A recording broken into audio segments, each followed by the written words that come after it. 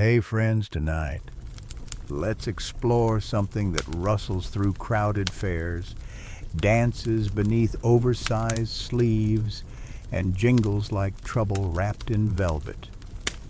You're strolling through a medieval fairground, and no, you're not here to buy trinkets or throw cabbages at jesters. You're here for the art of subtle theft, the dance of fingers, fabric, and distraction that kept many a medieval pickpocket warm at night, and sometimes in jail. If you've ever wondered why those sleeves were so enormous, or why people didn't notice their purses were gone until the goat show was over, well, you might be surprised by how clever, chaotic, and oddly theatrical the whole thing was. So before you relax, take a second to like and subscribe if you find value in what we share.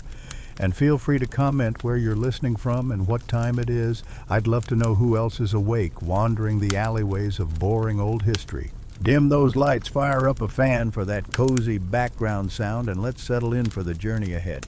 You begin, not in a dark alley or behind a tavern, but under a midday sun that bathes the town square in gold.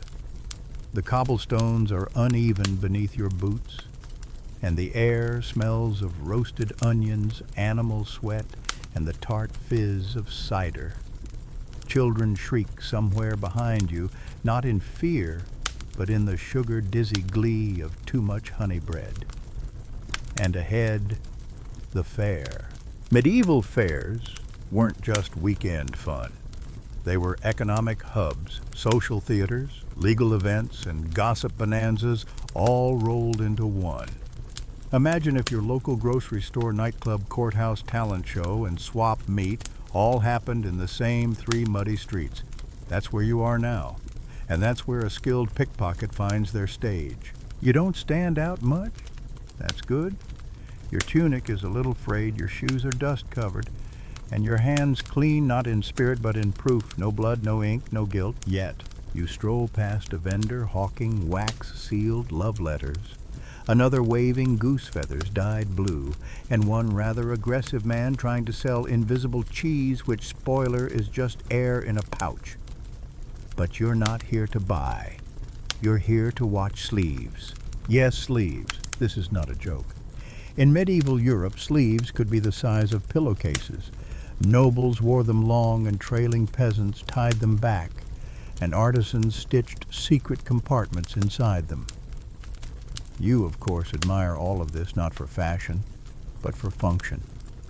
Oversized sleeves meant more room to hide things. If you had the right outfit, you could steal a purse with one hand and drop it into your sleeve with the other, and no one would see a thing. You pause by the puppet theater, letting the crowd wash over you like a tide. Children squeal as the puppet knight bashes a puppet dragon, and adults pretend to care. You scan their hips. Pouches hang like ripe fruit, some tied with cords, others clasped with iron buttons, all within reach. There's a saying whispered among those in your line of work: the louder the laugh, the looser the knot. And this fair, it's full of laughter. You step closer to a pair of well-fed merchants chuckling over a booth selling jars of pickled squirrels, which may or may not be frogs with hats.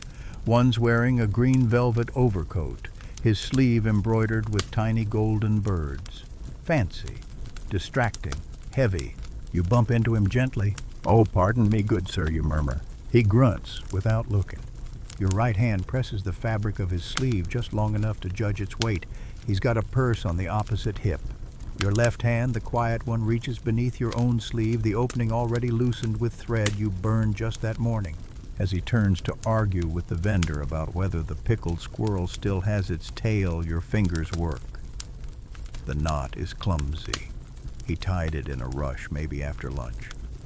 Good. You slide the loop loose, feel the weight fall into your palm, and with one smooth twist, the purse vanishes into your own sleeve. Just like that. You thank the squirrel seller for clarifying the matter and walk on.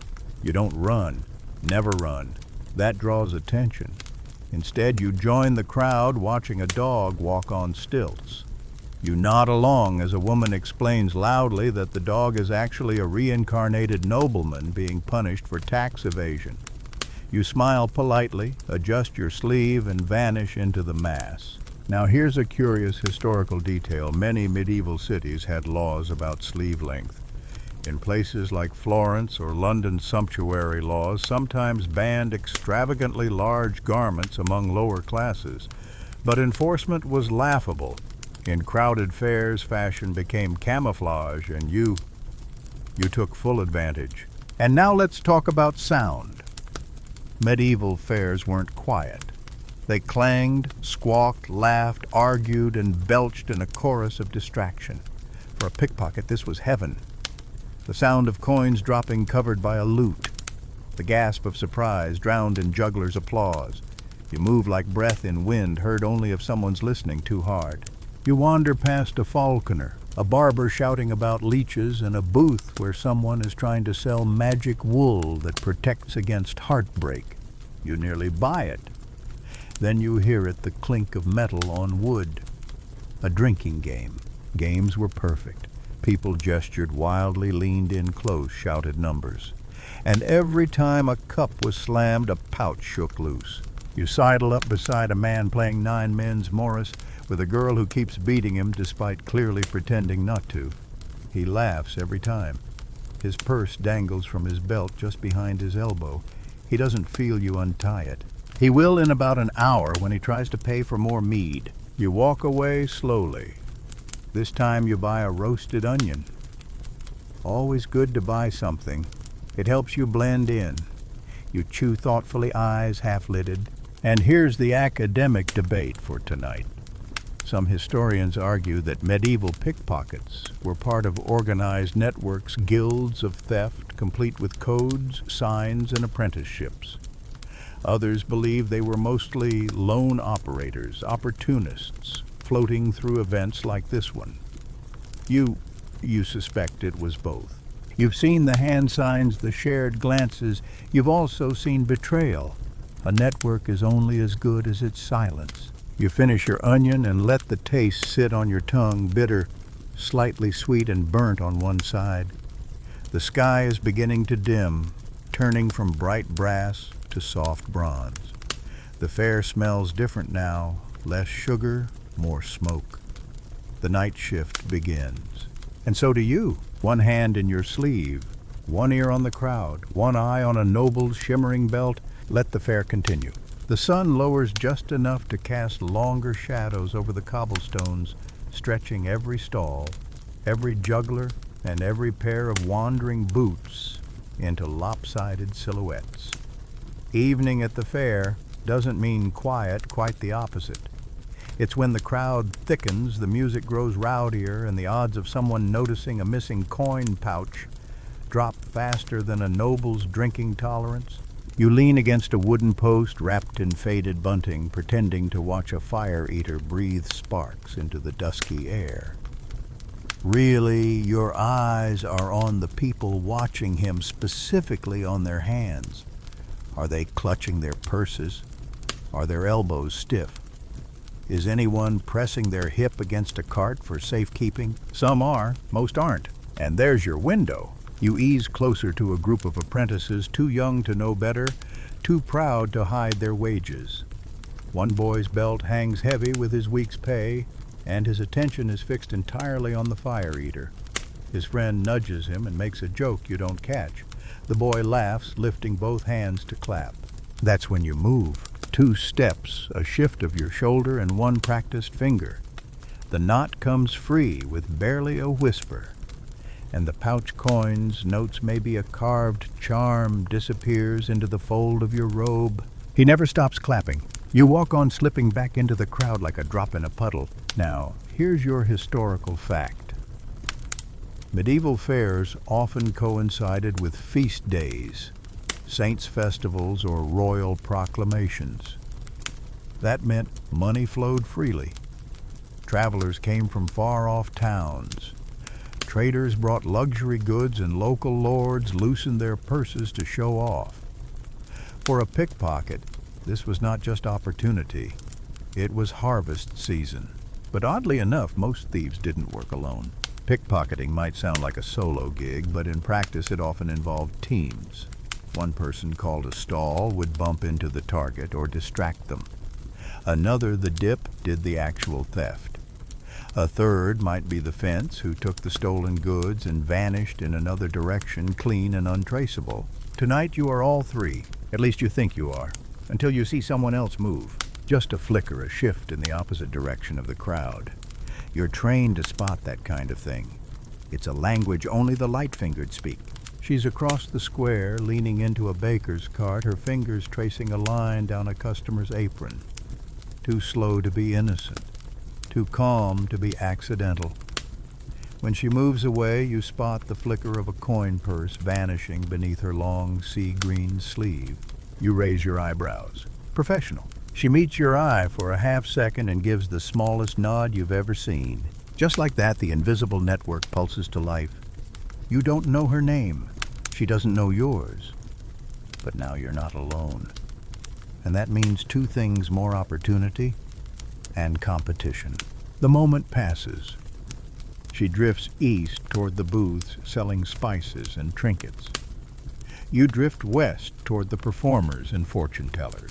No need to step on each other's toes, not yet. Your next mark is a noble woman watching a puppet show with her guard. He's distracted deep in conversation with someone who looks like a merchant, but whose hands are conspicuously hidden beneath his sleeves. A partner, maybe a double bluff. Either way, the noble woman has no idea her coin pouch is bouncing at the edge of her cloak like a bell on a kitten. You approach sideways, humming tunelessly. You let your shoulder bump the merchant's a clumsy jostle that causes just enough motion. As he turns, you feel the moment open like a door swinging wide. Your fingers dip beneath the cloak, find the cord, pull it twice, and then freeze. The knot is tight, too tight. You don't panic. You change rhythm. Let your hand drift away, then return a second later from a lower angle. This time your nail tugs the corner of the knot's loop, and yes, it slides. One tug, a soft pull, and the pouch releases. But so does something else, a scrap of silk. It flutters out like a banner and brushes her calf. She feels it. You move, instantly. Not running, gliding. You dip between two carts, one selling cherry tarts, the other a basket of carved spoons, and vanish. The pouch is gone. So are you. So. Behind you, she's turning, frowning. The merchant shrugs. The guard looks vaguely puzzled. But no one saw your face. No one caught your sleeve. That's the trick, isn't it? Pickpocketing in medieval fairs wasn't just about speed. It was about misdirection. Fabric, sound, smell, movement. You're orchestrating distractions, like a juggler with invisible pins. And if you're good, no one even knows they've applauded your performance. Your quirky detail of the night. Some medieval pickpockets tied bells to their own sleeves. Why? Because people expected bells to jingle in noisy crowds. It masked the sound of coins clinking or fabric ripping. And when done right, it gave the illusion that nothing had happened, that all the sound belonged to celebration, not crime. You pass a booth selling painted eggs, and a man with 3 teeth tries to sell you a blessed eel. You nod politely. Someone shouts about a lost scarf. A child cries over a broken flute. The fair glows under torches now, and laughter turns thicker, like mead left in the sun. You think again about the woman in the sea-green sleeve. Where is she now? Still working. Watching you. A final academic debate for this segment. Were medieval pickpockets considered criminals or just nuisances? Court records from places like London or Paris show a strange inconsistency. Sometimes pickpockets were flogged or jailed. Other times they were ignored, especially if they only targeted visitors or if their thefts weren't violent. Some scholars argue that in times of poverty, small-scale theft was quietly tolerated, a pressure valve for hunger and need. Others insist pickpockets were seen as dangerous, slippery, and borderline heretical. You believe it depends on who was robbed. If it was a rich merchant, just desserts. If it was a priest god's test. If it was a peasant, that's just mean. But for now, your sleeves are still heavy, and no one's caught your fingers yet. Time to keep walking. There's a fiddler tuning his strings and a lord's son yelling about spiced wine. You're guessing he won't miss a coin or two? And if he does, he'll probably just blame the wine. The next morning doesn't arrive gently. It rattles in on a cartwheel, squeaks through shutters, and seeps into the thin cloth of your cloak with a damp chill that tells you this isn't the warm, safe bed of a noble. No, you've curled up behind a tanner's stall, half covered by a sheet that smells like wet dogs and onions. You stretch stiff from stone and straw, and take inventory, one bruised shoulder, two full sleeves, and a quiet satisfaction.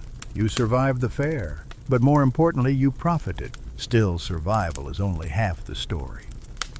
The other half, that's learning. You never stop refining your craft. And today's lesson begins early, with a loud voice shouting something that makes your stomach twist. Pickpocket. Ah, that word again. Nothing freezes a crowd quite like it. It slices through early morning grumbles and bakery chatter. You hear a few people gasp. Others clutch their belts. But you stay still, tucked into shadow, listening. It wasn't you. This time, someone else got caught. You shuffle around the stall, careful not to attract attention. From a safe distance, you spot the commotion. A short man, barely more than a boy really, is being dragged by the collar by a merchant built like an ox. The boy's face is pale, his fingers covered in ink stains. Amateur. You watch as a small crowd gathers, murmuring and pointing. The merchant holds up a purse, shakes it, and demands justice. The boy stammers something about a misunderstanding, then about needing bread. It's a bad performance. No timing, no distraction, no sleeve work. Just desperation. It's a reminder pickpocketing when done poorly is just theft. Done well, it's theater. Here's a fun historical tidbit. In some medieval towns, pickpockets were punished by being locked in stocks or having their ears nailed to wood. But the punishment often depended on the victim. Steal from a noble, brutal consequences. Steal from another thief. People might look the other way. You move on, choosing alleys over main roads. Morning is not the time for action. It's for observation, reflection, and repairs. You find your way to the market's edge where tradespeople set up for the day. A woman in a green apron is arranging turnips. A boy chases a runaway chicken. You settle beside a fountain, fingering the inside seam of your sleeve. 2 stitches came loose last night. 1 coin nearly slipped. Unacceptable. You thread a needle and get to work tugging the linen tight, reinforcing the pocket with quiet concentration. In this line of work, tailoring is as important as talent. As you work, you reflect on the weirdest item you've ever found in a stolen pouch. A miniature spoon carved from bone. Useless. Another time, a folded letter sealed with a kiss. No coins, just heartbreak and perfume. You keep it sometimes when you feel sentimental. You finish your mending just as a shadow passes over you. You glance up and freeze. It's her again. The woman from the fair. Sea green sleeves, face unreadable. She sits beside you on the stone ledge of the fountain without a word, legs crossed like a noble at a tea table. Her eyes scan the market, not you. You nod once. She nods back. It's not friendship. Not exactly. It's recognition. The kind of nod mountain lions might give each other when drinking from the same stream. She pulls something from her sleeve, a peach. Ripe, round, perfectly bruised in one corner. She bites it once, then hands it to you. You take it, and in that moment something unspoken passes between you.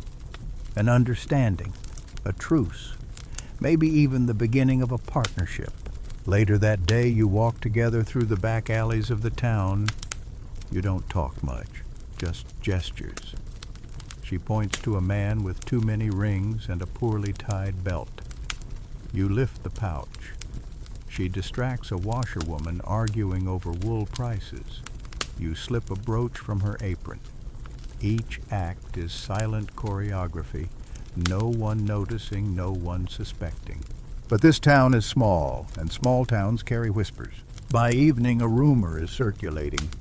Two of them, someone says, near the fish stand, working together.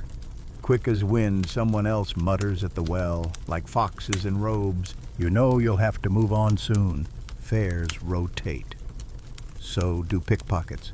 Staying too long means being remembered, and remembered hands don't stay clean for long. And now your academic question.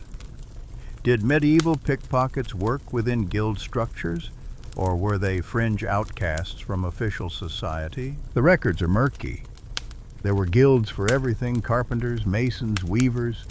Some speculate there were informal networks of thieves, but without written records it's hard to prove.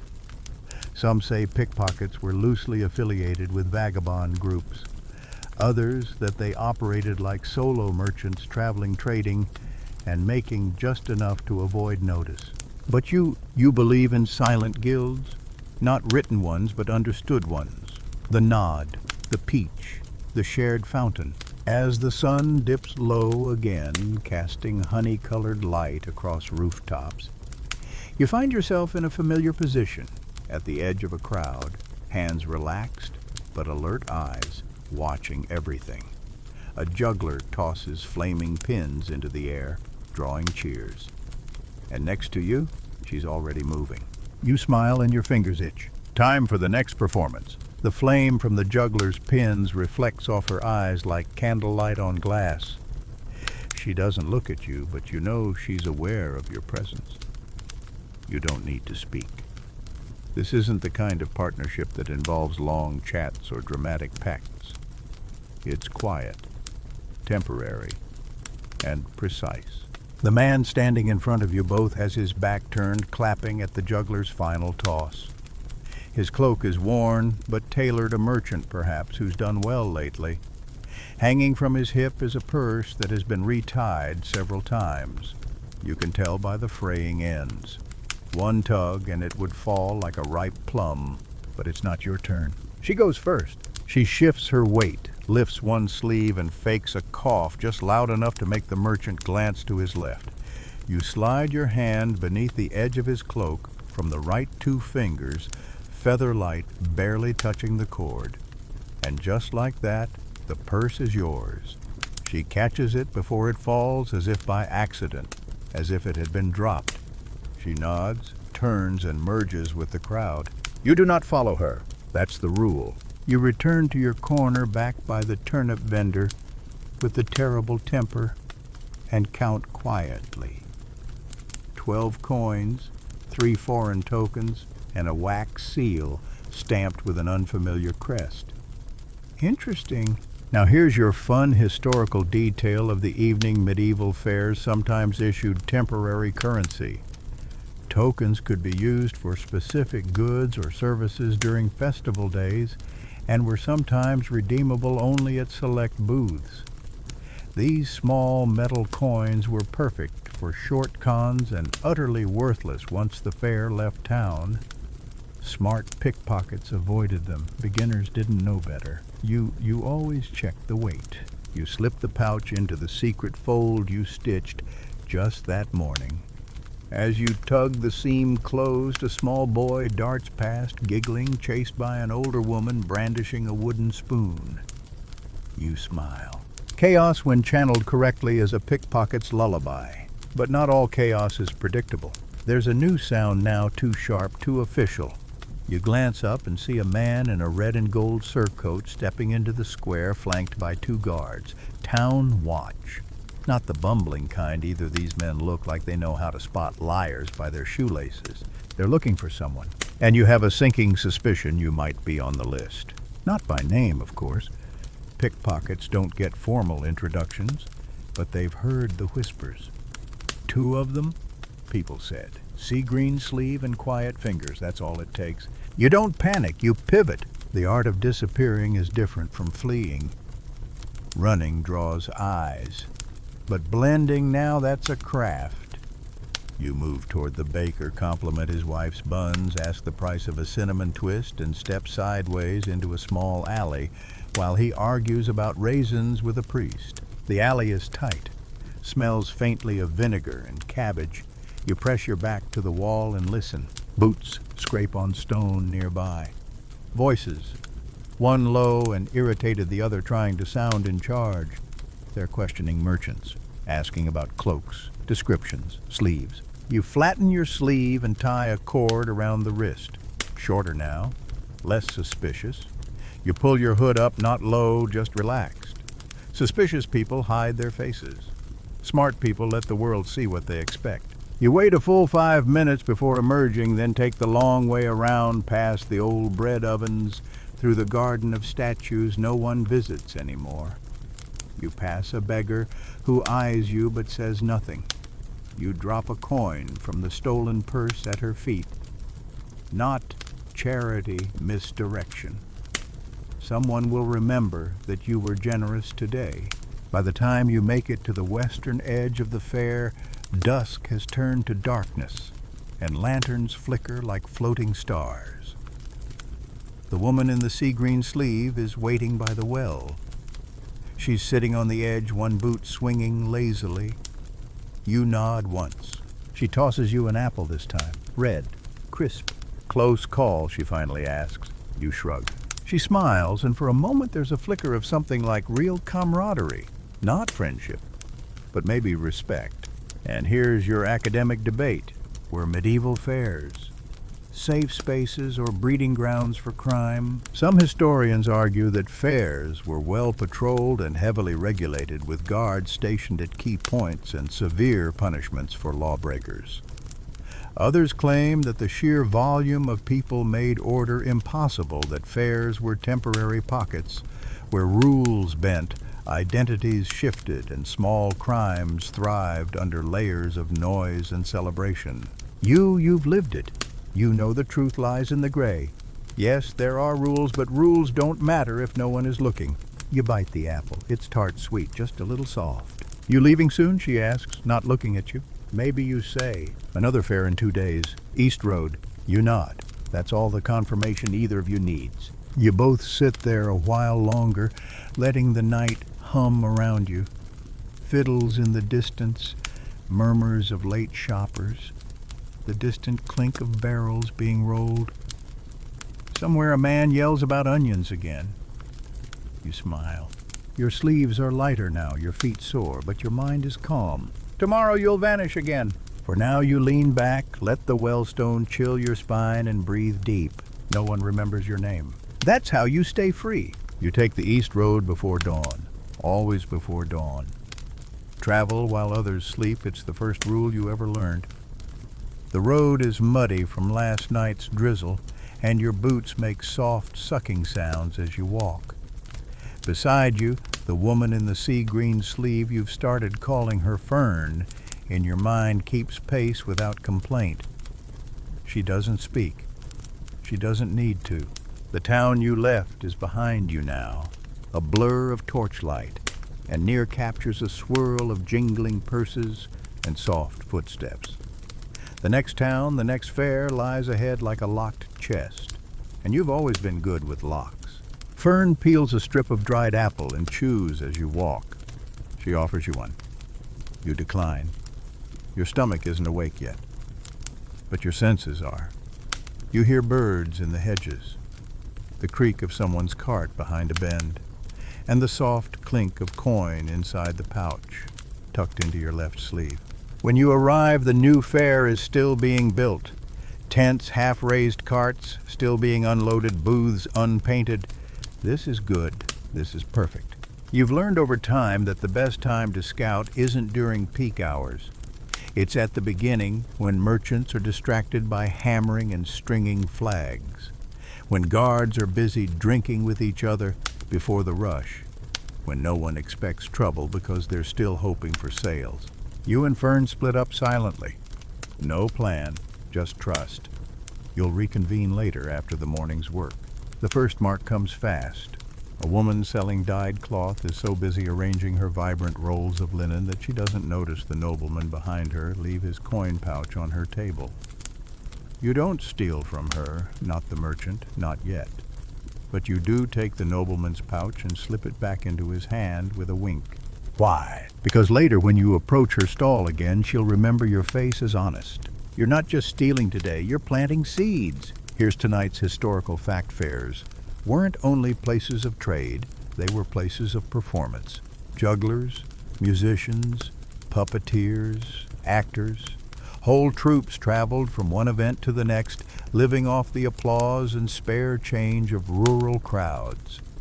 They were beloved and feared, seen as magical and suspicious, and sometimes they weren't who they claimed to be. You once posed as a puppet assistant to a traveling show, wore a hat with bells, held the dragon's tail, stole 12 purses in 1 hour, and was given a meat pie as your share. You still think fondly of that pie. It had honey in it, real honey, not beet syrup. Today you consider repeating the trick, but then something better catches your eye. A cart. Not just any cart. A guild cart, painted with the mark of the Guild of Leather Workers. You approach casually, brushing your shoulder along the wood, pretending to admire the stitching on a harness. The man inside is busy arguing with someone over tariffs. His apprentice, a boy maybe 10 years old, is napping beneath a tarp. And inside the open back tools, scrolls, a ledger, and a box. You know better than to open it now, but you note the latch. You count the steps from the main road. You memorize the angle of the shadow. You'll return at sunset. As the day unfolds, Fern reappears beside you, sipping from a clay cup. She doesn't say a word, just nods toward a crowded corner of the fair where musicians are gathering. There's a man with a small harp, another with a battered drum, and someone shaking a pouch of bones like dice. Music, she says. You nod. Noise, she clarifies. That's the point. With music comes motion. With motion comes distraction. And with distraction, opportunity. She takes the left side of the gathering crowd. You take the right. You find your rhythm quickly.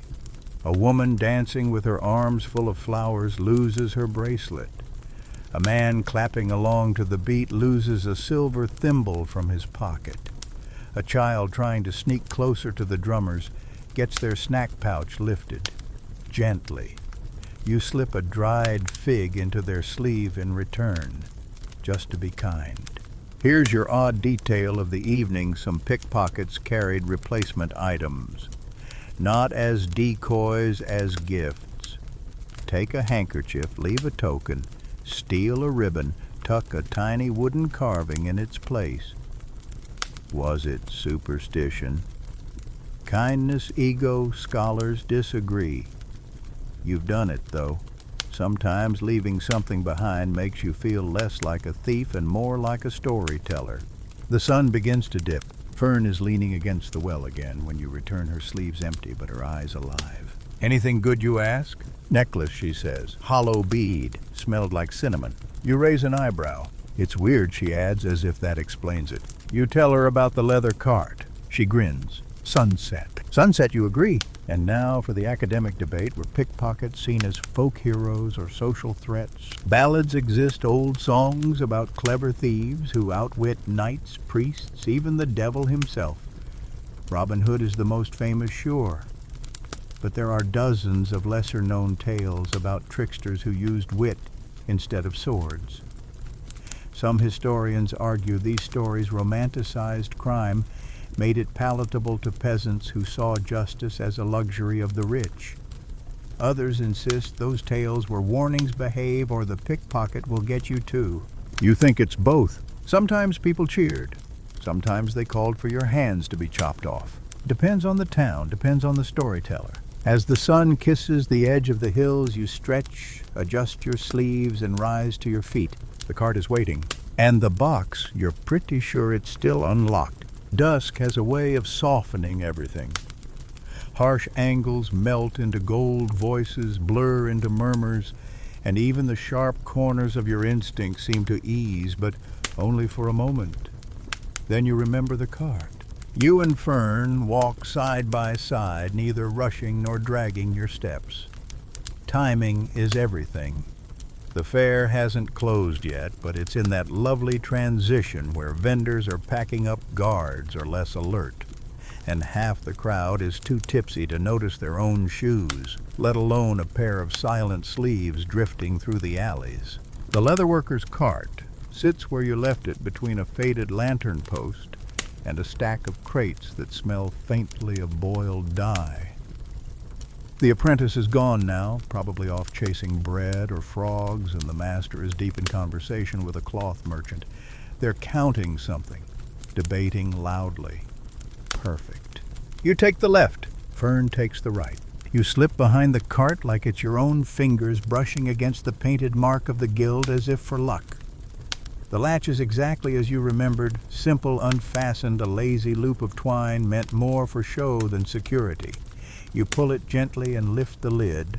Inside leather scraps, a rolled ledger, several wrapped parcels, and the box. It's no bigger than your palm, sealed with a leather thong. You hesitate, then tug the thong loose. The box opens with a soft creak, revealing something unexpected. Buttons. Dozens of them, carved from wood-bone horn. Some painted, some plain, some polished smooth, and others etched with tiny initials. You blink. Fern's hand reaches in from the other side of the cart. She lifts one button horn, dark brown, in the shape of a spiral.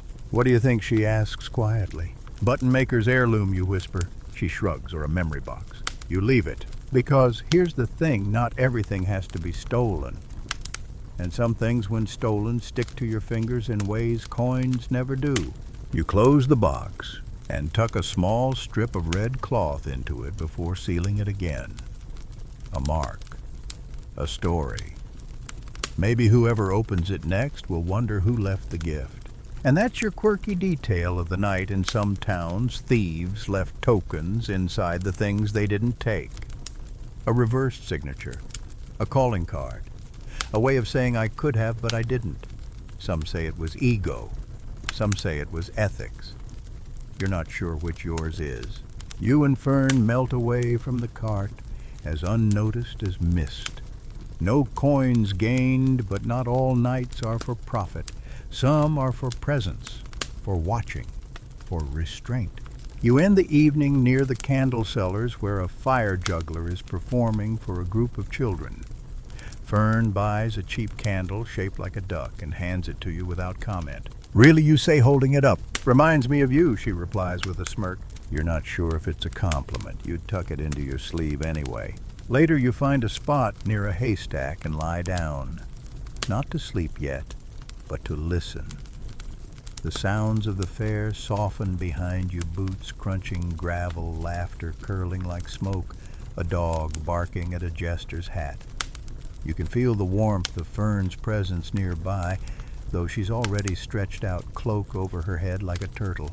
And you wonder, not for the first time, whether this life of half-steps and hidden fingers has changed you or just revealed the parts of you that were always there. Which leads us to tonight's debate. Did medieval pickpockets see themselves as criminals or craftsmen? Most written accounts are from those who caught them, lawmen, judges, victims.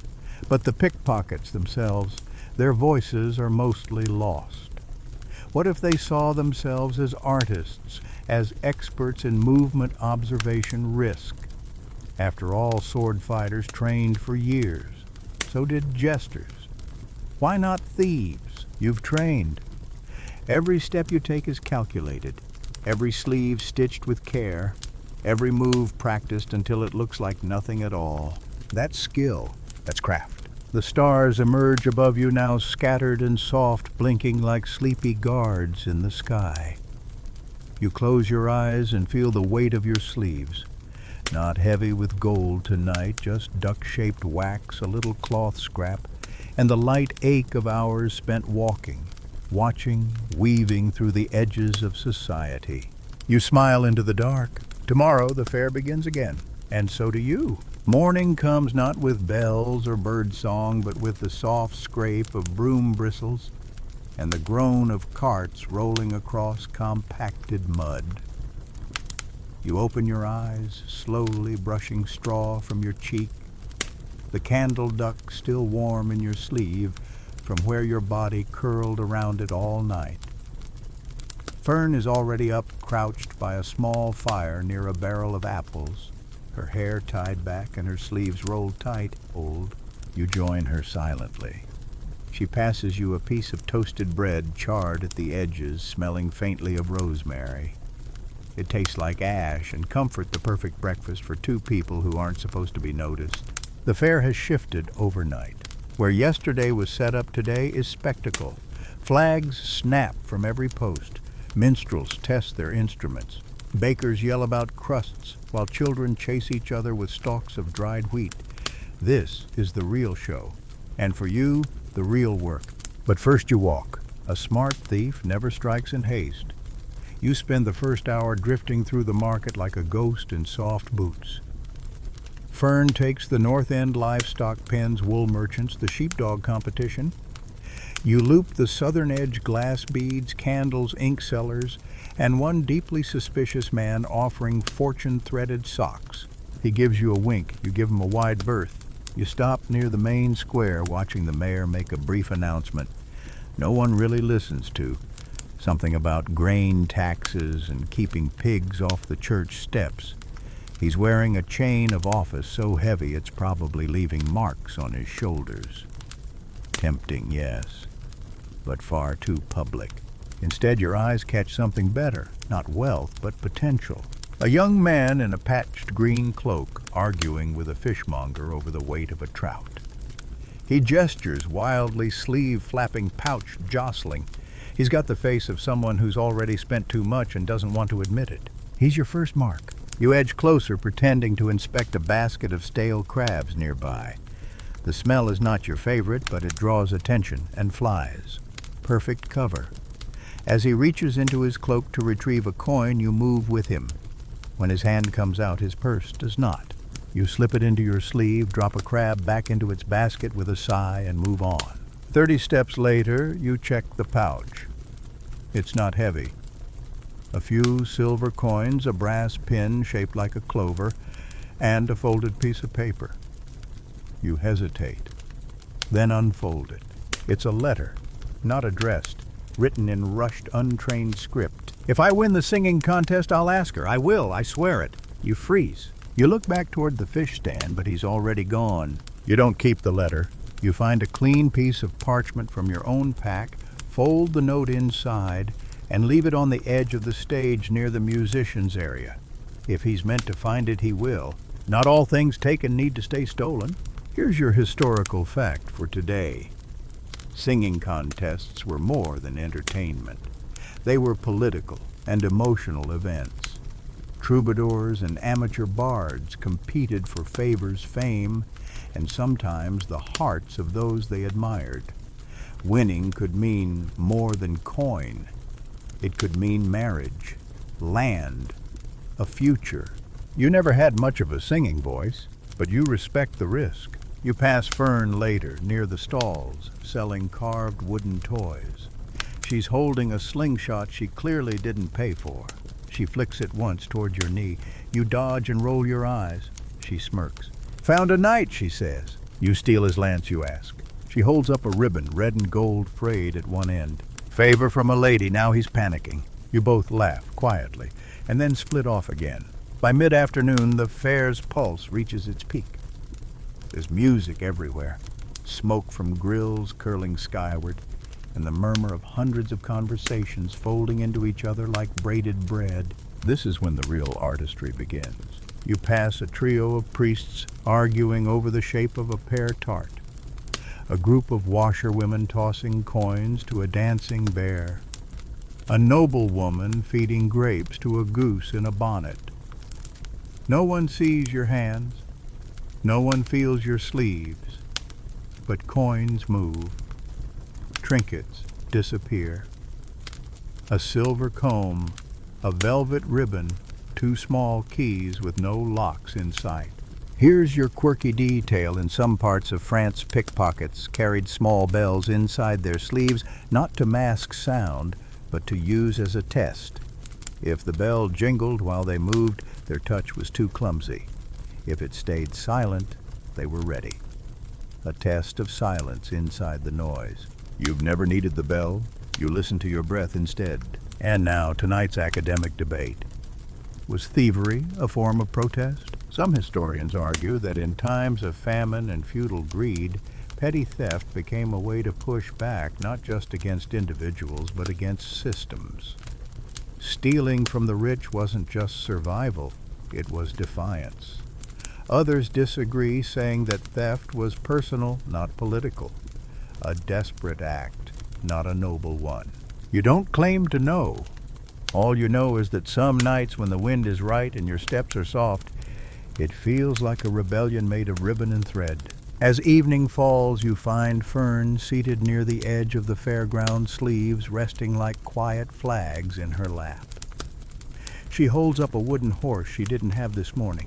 For you, she says. I'm not 7, you reply, but you take it. She doesn't smile, but her eyes crinkle just slightly at the edges. And under the stars, with a toy horse in one hand and your sleeves lighter than usual, you realize today wasn't about how much you took. It was about how gently you moved. The stars ripple above you like distant candlelight across an endless ceiling. You lie on your back in a patch of dry grass behind the spice tent, the wooden horse resting on your chest, its tiny legs tilted slightly to the left. Fern is nearby, sharpening a twig with the smallest knife you've ever seen. It's more needle than blade. She's not talking. Neither are you. But silence between you two has never been empty. The fair is winding down. You hear the last of the musicians packing their instruments and someone shouting about lost shoes. A donkey brays somewhere too loudly, like it just realized it missed its cue in a play. The smoke from cooking fires has thinned, but its scent lingers, sweet greasy, a bit burned. It sticks to your cloak and hair and settles into your thoughts like a second skin. Fern tosses her twig aside and stretches, cracking one shoulder. We could try the next town, she says, not quite asking. You nod just once, but not yet. One more day. You can feel it in your bones. There's still something left in this fair. Not a score necessarily. Something else. A story waiting to unfold. A twist before the curtain closes. And as if summoned by thought alone, a boy appears in the grass ahead of you. Barefoot, breathless, maybe 8 or 9, clutching something tight in his fist. You're the lady with the duck, he says, pointing at Fern. She stares at him. Excuse me. He steps forward and opens his hand. In it is a tiny wax foot, melted slightly but unmistakably from your duck-shaped candle. You check your sleeve. The duck is gone. You glance at Fern. She shrugs. He said to give you this? The boy continues, handing you a crumpled note. You unfold it carefully. The handwriting is familiar, messy, hopeful. I didn't win the contest, but I asked her anyway. She said yes. I don't need lucky candles anymore. You do. You stare at the wax foot again. It's silly, charming, sticky, and suddenly you feel a tug in your chest that has nothing to do with guilt or risk or instinct. Fern leans over your shoulder to read, then tilts her head. You steal a fiancé, too, you laugh. A soft, cracked sound. I just borrowed him for a moment. The boy's already gone, back into the night like he was never there. And there it is, not a purse, not a comb, not a ribbon, just a moment. Just a strange little twist in your day. But sometimes those leave the deepest marks. In the morning, the fair will close. But tonight there's one more thing to do. You slip through the campfires and cooling barrels until you find the puppet stage. No one's there now, just an empty bench, a discarded lute, and a painted screen of dragons and stars. You climb behind the curtain and leave something small in the corner, a single silver coin wrapped in a note. Your dragon was the best thing I saw all day. No name, no need. You return to your spot under the stars, lighter than before. Fern's already asleep, curled around her cloak like a cat in a bookbinding shop. You lie beside her, the wax foot in one hand, the wooden horse nestled near your ribs. And now, tonight's historical point of discussion. Did fairs create community, or simply reveal it? Historians are divided. Some argue that medieval fairs brought strangers together, moments of shared culture, exchange, laughter, and unity. Others say they highlighted division: wealth versus poverty, town versus traveler buyer versus seller thief versus victim. But you've lived it. You know the truth is both. You've watched people dance with strangers, argue over spoons, chase geese, barter songs, and hand over candles to those who need them most. You've also watched people hoard, accuse, deceive, and turn their backs. The fair is a mirror. You decide what it reflects. Your eyes drift closed, and your final thoughts before sleep. That maybe, just maybe, there's a little room in this world for people who live in the margins, for quiet hands and soft laughter, for those who don't take everything, just enough, just what fits in a sleeve. The stars flicker once, and the fair for one last night breathes around you. Dawn breaks slow and syrup-thick, dripping light through the slats of the tent where you and Fern spent the night. Not your tent, of course. A potter's booth temporarily abandoned while he visits the chapel for morning prayers. You left him a fig. He'll think it rolled in by accident. Or maybe if he's the poetic type, he'll think it was a blessing. You stretch arms heavy with sleep and the faint ache of yesterday's restraint. You didn't take much. You gave more than you meant to. And yet you feel richer than usual, not in coins, but in something softer. Fern snores, once snorts, then blinks herself awake with the grace of a cat falling off a windowsill. Still here, she mumbles. For now you reply, brushing your sleeve smooth. Outside, the fair is quieter than before. Half the booths are packed carts, wobble under barrels and bales, and the scent of closing time is in the air. Stale mead, warm hay, regret. The fair is packing up, but your fingers itch. One more morning, that's all you need. You step into the square just as a girl with freckles drops a tray of pears. They roll in all directions, round and frantic. You stoop to help, handing two, back-pocketing none. She thanks you with a smile big enough to fill a sky. And then you see him. A man in blue, clean-shaven, walking with purpose. Not a merchant, not a guard. A hunter, maybe, but not for animals. You recognize the posture. He's scanning the crowd, looking for patterns, for someone like you. Time to disappear. But instead of ducking into a side alley, you try something new. You walk straight toward him. His eyes meet yours, sharp, curious, calculating. He doesn't smile. Neither do you. You drop your gaze slightly, give a nod so small it could have been a twitch. He passes, and you keep walking. Here's today's historical truth. Many medieval towns hired unofficial watchmen during fairs, not lawmen, not knights, but informants, observers, eyes on the crowd, paid not to arrest, but to notice. If they saw something twice, they might report it. If they saw something once, they probably kept walking. You just hope he only saw once. You meet Fern again near the barrel cart. She's chewing on a plum pits already tucked in her sleeve. She raises an eyebrow. Problem, watcher, you say. Ah, fancy coat. Blue, clean hands. She tosses you a plum. You catch it without thinking. Bite, sweet, messy. Let's give him something harmless, she says, which is how you end up at the foot race. It's not official, just a row of boys challenging each other to run from one fence to the fountain and back. You bet on the smallest one, toss him a silver in advance, and whisper, make a scene. He does. He runs like the devil's after him, flings mud at his friend halfway through, and somehow ends up crashing into the goose vendor's barrel. The honking alone is worth every coin. The crowd howls with laughter. And in that chaos, you and Fern slip 3 purses and 1 comb between you, smooth, clean, unseen. Later, you hand the silver comb to the girl with the pear tray. Why, she asks. You shrug. You dropped fruit with grace. She beams like you gave her a crown. Here's your odd detail of the day. In some parts of Germany, medieval fairs gave out blessing tokens, small trinkets meant to bring luck. Most were worthless, but some were secretly stolen items returned in disguise. No one could prove it. No one wanted to. A returned object was a mystery, and a mystery could be worth more than justice. You and Fern sit on the fence at sundown, legs dangling, sleeves empty for once.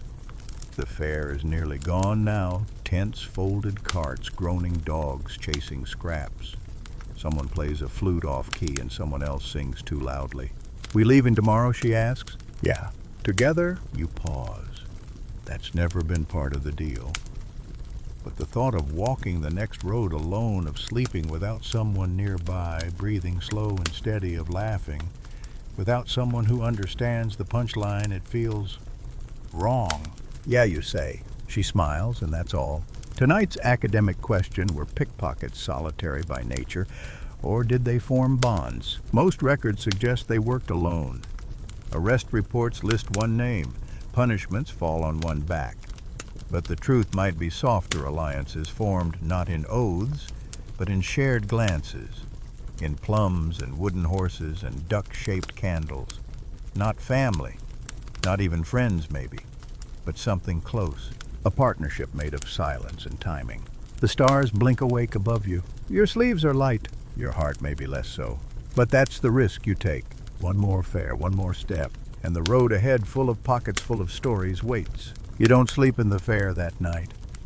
Not under the carts, not in the potter's stall, not even in the tall grass by the candle seller's fence.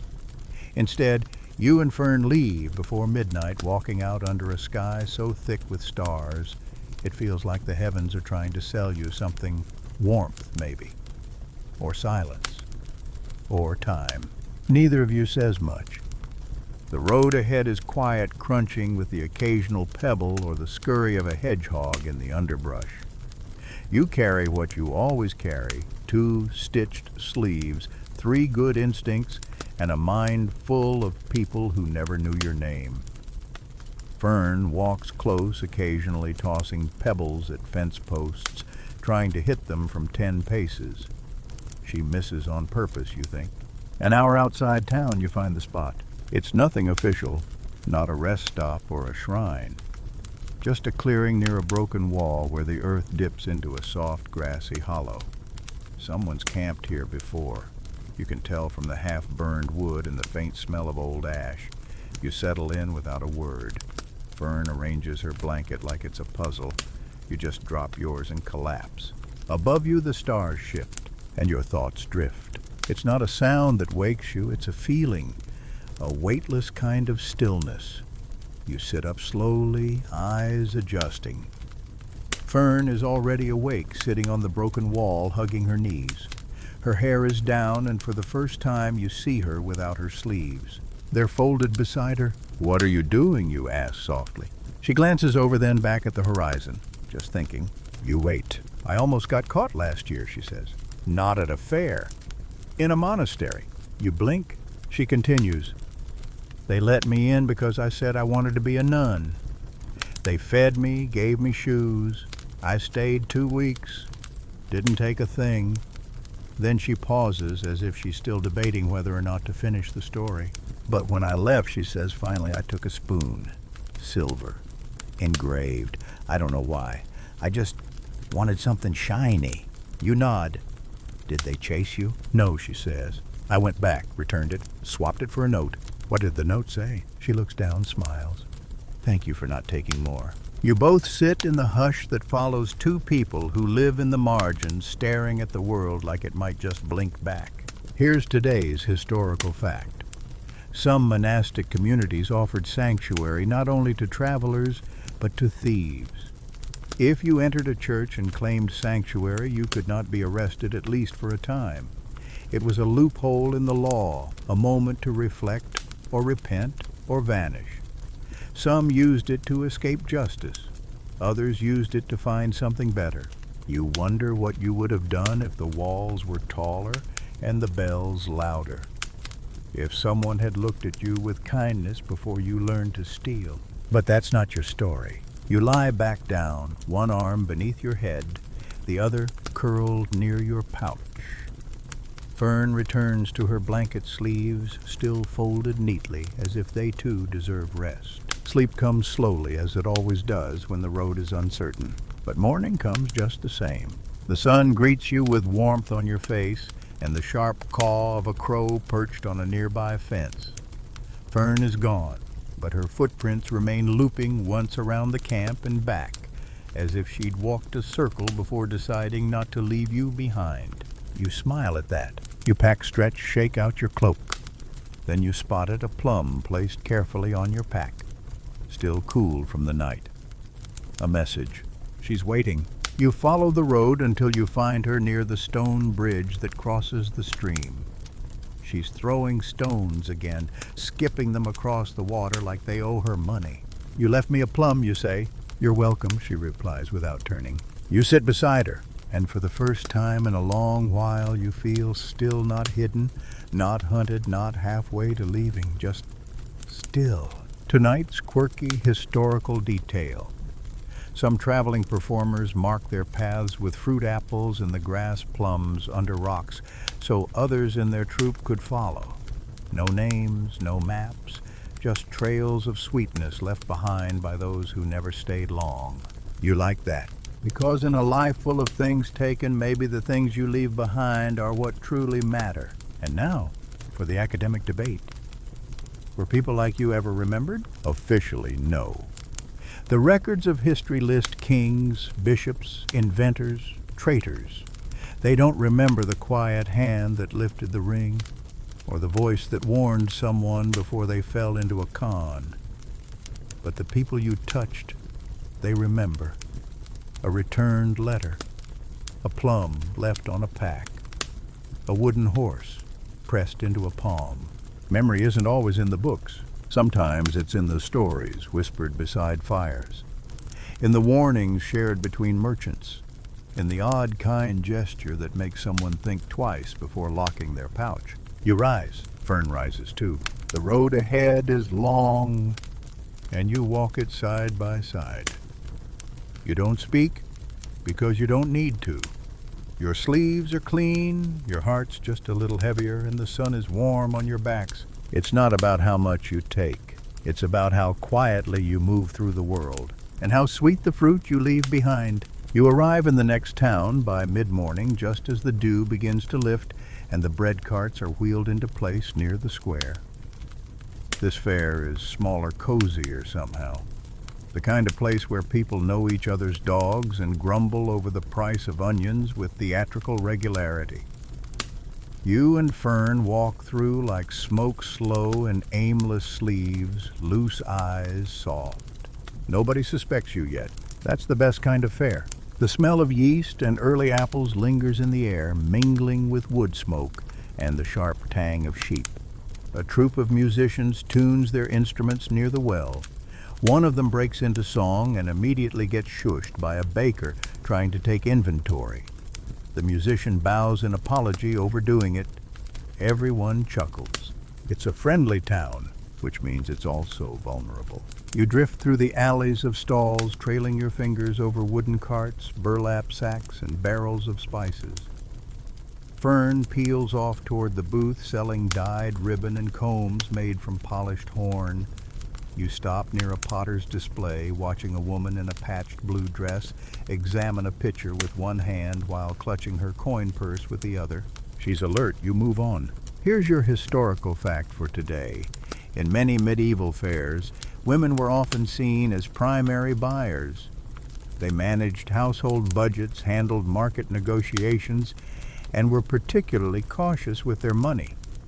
As a result, female shoppers were often harder to steal from. It wasn't sexist, just statistical. You respected that. You pass a cluster of children watching a puppet show. One boy has his hand halfway in another's snack pouch. You smirk. Amateurs. But the form is there.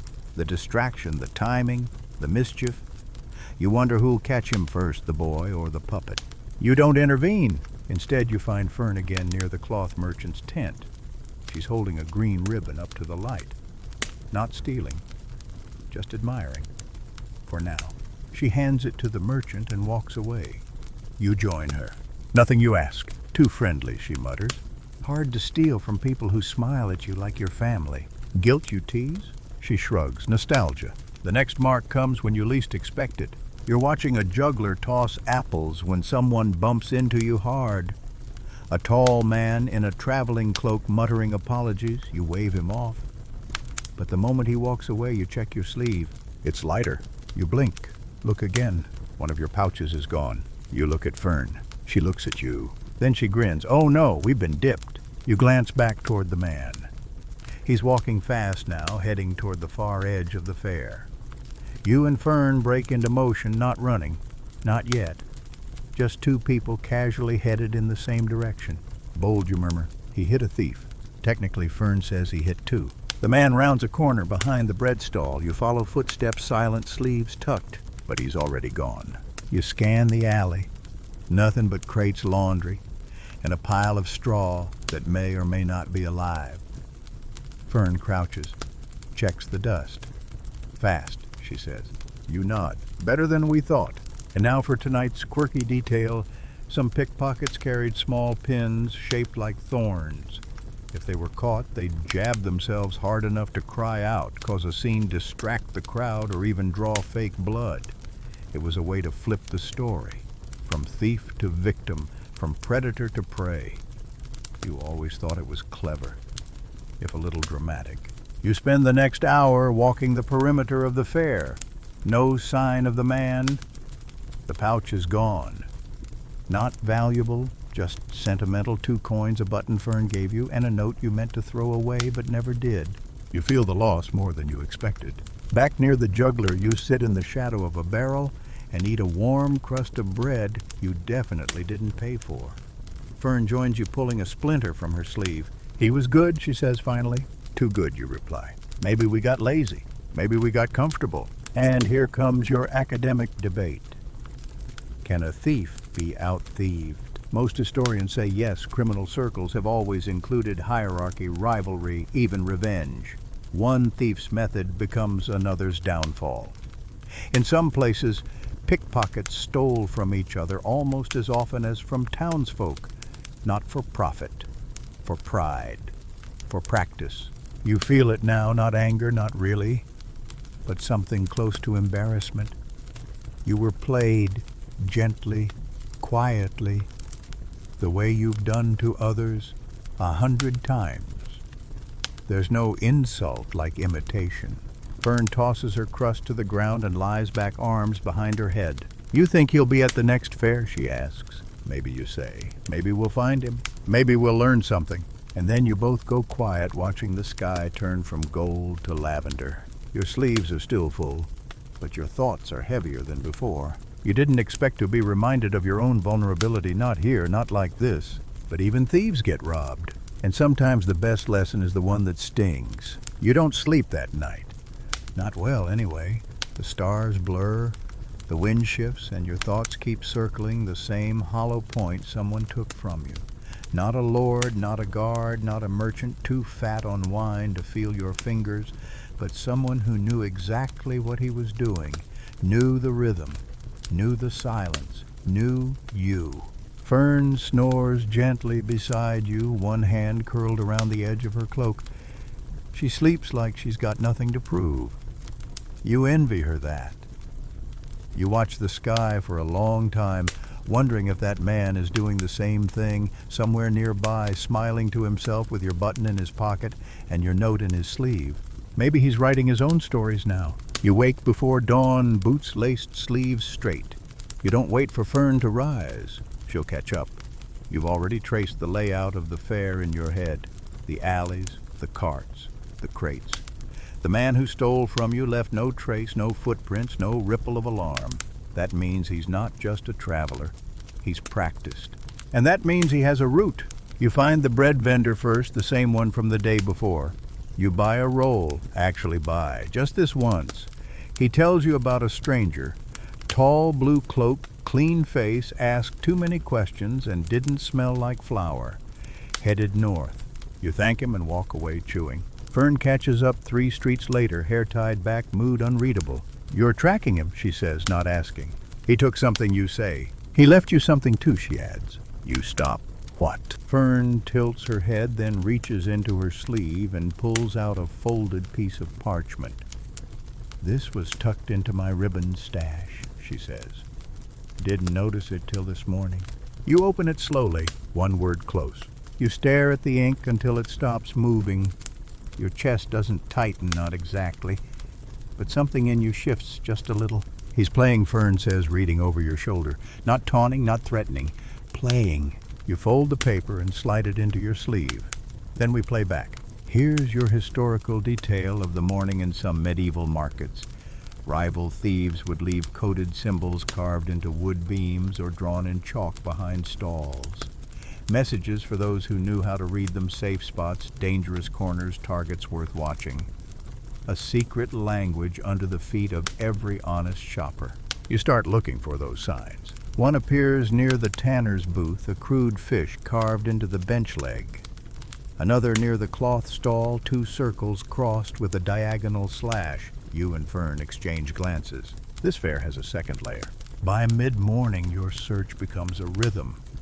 Not frantic, focused. You're not looking for a person now. You're looking for a pattern. And slowly it emerges. The marks form a loop, a circuit through the fair that touches every major trade. A pickpockets tour. You follow it. At the far end near the pen, where 2 tired goats chew cud with world-weary expressions, you find the last symbol, a circle with an arrow pointing left. There's nothing there but a crate. Inside the crate, a pouch. Yours. You open it slowly. The coins are still there. So is the button. So is the note. But now there's something new, a small feather dyed green at the tip. Familiar. Fern breathes out. That's from my old ribbon. He's watching us, you say? No, she corrects gently. He's testing us. You sit on the crate. It creaks beneath your weight. You let the pouch rest in your lap. Here's your quirky detail for today. In some criminal circles, returning an item wasn't weakness. It was a statement, a way to say I could have. I chose not to. A form of respect, a peace offering, a challenge, or all 3. You get it now. This isn't about coin. It's about craft. Fern sits beside you. So what do? You look down at the feather, then at your sleeves. We leave him a reply. You pull a scrap of cloth from your bag, soft red, the corner of an old festival banner. You fold it into a square tuck, the green-tipped feather inside, and leave it where he left your pouch. He'll find it. And if he understands what it means that you're not angry, not defeated, but intrigued, then maybe this dance will continue. And now for the academic question of the day. Can rivalry exist without hatred? Most scholars would say yes. History is full of opponents who respected each other more than they did their own allies. Poets, painters, even politicians. Perhaps thieves are no different. When the rules are unspoken and the game is skill, not survival, the competition becomes its own kind of language. You rise. Fern stands too. We staying, she asks. For now, you say. She nods. We've still got sleeves to fill. You return to the fair just as the crowd begins to thicken. Children laugh. Coins jingle. A woman shouts about onions again. You smile. Let the games continue. You spend the morning watching, not picking, not lifting, just watching. It's strange, really, how much easier it is to see everything when you're not trying to take anything. You notice the smallest gestures, how the baker scratches his elbow before he gives the wrong change, how the butcher hides a smile when he sees his wife coming down the lane, how one girl near the spinning wheel booth keeps peeking at the coin purse tied under her sleeve as if it's whispering secrets. You're learning the rhythm of the fair, and someone else somewhere is probably learning yours. Fern doesn't say much. She trails you at a comfortable distance, pretending to examine scarves, soup ladles, and one truly awful painting of a goat. She keeps her sleeves tight today, her expression thoughtful. Not tense, not bored, just measured, like she's calculating the next move on a board neither of you can fully see. You stop at the candlemaker's booth. A girl is buying a green wax taper shaped like a frog. The merchant wraps it with care, smiles kindly, and offers a bit of twine to secure the bundle. And just for a moment, you see a flicker in the background, the edge of a blue cloak vanishing behind the drapery of a nearby tent. You say nothing, just nod toward it. Fern sees it too, and so begins the dance. Not a chase, not yet. A shadow step. You follow the drift of that cloak through the maze of market stalls and fabric awnings, through the aroma of stew pots and sweat and smoke. Whoever he is, he's good, never still long enough to be noticed, never fast enough to seem like he's running. He weaves through the crowd like someone who belongs there, which of course he doesn't. At least not quite yet. You lose sight of him near the goat pen again with the goats, but you don't stop. You fan out, circle back. And there, near the back of the blacksmith's tent, you spot something strange. A bag. Not hidden, not thrown away, just sitting on a wooden crate tied with a familiar red cloth. Yours. Fern reaches it first. She unties it carefully and pulls out a spoon. Not silver, not valuable, just wood, carved roughly. On the back, in small letters burned by heat or sun or knife even. You blink. You laugh. Because, of course, he's not just watching, he's answering. Here's your historical fact for today. Carved spoons were common tokens in medieval courtship. Not expensive, just personal. A way to say, I noticed you, or I hope you remember me without saying anything at all. Some had initials, some had animals, some apparently just had a single word. Even. You pass the spoon to Fern. He's good, she says. Very good, you reply. But not better than us, she adds. You smile. That afternoon you return the gesture. You pass a merchant selling wax seals and buy a tiny scrap of parchment. You tear it in half, draw a small triangle on one side, then fold the other into a crude envelope. You place inside it a button, not just any button, but the carved one you'd meant to keep for yourself.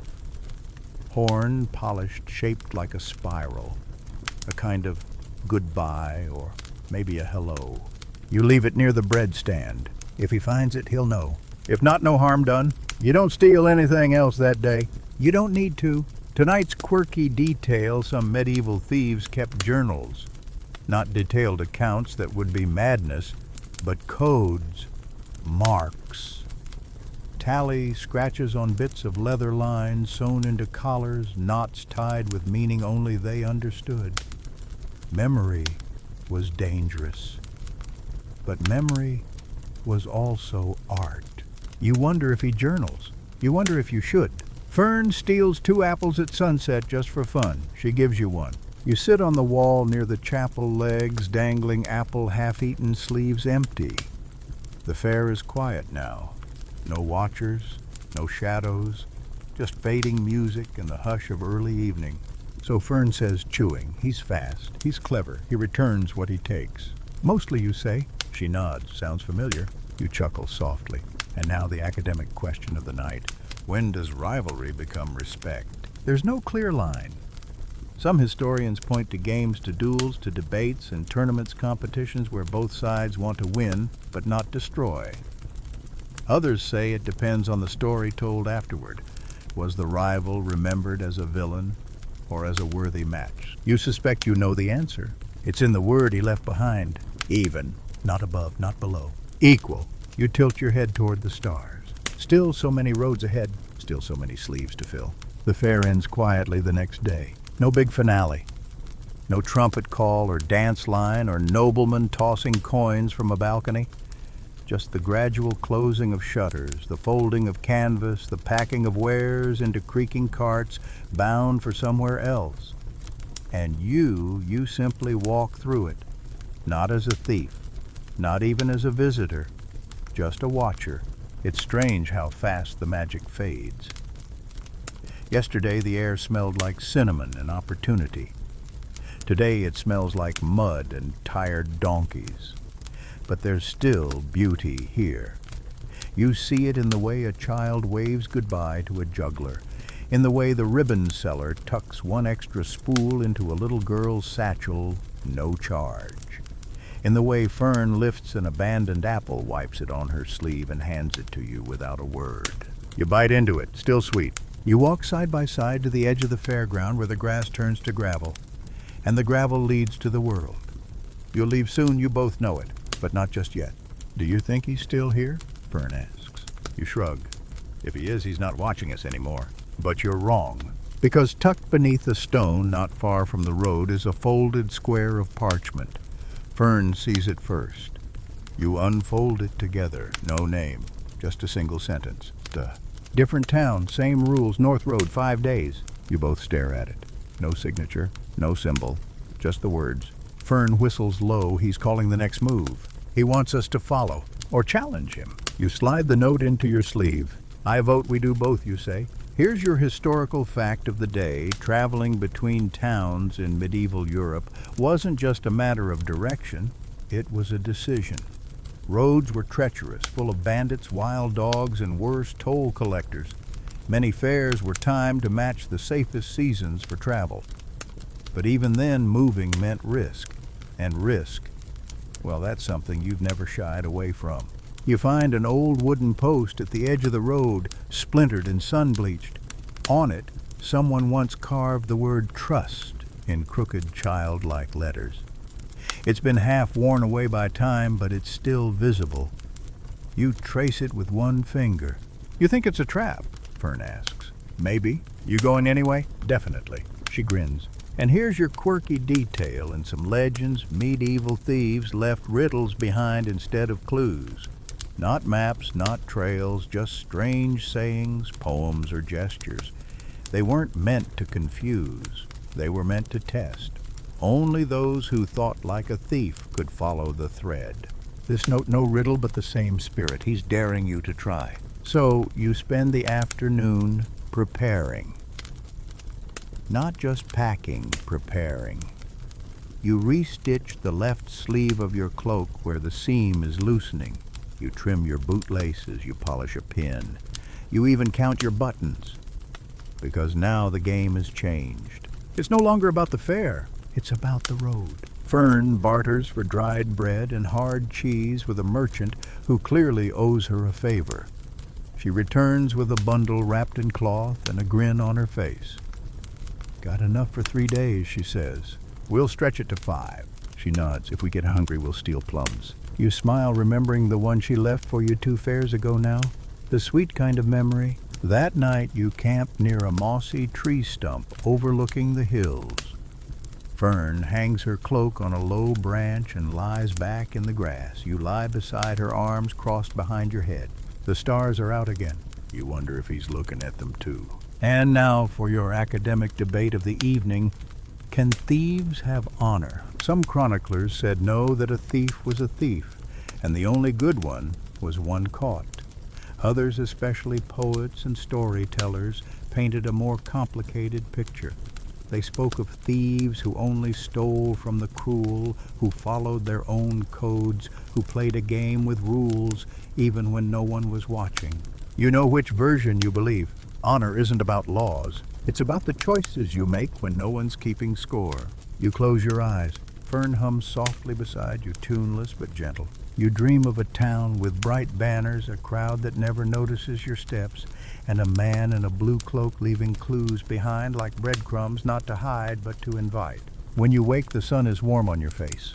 The road is still there. And your sleeves, empty, but not for long. The North Road winds like a lazy ribbon, curling over slow hills and dipping into valleys patched with pale green moss and old cart ruts. You and Fern walk it in silence, most of the morning, boots soft against damp earth breath, visible in the chill. The road is quieter than others you've traveled. Fewer travelers, fewer vendors, fewer distractions.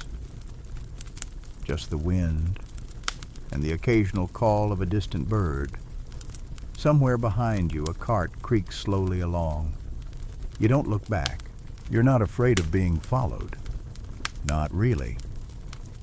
But you've learned not to trust any road that feels too quiet.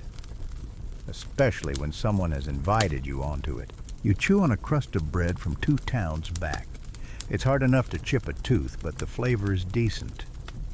Fern's ahead, tossing stones into the tall grass at the road's edge. She's been quieter than usual, not brooding, just thinking. You can always tell when she's measuring something in her head, trying to decide if a silence is a comfort or a warning. On the second day, you pass a village barely larger than a barn. There's no sign, just a wooden rooster nailed to a tree and a pot of marigolds on a stone step. A boy with bare feet offers you 2 onions in exchange for a story. Fern gives him her version of the time she accidentally replaced a merchant's wine with goat's milk. The boy laughs so hard he falls over. You give him a copper coin and one of your spare buttons. He bows like he's been knighted. You camp that night beside a stream that smells faintly of iron. Fern builds a fire without saying a word. You toast cheese over the flame on a stick. It melts into a bubbling mess that drips onto your cloak. You don't care. You haven't eaten warm food in 2 days. And here's your historical fact for this evening. Most medieval travelers didn't use maps. They didn't have them. Instead, they navigated by memory, local symbols, oral directions, or the occasional blessing scratched into a roadside stone. People trusted the land more than paper, and when all else failed, they followed the fares, each one pulling them forward like a link in an invisible chain. On the 3rd morning, the fog rolls in heavy and gray. You wake to the sound of Fern cursing about wet socks and a slug in her pack. Everything is damp, your cloak, your sleeves, even your hair. You walk slower, wary of slick stone and hidden holes in the road. Visibility is poor. The world shrinks to the path ahead and the quiet shape of Fern just a few paces in front. And then you see it. A tree twisted low over the road, its bark scraped bare in one spot. You pause. Carved into the exposed wood is a spiral, small, precise, unmistakable. You touch it lightly, feeling the grooves with your fingertip. Beneath it, someone has added a newer mark. A triangle, carefully done, with a dot in the center. Fern circles back. She tilts her head, studying the marks. That's him, you say. She nods once. It's an invitation. Or a challenge. Either way, the game continues. You press forward. The fog thins by late afternoon and the path begins to rise. Ahead, rooftops begin to appear like teeth through the mist. A town. Not large, but busy. You hear the clang of iron on iron, the bark of a dog, and the high-pitched babble of children who clearly haven't been told to stay out of the road. As you descend the hill, you see them, fair tents, only half-built, flapping like lazy sails. Merchants unloading crates. A woman arguing with a man over booth space and whose sheep count as decorative. You grin. You're not late. You're just early enough. You and Fern split up to scout. No words, just habit. You walk the outer ring of the fairgrounds, first watching, listening, letting the rhythm of the place seep into your steps. There's a puppeteer setting up a crude stage near the main square, hammering in pegs with the handle of a broken ladle. You pass a ribbon seller sorting her stock.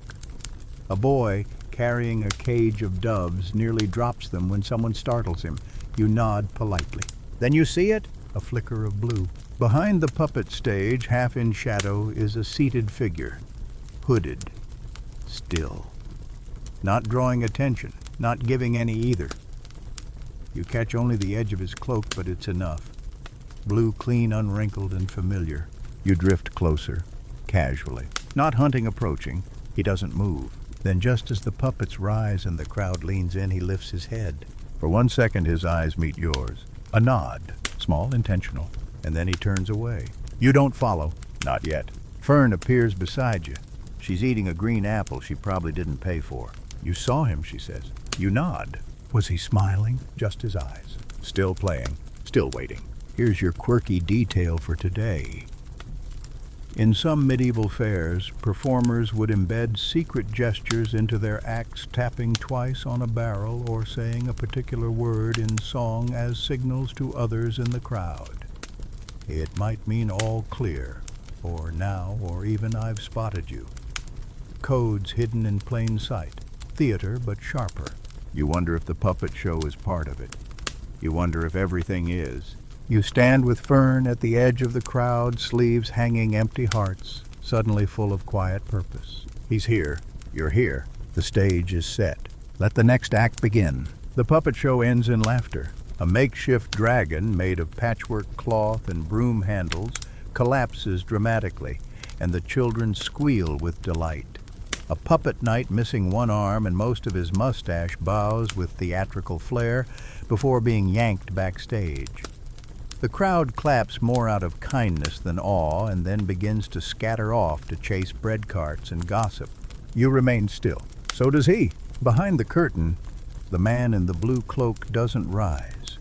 He just shifts slightly, stretching one leg as if he'd only come to sit.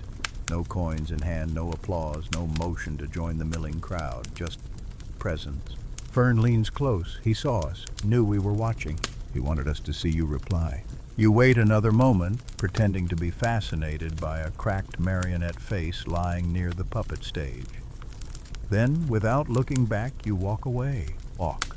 If this is a game, then you're not about to make the first real move. You spend the rest of the day in a slow, deliberate loop through the fairgrounds.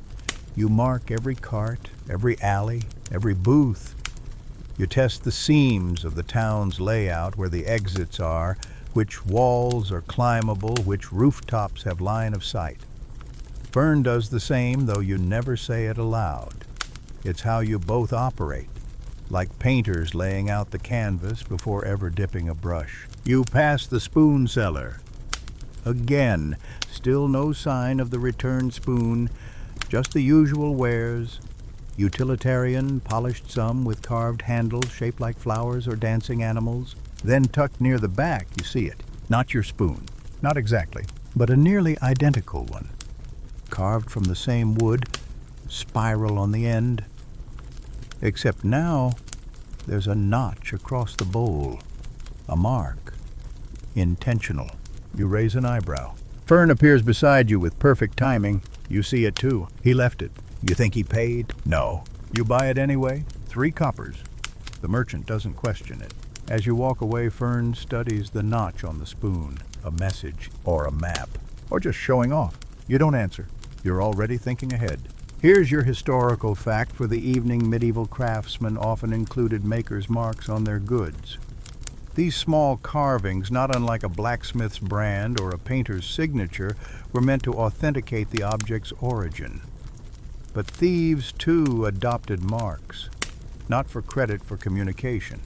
A bent nail, a chipped bead, a spoon with a notch. By sunset, you found 2 more items bearing subtle, familiar marks. A ribbon dyed sea green tied around a chicken's leg, and a discarded leather strap looped like a spiral tucked near the chimney of a bakery. He's leaving signs. Not hiding, not running, inviting. It's not just a game, it's a pattern. You regroup with Fern at the edge of the square, sitting on the low wall beside the chapel's herb garden. The rosemary smells sharp in the cooling air. The spoon rests in your lap. Fern's chewing on the stem of a clover. You think he wants us to chase him? She asks. Maybe. Or he's just mapping the fair for fun. You shake your head. No one leaves this many signs by accident, unless they want to be caught. You both sit in silence for a while, watching lanterns flicker to life in the dusky air. A young man sings a song off-key near the cider stall. Someone sneezes. A goat protests being tied too tight. Then you feel it. The tug. Not physical, not even visible. Just a sense. You stand Fern mirroring you. And then beneath the bench where you'd been sitting, you see it. Folded parchment, no seal, no string, just paper. You open it. Tomorrow, 3 bells. Behind the apothecary. Bring nothing but a story. No signature, no mark, just like before. Fern reads it, then grins. He's direct. He wants to meet. You glance around, but no one's watching you. That's the thing with this man. He's always exactly where you don't expect him, and never where you want him to be. Tonight's quirky, historical detail storytelling wasn't just entertainment in medieval towns, it was currency. Travelers paid for meals with stories. Children traded tales for pastries. Some towns even hosted formal story duels where the best teller walked away with bread, beer, or boots. He wants a story. You've got plenty. And now for the academic question of the night. When does a game stop being a game? Some historians argue that once intention enters, once someone means something by it, it stops being play. Others say the moment stakes appear, everything changes. It's no longer just skill, it's purpose, it's memory, it's meaning. You fold the note carefully and tuck it into your sleeve. Tomorrow at 3 bells. You don't know what you'll say, but you'll be there, because you've never been one to ignore an invitation, especially when it's signed in absence. The next morning begins slow but not lazy. The fair is already stirring before the first bell chimes from the chapel tower. Vendors are hauling crates, tying ribbons, testing balances on barrels that have seen too many seasons. The smell of warm bread and ash rolls through the air, mixed with something sharp from the apothecary lavender, maybe. Or vinegar. Maybe both. You're not nervous. You're awake. There's a difference. 3 bells. Behind the apothecary. That's all he wrote. That's all he had to write. You've been to enough towns to know that vague instructions are the most precise kind. Only someone paying attention would know the apothecary's stall isn't actually behind the chapel or near the bakery, but in the narrow lane between the tailor and the man who sells oddly shaped carrots.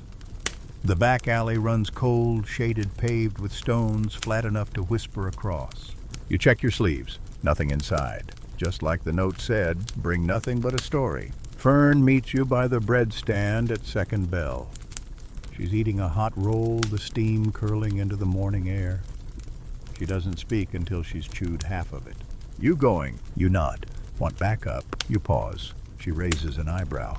I'll come, she says before you answer, brushing crumbs from her fingers. No, you say finally. If it goes wrong, you'll just steal his boots while I run. Exactly, she replies. You both grin. The third bell rings. You slip away. The alley behind the apothecary is narrow and dim, damp, even in sunlight. Stacked crates line the stone wall, and one of them leaks something sticky and herbal into the dirt. The air is cooler here, scented with camphor and mint, and far too quiet for such a busy morning. You wait, and then he's there. You don't see him arrive. You just look up, and he's leaning against the far wall, arms folded, eyes steady. Same blue cloak, same quiet expression. He looks well rested, like someone who always wakes up before his thoughts do. You came, he says simply. You invited. He nods. A long silence passes, not awkward, not hostile, just assessing. Then he gestures to a wooden crate. You sit. He doesn't. I want a story, he says. You study him. Why, you ask? Because I've read your moves, he says. Now I want to know your rhythm. You laugh just a little. That's not how pickpockets usually talk. That's not what we are, he replies. Not right now. You think for a moment, then you speak. I once stole an egg from a bishop, you say. Boiled. Still warm. He doesn't smile, but his eyes shift. Go on. I swapped it with a pebble. Same size. Wrapped it in cloth. He blessed it before breakfast. He laughs then quietly but genuinely. Why, he asks. Because he told a beggar, no, you say. Ah, he nods. Moral theft. Petty theft, you correct. But sometimes they overlap. He crouches now, arms resting on his knees, close but not threatening. My turn, he asks.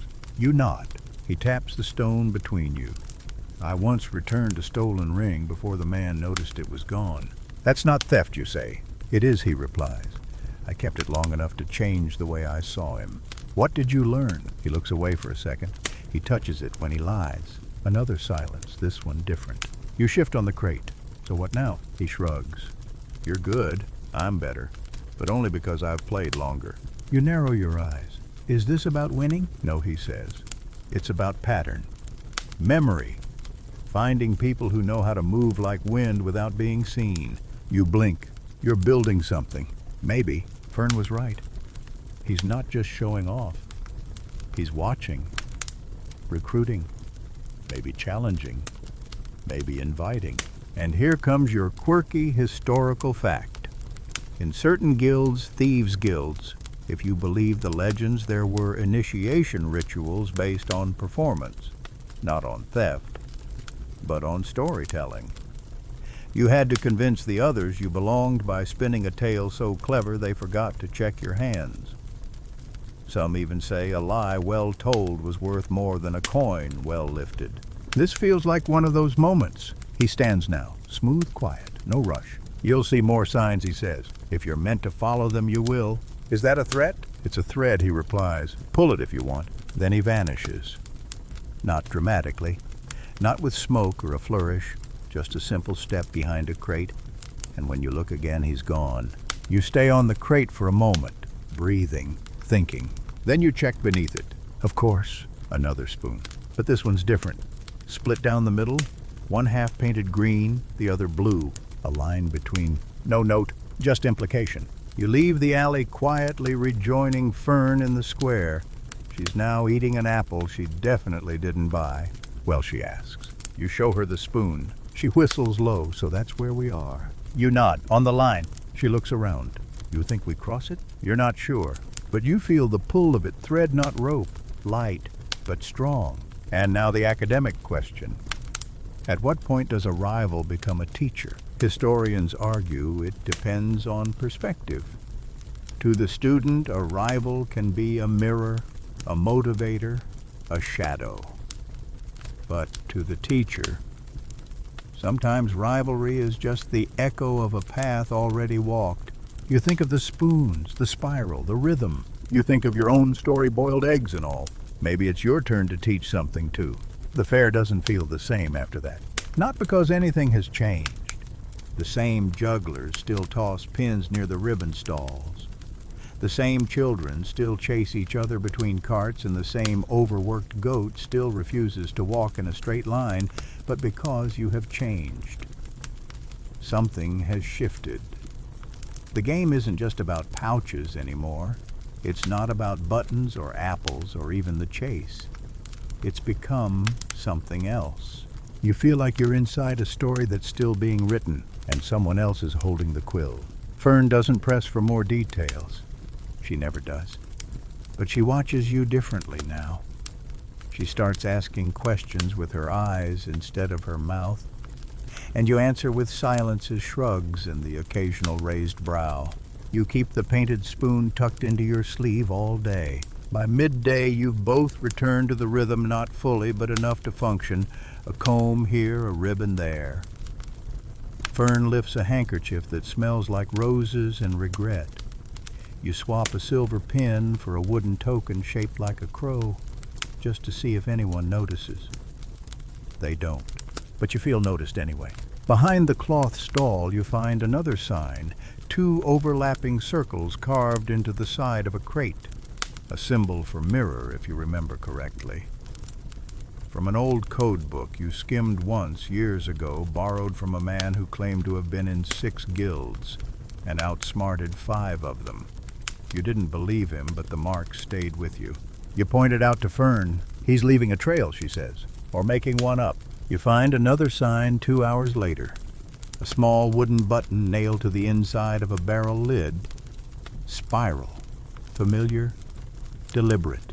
That night, as the fair begins to dim under the amber glow of lanterns, you sit together at the edge of the tent rows, near the place where the musicians gather to retune their battered instruments and practice bad harmonies. Fern is sketching a map in the dirt with a stick. She's not drawing roads. She's marking places. Here, she says, pointing to the apothecary alley. That's where he met you. Here, you say, pointing near the puppet booth. That's where he first appeared. She draws a line between them. Then another from the spoon cellar to the bread cart. Then one more from the ribboned chicken to the rooftop above the bakery. It makes a shape, a rough one. A key, you say. Or a door, she replies. Here's your historical fact for the night. Many medieval guilds used floor layouts, physical spaces, as part of their initiation. Meetings were held in certain shapes with members seated at specific corners or facing cardinal directions. Geometry mattered. Space told a story, not just where things happened, but how they related. This fair is starting to look like a layout, and you're starting to wonder if he built it. Later, after most of the town is asleep, you return to the crate behind the puppet booth. You check the bottom slat, then behind the cloth. Nothing. Then just when you're about to leave, a faint sound. Paper! Tucked behind a loose panel. Fern finds it first. It's not a note. It's a page from a book, handwritten. Rough ink, a small passage circled. The best thieves take nothing. They leave something missing. You stare at it for a long time. He's mocking us, Fern asks. No, you say. He's defining the rules. You tuck the page into your sleeve beside the spoon. It's getting crowded in there. And now your quirky detail medieval scholars debated whether theft was worse than deceit. Some argued that to steal was to take property, a sin against the law. Others argued that to lie was to take truth, a sin against the soul. But the slipperiest argument came from wandering thinkers who said to trick with kindness is not sin, but art. Is this art? You lie awake that night beneath your cloak, eyes on the stars again. This man, this shadow, he isn't testing your skill. He's testing your intent. He wants to know what you'll do with the path he's laying out, whether you'll take the thread and knot it into something new, or whether you'll just use it to pull the next coin pouch loose. Fern whispers into the dark. We going to follow this? You consider. Do we have a choice? She chuckles softly. We always have a choice, but the good ones are usually less fun. You roll onto your side, one hand under your head, the other curled over your sleeve. Over the spoon. Over the page. Over the story that's quietly unfolding stitch by careful stitch. And now your academic question for the end of this night. At what point does the student become the storyteller? Maybe the better question is, do they ever stop being both? Because tomorrow the fair continues. And you're not just here to lift coins. You're here to lift meaning, whatever that ends up looking like. The morning begins with bells. Not the chapel kind, not solemn or distant, but the clatter of actual bells tied to an actual goat that's now sprinting full speed through the square, dragging behind it a terrified child, 2 ribbons, and the remnants of someone's breakfast stall. You and Fern are halfway through your first cup of cider when it happens. Fern spits cider onto her sleeve, trying not to laugh. You don't even try. The chaos is a gift. While everyone's eyes follow the screaming goat, you're free to observe. Movement, posture patterns, who clutches their purse, who forgets, who steps forward to help, and who steps backward to check their own pockets. You're not lifting anything today? Not yet. Today is about story. The page you found behind the puppet booth, the one with the circled phrase, sits in your sleeve folded and reread a dozen times already. The best thieves take nothing. They leave something missing. You don't know if it's philosophy or misdirection, but it's stuck in your mind like a pebble in your shoe, a small annoyance that keeps you walking different. Fern is still drawing lines, not on parchment. In the dust, on crates, in the steam of tavern windows. She's tracking the trail he left, turning it into something larger, not a message, a map. He's not just testing us, she says over a shared fig tart. He's building something. You see it too, right? You nod, you do. Because here's your historical fact for today. Certain guilds, both real and rumored, used movement as memory. Dancers, messengers, spies, they memorized geography not by writing it down, but by walking it repeatedly. Repetition as knowledge, path as proof, and sometimes theft as ritual. You're starting to wonder if this fair is more than a market, more than a place. It's a circuit. At midday, you find another marker. Not a sign this time, not a spoon or a scratched symbol. A person. A girl no older than 10 with a green ribbon tied to her wrist, sea green. Familiar dye, familiar knot. You pass her once, twice. She doesn't meet your eye, but she drops something. A coin. A carved button. Deliberate. You pick it up. Fern watches from across the stall. She raises an eyebrow. You return the item to the girl. Did you drop this? She doesn't answer, just nods once and runs. The button has a mark, a notch across the middle like the earlier spoon. This time there's a number carved beneath it. 1. You show it to Fern. He's using people now, she says. Or symbols, maybe both. You feel the thread again, not a noose, not yet, but definitely something tightening. You're not being followed. You're being led. That afternoon you walk the circuit again. Every stall, every alley, every bench you sat on 2 days ago. Everything feels doubled once from memory now, from intent. You leave nothing behind, take nothing with you, except the feeling. The feeling that something's coming. Here's your quirky detail. In 14th century Florence, there was a documented gang of thieves who operated solely through signals. They used oranges, placed rolled halved. 1 orange meant target near. 2 meant too risky. A peeled one meant abort. It wasn't about fruit. It was about fluency. Could you read what others didn't notice? This fair is becoming your language test. You pass the puppet booth again. A new show is underway. Different puppet, same stage. The dragon is now a duck. The knight is now a baker. But behind the curtain, no blue cloak, no figure in the shadows. Just a girl with nimble fingers and a crooked smile. Still you watch, and at the final bow, as the puppets drop, the girl tosses something from the stage, a handkerchief. It lands at your feet. You pick it up. Embroidered into the corner, a circle split down the middle. One side green, one side blue, like the spoon. Fern appears before you can speak. He's not here, she says, but he is. And you understand what she means. You're not being taunted.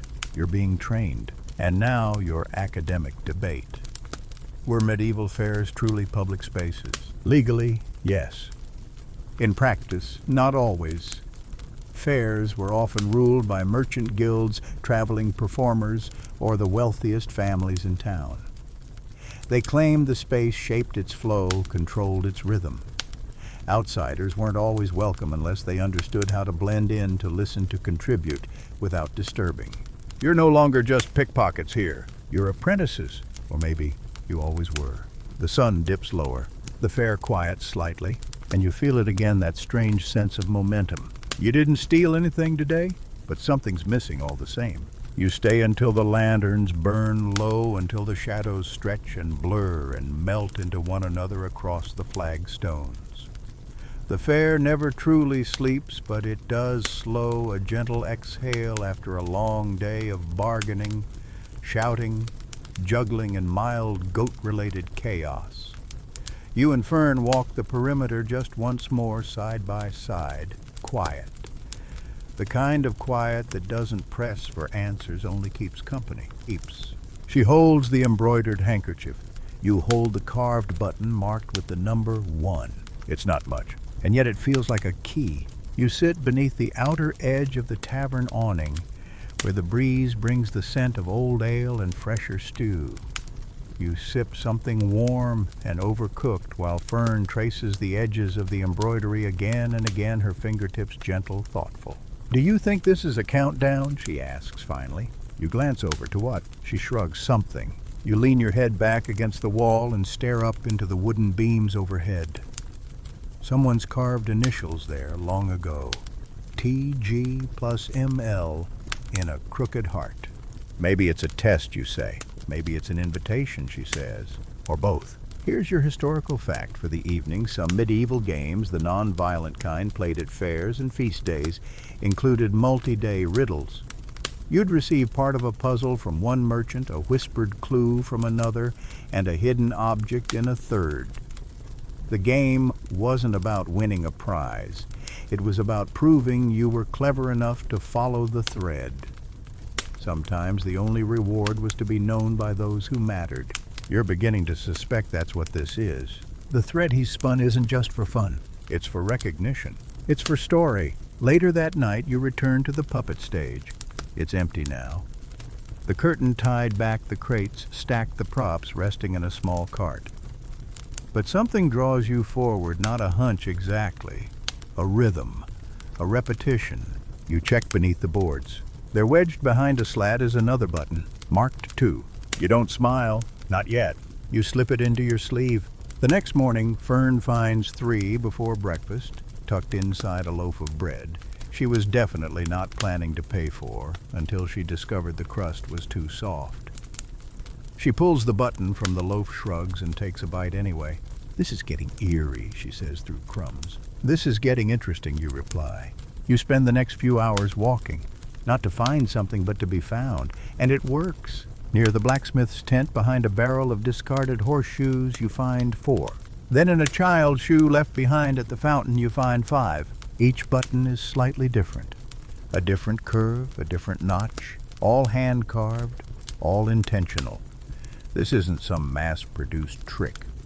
Someone shaped each of these, planted them, timed them. 6 is next, Fern mutters, if he follows the pattern. Where would you hide it? She thinks. Not here, not at the fair. You look up, then nod. Together you head into the town. It's a short walk. Just beyond the fair's border, where the streets turn quieter and the buildings lean against each other like old friends. You pass a weaver's shop, a chapel, a shoe cobbler already deep in complaint with someone holding 2 left boots. And then you see it, a window ledge, empty except for a blue ribbon tied around a nail. Fern sees it too. You approach carefully. There, tucked just beneath the ribbon, resting like a coin offered to luck button 6. You pluck it gently, and that's when you notice it. Carved into the back, a spiral. Tiny, subtle. You've seen that spiral before. It was the very first mark he left. You sit on the cobblestone step beside the ledge, feeling the cool of the morning against your back. Fern stands above you, looking out at the town, thoughtful. "This is layered," she says. "It's not a test," you reply. She looks down. "Then what is it?" You open your hand, showing all 6 buttons. One for each day we've been here. A beat. Think he's watching now? Always. And here comes your quirky detail in some medieval cities. Tradesmen develop secret languages, signs made from knots, colors of thread stitching patterns. A weaver's mark wasn't just about pride. It was communication, identity through detail. You could read a garment the way you'd read a letter if you knew how. You close your fingers around the buttons. You're starting to read his language. And now your academic reflection in the history of the unrecorded. Pickpockets, tricksters, puzzle makers, silent watchers, who decides which story is remembered. Not kings, not chroniclers, people like you. People who listen, people who notice when a spoon has a notch, when a ribbon has a shade too familiar, when a child drops a button not by accident but on purpose.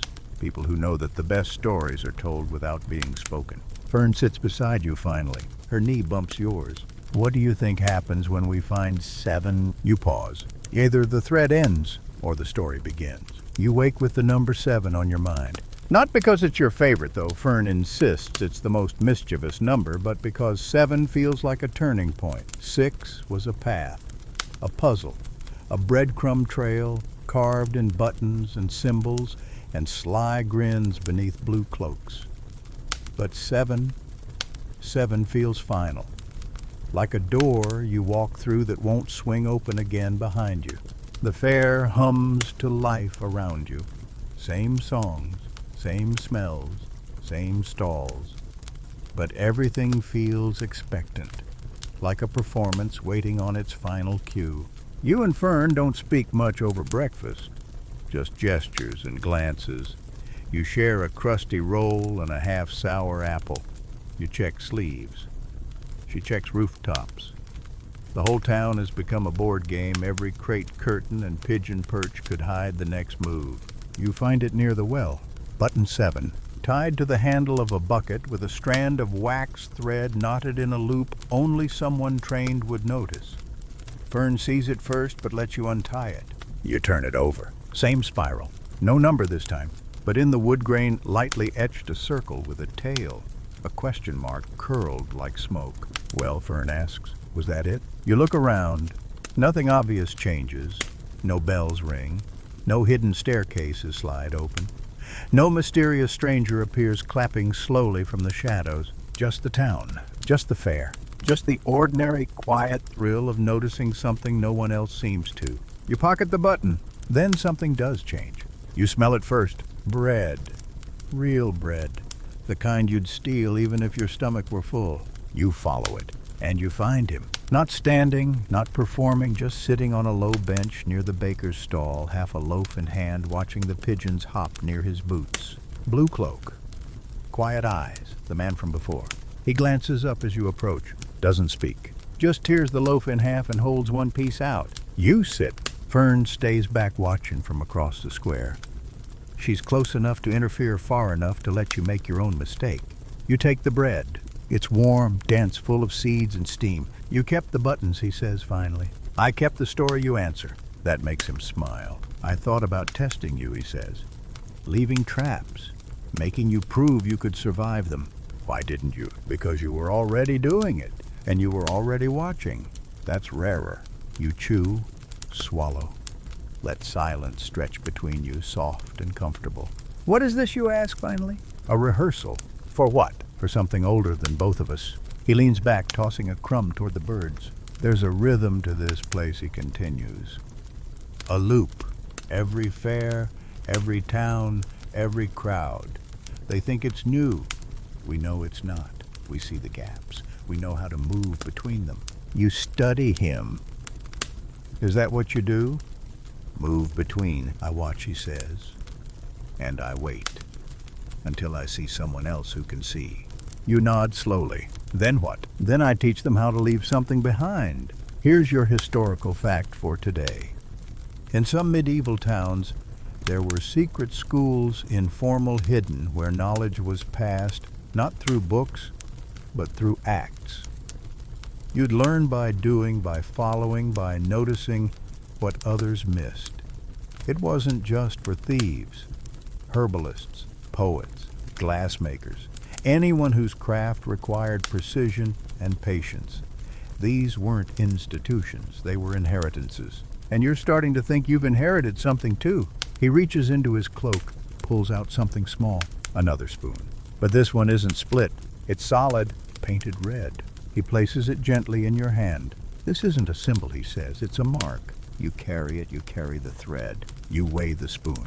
It's heavier than the others, not in mass, in meaning. Fern approaches now. She's finally decided to risk it. He sees her nods once. I'll see you both soon, he says. Or you'll see me. That's how this works. And with that he stands. He doesn't vanish this time. He walks away. Slow, steady, not hiding. You both watch him go until he disappears into the crowd. Fern exhales. Well, yeah? You turn the red spoon in your palm. I think we've just been recruited, she says. You don't answer, but you feel the thread tighten once again. And now your quirky detail. Some 13th century guilds required no oath, no signature, just a symbol. A mark carved in wood, drawn in chalk, tied in fabric. If you wore it, you were known. If you used it wrongly, you were forgotten. The system wasn't legal, but it was lasting. And now your academic question. At what point does a game become a legacy? Some scholars say it's the moment you take it seriously. Others say it's the moment you teach it. You're not sure which one this is, but either way, the story is no longer being written for you. It's being written through you.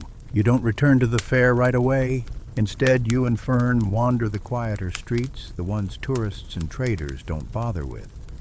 These are the alleys lined with leaning homes, cracked shutters, and ivy that's been winning its battle against stone for 100 years. A cat watches you from a window. A man snoring in a chair doesn't stir when Fern steps on a loose tile. The world softens out here. You need the space, the silence. You hold the red spoon between your fingers, letting it spin slowly by its handle.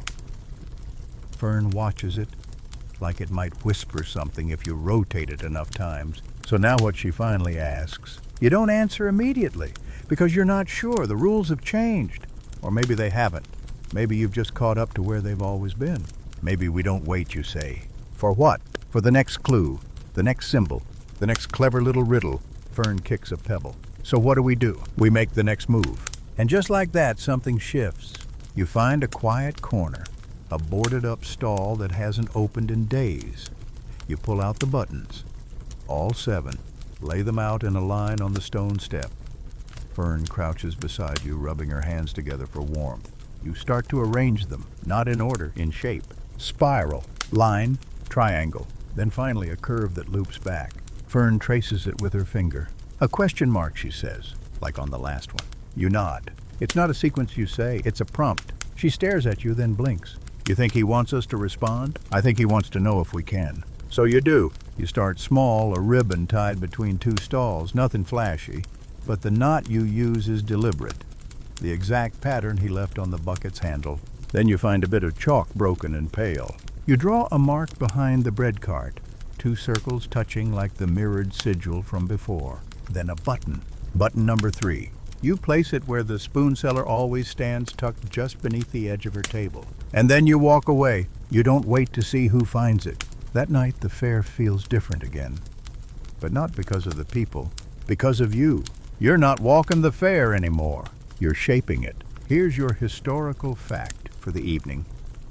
Medieval fairs weren't just for selling goods. They were theaters. Not just plays, but performances of trade politics, gossip, and games. Even the placement of stalls could reflect alliances or rivalries. Who stood beside whom? Who was pushed to the edge? Who shared a tent, or a wall, or a rumor? You're starting to understand that to move through a place is one thing. To change it is another. Fern leaves behind a coin. Not stolen, not marked. Just set in the palm of the statue by the fountain. A silent thank you to a place that's taught you to read differently. You leave something else. The red spoon, tied to the post outside the puppet booth. It's not surrender, it's signal, like a light left in a window. You don't know if he'll come back, but you know he'll know you're ready. You find yourself thinking of stories passed hand to hand, not written, not spoken, just felt. Threads knotted through touch and instinct, trust built through risk. And here's your quirky detail: in some towns, certain colors were banned from commoners. But clever folks found ways around it. Dyes mixed just off-hue patterns woven into underlinings, meaning tucked beneath visibility. Not to defy the rule, just to say I'm still here, I still see. You can't erase understanding with law. You and Fern sit beneath a string of lanterns, their glow soft against the night. Around you, music starts. Someone plays a stringed instrument badly. Someone else claps off beat. You don't laugh, not because it isn't funny, but because it's perfect. Because this is the heartbeat. This is what you protect. This is what you've now joined. And here's your academic question to end this night. Can an apprentice become a master without ever meeting their teacher again? Or more haunting, does the teacher only exist because the apprentice is watching? You don't know, but you feel something watching now. And it doesn't scare you. It steadies you. You don't dream that night. Or if you do, it's so quiet that it leaves no trace behind. You wake before sunrise, not with urgency, but with clarity, the kind that sharpens your movements without rush. The fair still sleeps, and so does most of the town, but there's a soft hush in the air, the kind that tells you the story isn't done yet. You dress slowly, every gesture deliberate. You check your pockets, buttons, ribbons, the last slip of chalk worn down to a nub. The red spoon is gone, left behind like a breadcrumb in a story you no longer follow, but now build. Fern is already awake, perched on the edge of the fountain like a gargoyle with a plan. We're not going back to the same fair, she says without greeting. You nod, you feel it too. She stands, brushes her cloak free of dew, and hands you a folded note. There's no writing on it. Just a spiral drawn in blue ink, smudged slightly at the edges. Was tied to my shoelace, she says, with that green thread. I'm starting to think he lives under our bedrolls. You smile, but your fingers tremble slightly. Because here's your historical fact in some medieval towns, particularly those tied to pilgrimage routes or shifting merchant hubs. People believed in what was called the invisible market, a place that existed only when conditions aligned, a constellation of trust, movement, and timing. There were no fixed stalls, no coins, no names, only exchanges, only understanding. It wasn't illegal, but it wasn't spoken of. You think maybe you've stumbled into one, and today it calls again. You and Fern don't talk much as you walk. Not because there's nothing to say, but because there's too much. Instead, you listen. To bootsteps against stone, to crows stirring in chimneys, to the soft wind that always seems to know more than it should. The fair looks different this morning. The booths are still there. The smells, the clamor, the clatter of wheels and hooves. But the energy has shifted. It's no longer performative. No longer for tourists or merchants or children begging for honey sticks. There's a purpose to it now. Attention, the way one might feel before a play begins. You return to the puppet booth, but it's gone, replaced by a simple table. On the table, a single object, a small book, leather-bound, no title. Fern reaches for it. You place your hand over hers. Wait. She blinks. Why? Because if this is a test, it's not about taking. It's about timing. She studies your face, then nods. You wait, and 5 seconds later a child approaches no older than 6 and sets another object beside the book. A button. This one is white. Bone, with a tiny green dot in its center. The child doesn't speak. Just leaves. Fern picks up the book now. No resistance, no trap. She opens it. The pages are blank, except for one. Near the middle, a single phrase. You are now a thread. Nothing else. No instructions. No map. No signature. But it's enough. You feel it settle into you like warmth. Like memory. And here's your quirky detail in 12th century Spain. There was a secret society of scribes who never wrote anything. Instead, they passed messages through the placement of objects. A cup tipped on its side, a flower with 3 petals, a candle left unlit. Each item carried weight. Each was part of a story only the initiated could understand. They called themselves Los Hilos, the threads. You close the book. You and Fern exchange a glance. And you both understand. This isn't about spoons anymore, or buttons, or even symbols. This is about legacy, about carrying something forward not by shouting it, but by moving like it, by becoming fluent in silence. You leave the book where it is. Someone else will find it. And if they know how to read between the ordinary, they'll join the story too. Now comes the academic question. Can legacy be preserved without record? Scholars argue fiercely on this. Some insisting that only what's written survives, others pointing to oral tradition, gesture, and shared practice. But maybe the real legacy isn't what you remember. Maybe it's what you pass on. You and Fern walk toward the square again. Not to take, but to place. Because today you are the clue. Today you are the mark. And someone is watching. Someone who will one day learn to read it. The town doesn't ask for anything in return. It simply allows you to move through it silent and steady. Like you've always belonged here, like the streets were waiting for someone who'd understand that a turned tile, a slanted door frame, a missing shutter might mean something. You and Fern walk with care now, not just to avoid being seen, but to notice what others miss. You pass the statue at the square's edge, the one where Fern left the coin, and find that someone has left a second coin beside it. Not for spending, too old, too thin, maybe carved from pewter. Maybe only meaningful if you already know what you're looking at. Fern grins when she sees it. It's happening, she says. You nod, letting your fingers brush the edge of the fountain as you walk. The water is cooler today. Or maybe you're just more awake. Because here's the thing about becoming a thread, it doesn't mean you're invisible. It means you're everywhere at once, woven through the sleeves and seams of ordinary things, helping them hold together. You stop by the baker's stall not to eat, but to watch. There's a girl sweeping flour from the ground, humming a tune that's one note off from the song you heard 3 days ago at the juggler's tent. Her sleeves are rolled twice.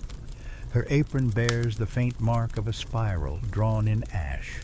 She notices you, smiles, doesn't speak. Fern raises a brow. Another one. You shrug. Maybe always was. That's the strange part.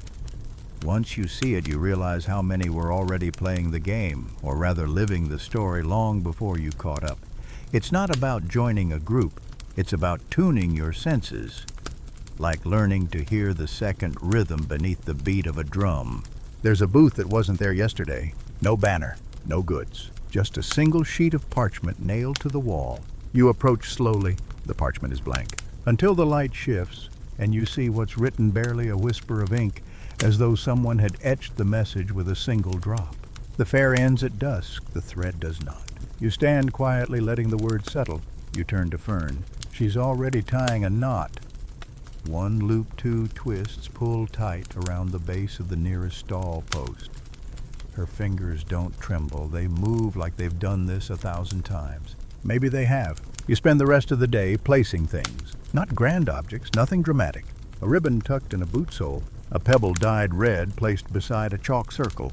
A spoon not painted but scratched with the letter F and left near the candlemaker's tent.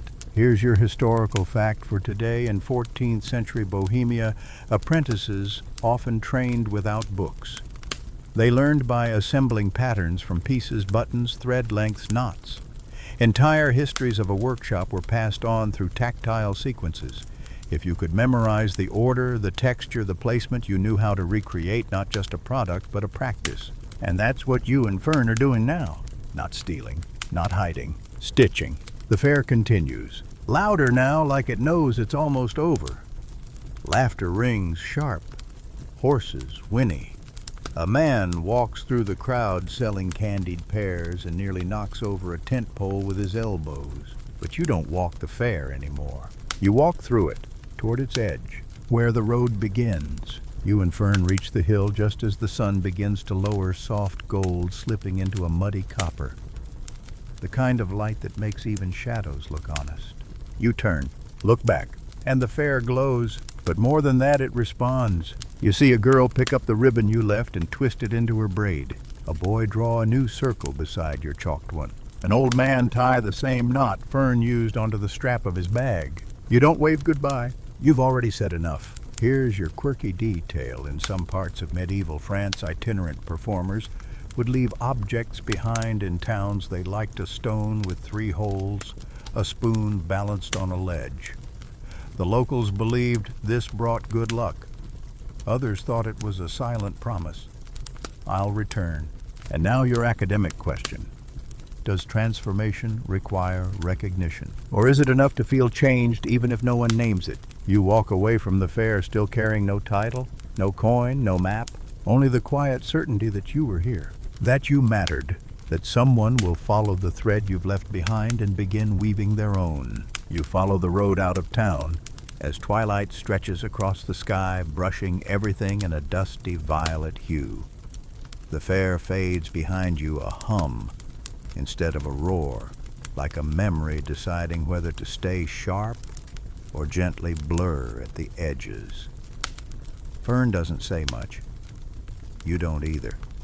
Not because you're tired, though your legs do ache, but because silence feels earned now, like a badge rather than an absence. The trees lean closer the farther you walk. The path narrows. The sky disappears in patches behind dense leaves and curling branches.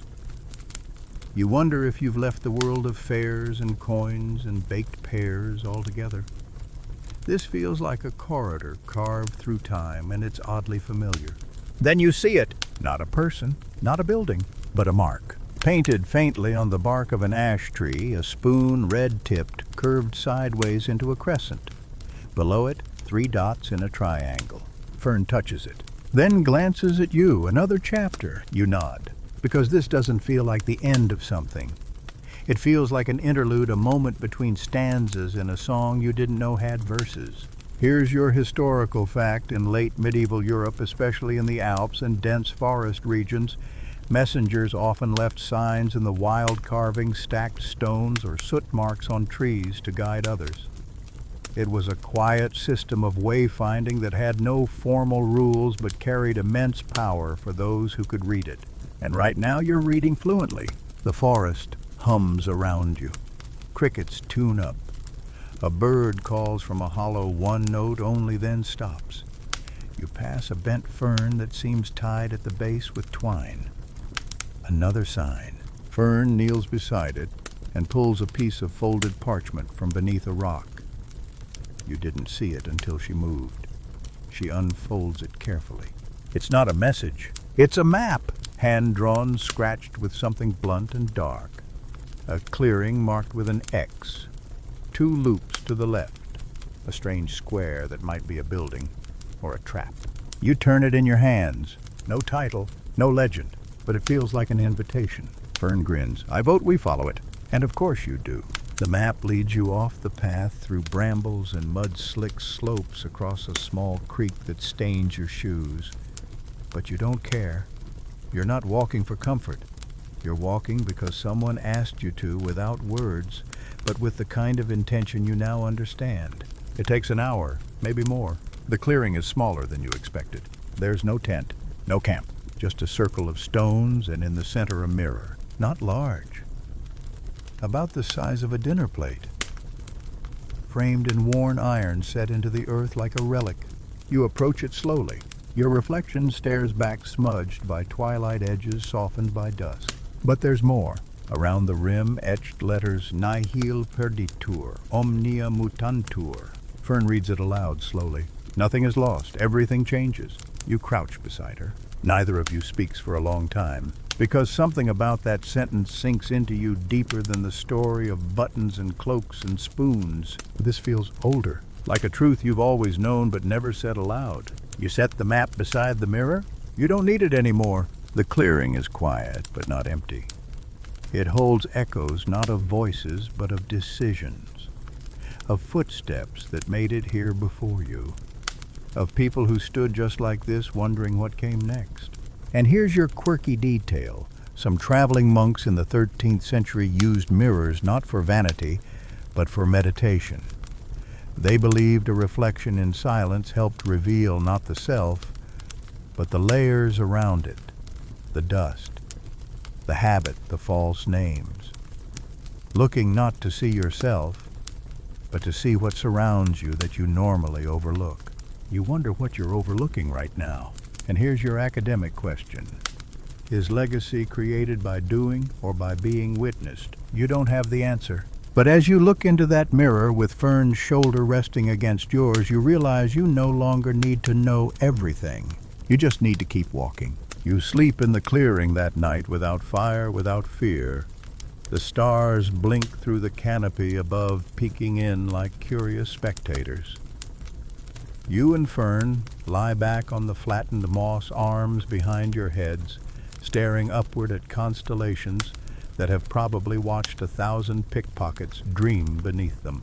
You think he's still watching us? She murmurs. You nod, or listening, or leaving mirrors in weird places. You both laugh, but quietly, like it might wake the woods if you don't keep it gentle. In the morning, the mirror is gone. No footsteps, no drag marks, no sign it was ever embedded there. Even the dirt seems undisturbed, like the forest swallowed the clue back into itself. But the phrase remains. You whisper it aloud again, letting the Latin words roll softly off your tongue like a lullaby you only half remember. You keep walking. The map is gone, but you're not lost.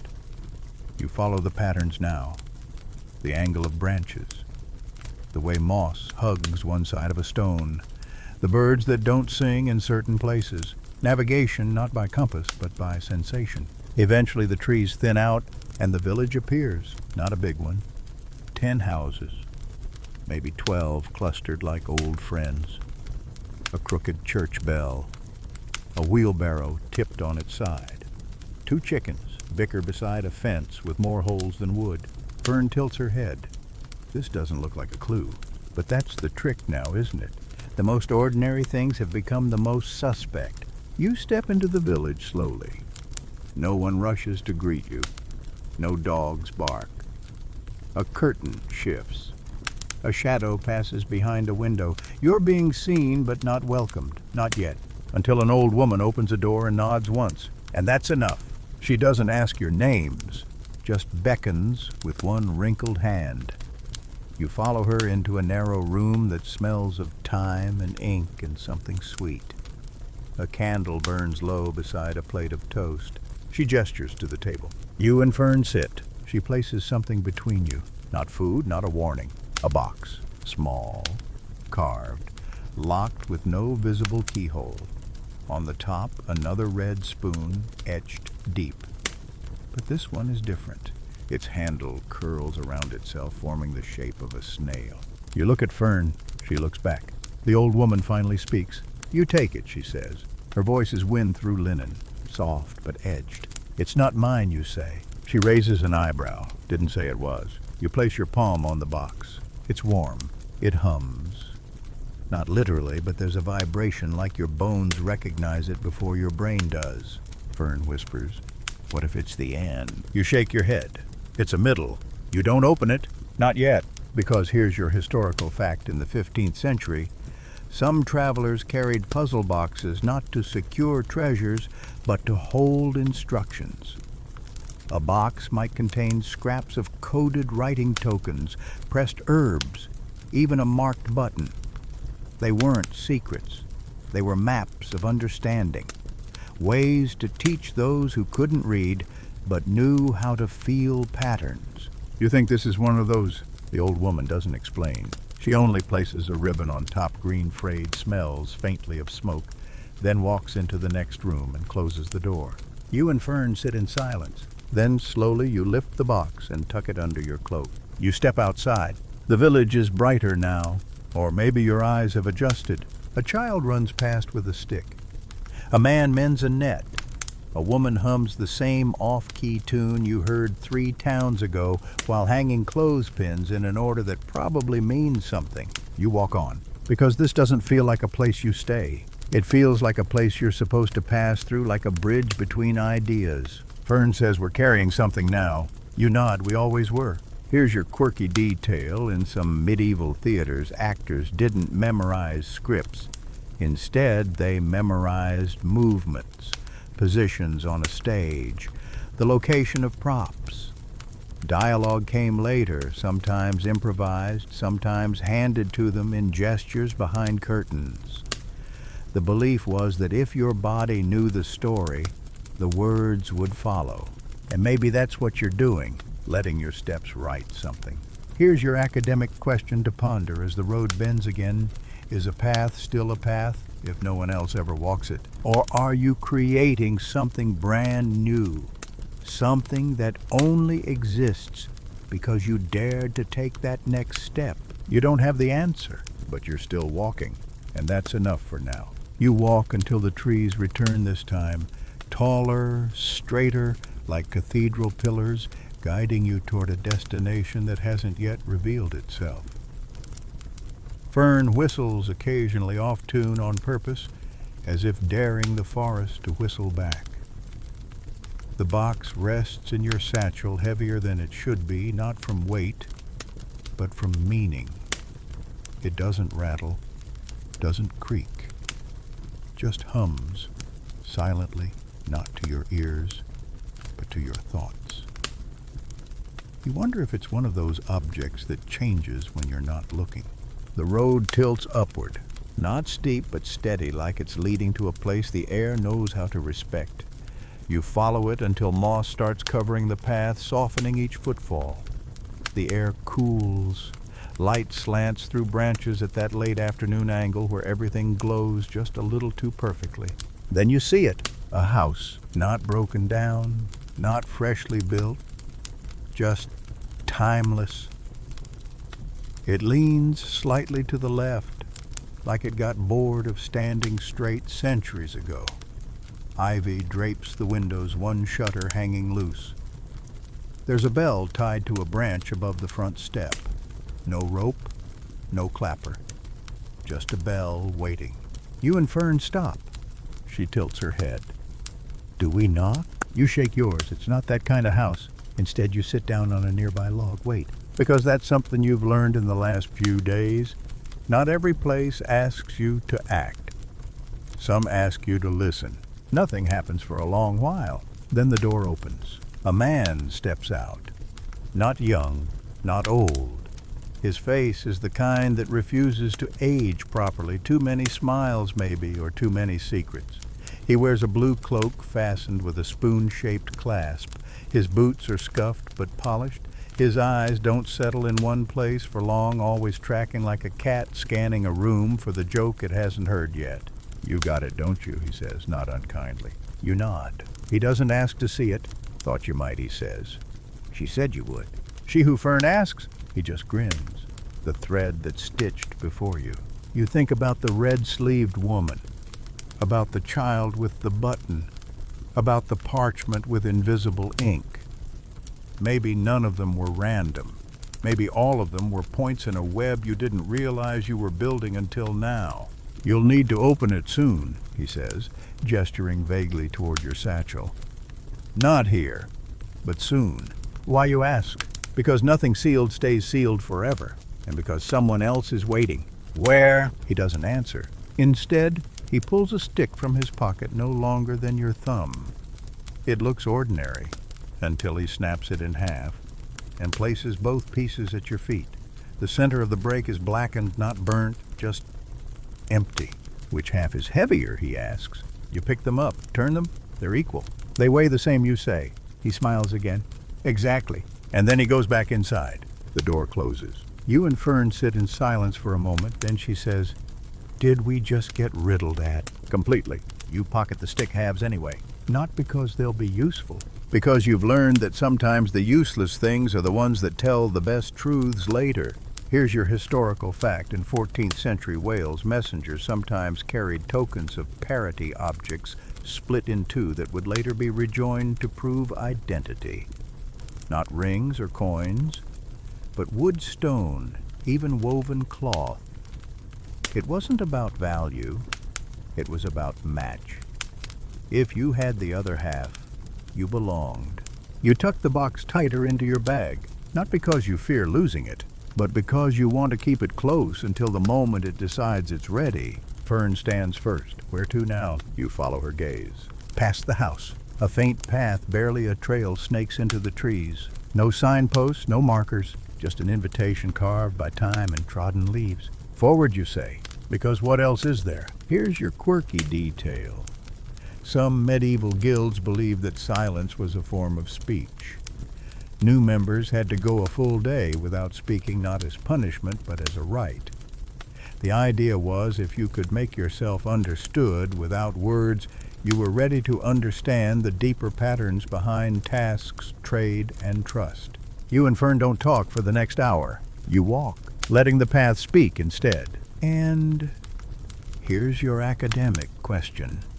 Is knowledge given, or is it revealed one step at a time through objects that don't explain themselves but make you feel understood? You step over a root that's too perfectly placed to be accidental. You nod even if no one sees it. Because yes, you're starting to feel very understood. The path winds downward now, not sharply, but with purpose, like it's leading you underground without actually descending. Fern's boots kick up a few leaves, but even the forest floor seems muted here, like the air has taken a vow of quiet. You adjust the strap across your shoulder, the box resting heavily against your ribs. It's still warm, still steady. You haven't dared try to open it yet. Not because you're afraid of what's inside, but because something tells you the box chooses when it can be opened, not you. Eventually the path leads you to a clearing. In the middle, a circle of stones. But this isn't like the last one. These are arranged in layers. Flat, smooth, stacked in rings like a spiral gently rising from the earth.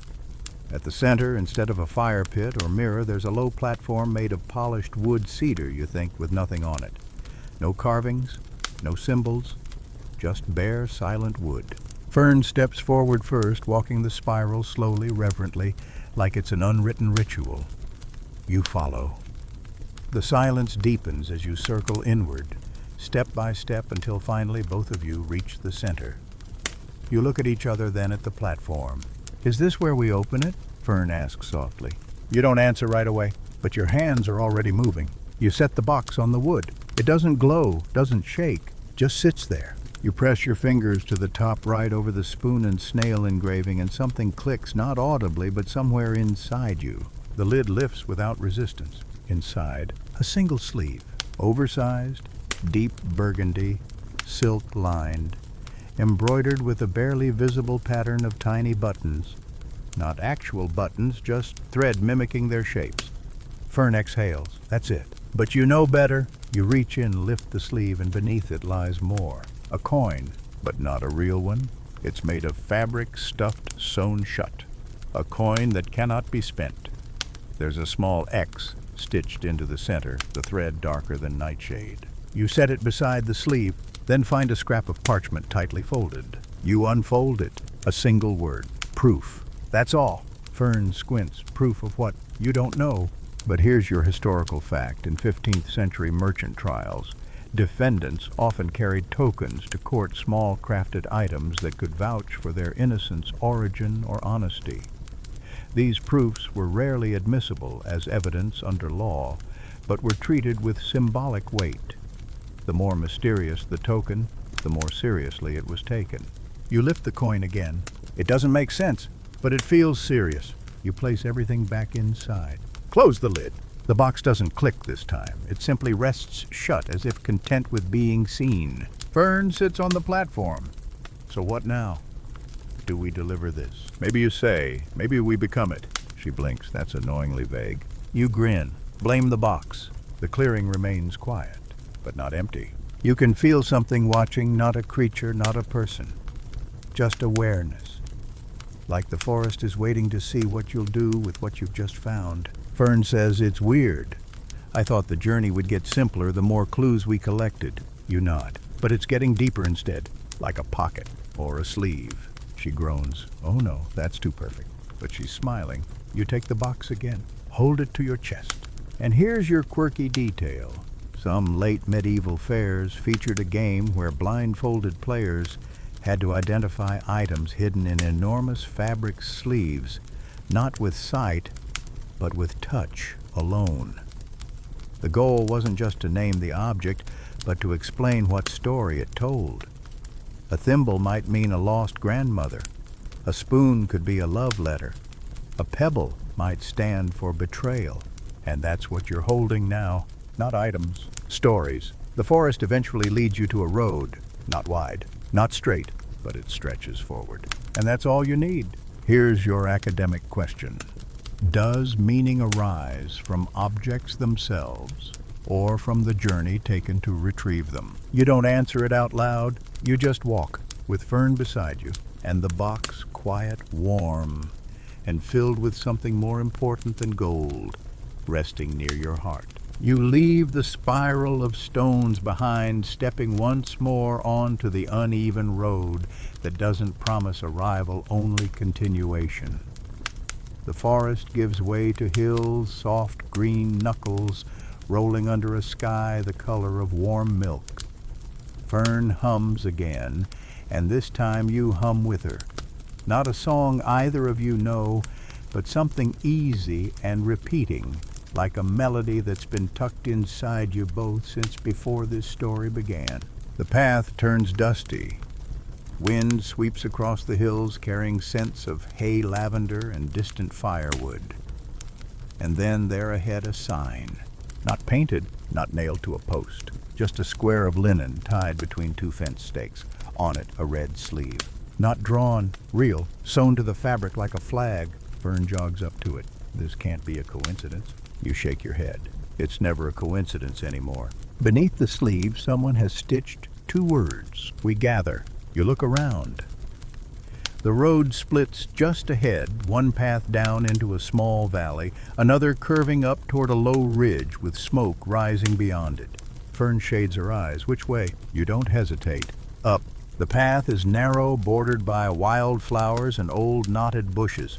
It's the kind of trail used only by those who already know where it leads.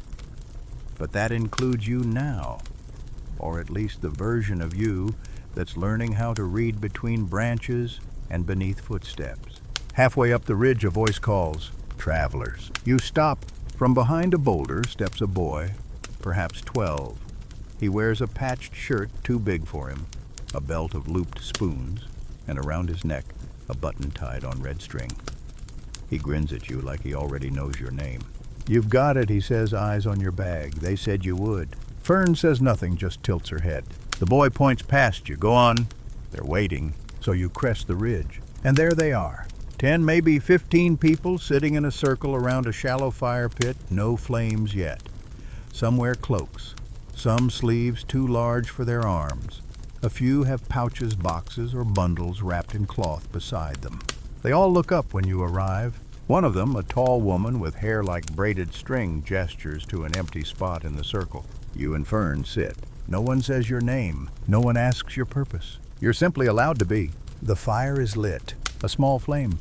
Then one of the women speaks. Tonight, she says softly, we trade stories. Not for gold, not for favor, just for keeping. And one by one they begin. No names, no backstories. Just fragments. A button sewn into the hem of a queen's robe. A coin found in a loaf of bread. A red thread tied to the wrist of a statue. Each item is held up, shown, described, then passed around the circle. When it's your turn, you lift the box. The others nod. Some sigh. One murmurs, it found them. You open it, show the sleeve, the coin, the word proof. They don't ask questions. They just listen. Then Fern speaks gently, not as a performance, but like someone adding a note to a melody. She tells them about the mirror, the house with no doorbell rope, the halves of a broken stick. And they listen, because here's your historical fact. In some medieval resistance groups, especially among traveling guilds or rural uprisings, oral story circles were used to pass encrypted information. The items spoken of weren't just metaphors, they were instructions. A green ribbon might mean return in spring. A coin with an X could mean danger at the crossroads. No parchment, no signatures, just memory passed hand to hand. You realize now this is one of those circles, not of rebels, but of remembers, keepers. You are somehow exactly where you were meant to end up. Here's your quirky detail. In certain villages along the Rhine, there was a seasonal tradition where children were given mystery boxes by elders. The boxes weren't meant to be opened until a specific bird, the redstart, sang outside their window. Some waited days, some weeks. Some claimed the bird never came, and they passed the box unopened to their own child. A lineage of unopened questions. You wonder if your box is part of that lineage. But no, you opened yours. You carry its meaning now. And here's your academic question.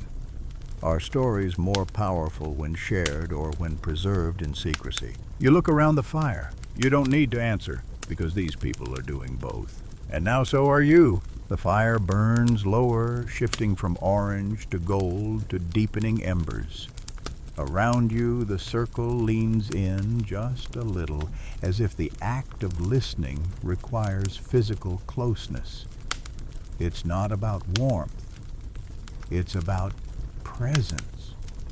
One man, wrapped in a slate-colored cloak with sleeves that reach his knees, begins humming not a song, really more like a tone sustained and low, like the forest itself is tuning in.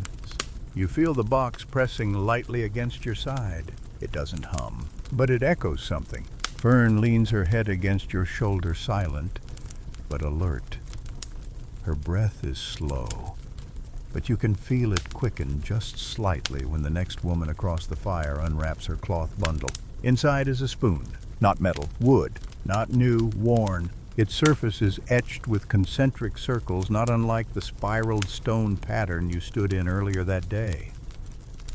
The woman doesn't speak, just turns the spoon in her fingers, then lays it in the middle of the fire ring, not into the coals, but on the cool stone beside it.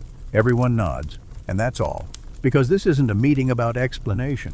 It's a confluence, a coming together of meanings that don't need definition to be real. Another man reaches into his satchel and pulls out a torn piece of cloth, red and brown, with a line of thread running through it like a seam that had to be removed. He places it beside the spoon. Then a girl, no older than 10, lifts a small pouch from her lap, tips it forward, and spills out 7 tiny buttons each, a different shade of blue. One is chipped. One is shaped like a star. You feel your heart tighten, not from sadness, but recognition. Fern whispers. They're not clues, are they? You shake your head. They're carriers. You reach into your bag and place the stuffed coin onto the stones. Then gently the sleeve. You keep the parchment inside the box. Not because it's a secret, but because it hasn't finished its sentence yet. Some words need time to become what they mean. The boy from earlier, the one with the spoon belt, stands and walks around the circle slowly like a cat, checking for loose threads. His barefoot feet silent on the moss and earth. When he reaches the fire, he kneels, takes a piece of charcoal, and starts drawing on the stone. You watch. A swirl, a button, a sleeve, a path. No labels, just connections. Here's your historical fact in late medieval Bohemia. Some nomadic communities developed a silent storytelling language using chalk marks on stone or wood drawn during communal gatherings. These pictograms didn't depict events. They outlined relationships between people, places, or ideas. A spoon next to a hill didn't mean eat here. It meant this place fed someone important. You glance down at the boy's drawing. The spiral now loops inward toward a small square, your box maybe, or something deeper with all the drawn symbols revolving around it. Is that us? Fern whispers. You nod. Or maybe it's all of them, all of this. You take the broken stick halves from your pocket and place them down next to the coin. There's a moment where everyone leans slightly closer. Then someone across the circle starts to laugh. Not loudly, not mockingly, just a slow rolling chuckle like a stream finding a stone to giggle against. It all fits, the man says, shaking his head. That's the worst part. None of it should, but it does. The others smile. One woman claps softly. Because here's your quirky detail in some traveling puppet shows of the 13th century. There was a role known as the thread holder. This person didn't perform or operate puppets. Their only task was to sit at the edge of the stage holding a single piece of thread, sometimes tied to a bell, sometimes to nothing. The audience didn't always know why. But if the thread holder let go, the performance ended early. No one explained it. That was the rule. You realize now that's what this gathering is. A circle of thread holders. People who know that some things only stay alive if someone agrees to keep holding. You feel the thread inside you tighten slightly, not in pain, in purpose. As the fire dims, people begin to rise. No one says goodbye. No one collects the tokens left behind. You stand with Fern, and the two of you quietly start to descend the ridge. The air feels different now, like you've been initiated into something older than memory but as gentle as breath. Here's your academic question. If meaning can be made without language, without structure, can it still be taught? Or does it have to be lived, woven moment by moment, until it becomes part of the body? You don't try to answer. You just hold Fern's hand and walk, and let the sleeve in your satchel rustle quietly like fabric, remembering a story it hasn't told yet. You wake the next morning in a meadow, not remembering how you fell asleep.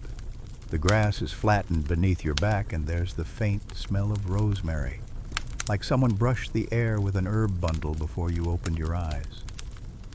Fern is already awake, seated cross-legged nearby, plucking tiny blue flowers and setting them in a perfect circle around her shoes. She doesn't say good morning, just glances over and says, "It's time to follow the thread." You sit up, rub your eyes, and nod. The box is still by your side, unopened again, though you swore you closed it with a whisper of something sacred. Now the sleeve rests inside, perfectly folded, the fabric somehow smoother than it was last night. No wrinkles, no dust, just waiting. You eat bread from your satchel. It's gone slightly dry, but it tastes like stories now, not just flour. You chew in silence. The wind ruffles your hair like it's checking if you're ready. You are. You and Fern walk east, the sun warm at your backs. No path, no signs, but the thread inside your chest tugs gently, like someone pulling the corner of a curtain to let you peek into the next room. Eventually, the meadow narrows into a passage between hedges. You duck beneath a wooden arch painted with flaking blue, and suddenly you're somewhere else entirely. A market, but not the kind you expected. No stalls, no shouting merchants, no pigs on leashes, just clothing hung everywhere, sleeves upon sleeves, floating like ghosts on invisible clotheslines. tunics with deep pockets, dresses with embroidered cuffs, cloaks with secret buttons. The garments sway in the breeze, making the entire space feel like a place halfway between a tailor shop and a memory. There are people here too, but they don't speak. They're measuring stitching folding. Each one has a red thread tied somewhere on their body around a wrist, a bun of hair, an ankle, or even through a piercing in an ear. One of them, an old woman with sun-dark skin and a pincushion bracelet, looks up as you pass beneath a velvet hooded cape hanging above. She smiles, not kindly but curiously. "You're here for the fitting," she says, "not a question." You nod, though you're not entirely sure what that means. She gestures to a raised platform made of painted wood. Fern gives you a sideways glance but shrugs. "You heard the lady. You step onto it. She doesn't ask your measurements. She doesn't even touch you.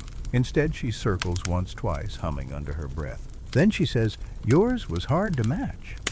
We had to make it out of borrowed time and second chances.'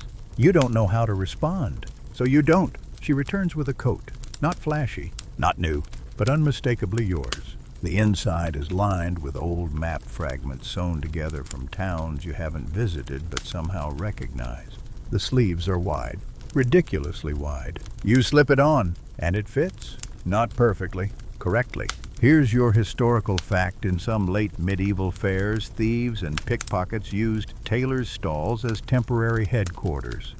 They would stash stolen coins and trinkets inside enormous false sleeves of fitting garments, pretending to offer clothing adjustments while passing messages and loot. Some guilds even had tailor thieves, officially employed people who could hem a robe and hide a message in the same motion. You look down at your sleeves. You could hide anything in here, but more importantly, you could hide nothing and people would still believe you had. Fern tries not to laugh. "You look like a magician's apprentice."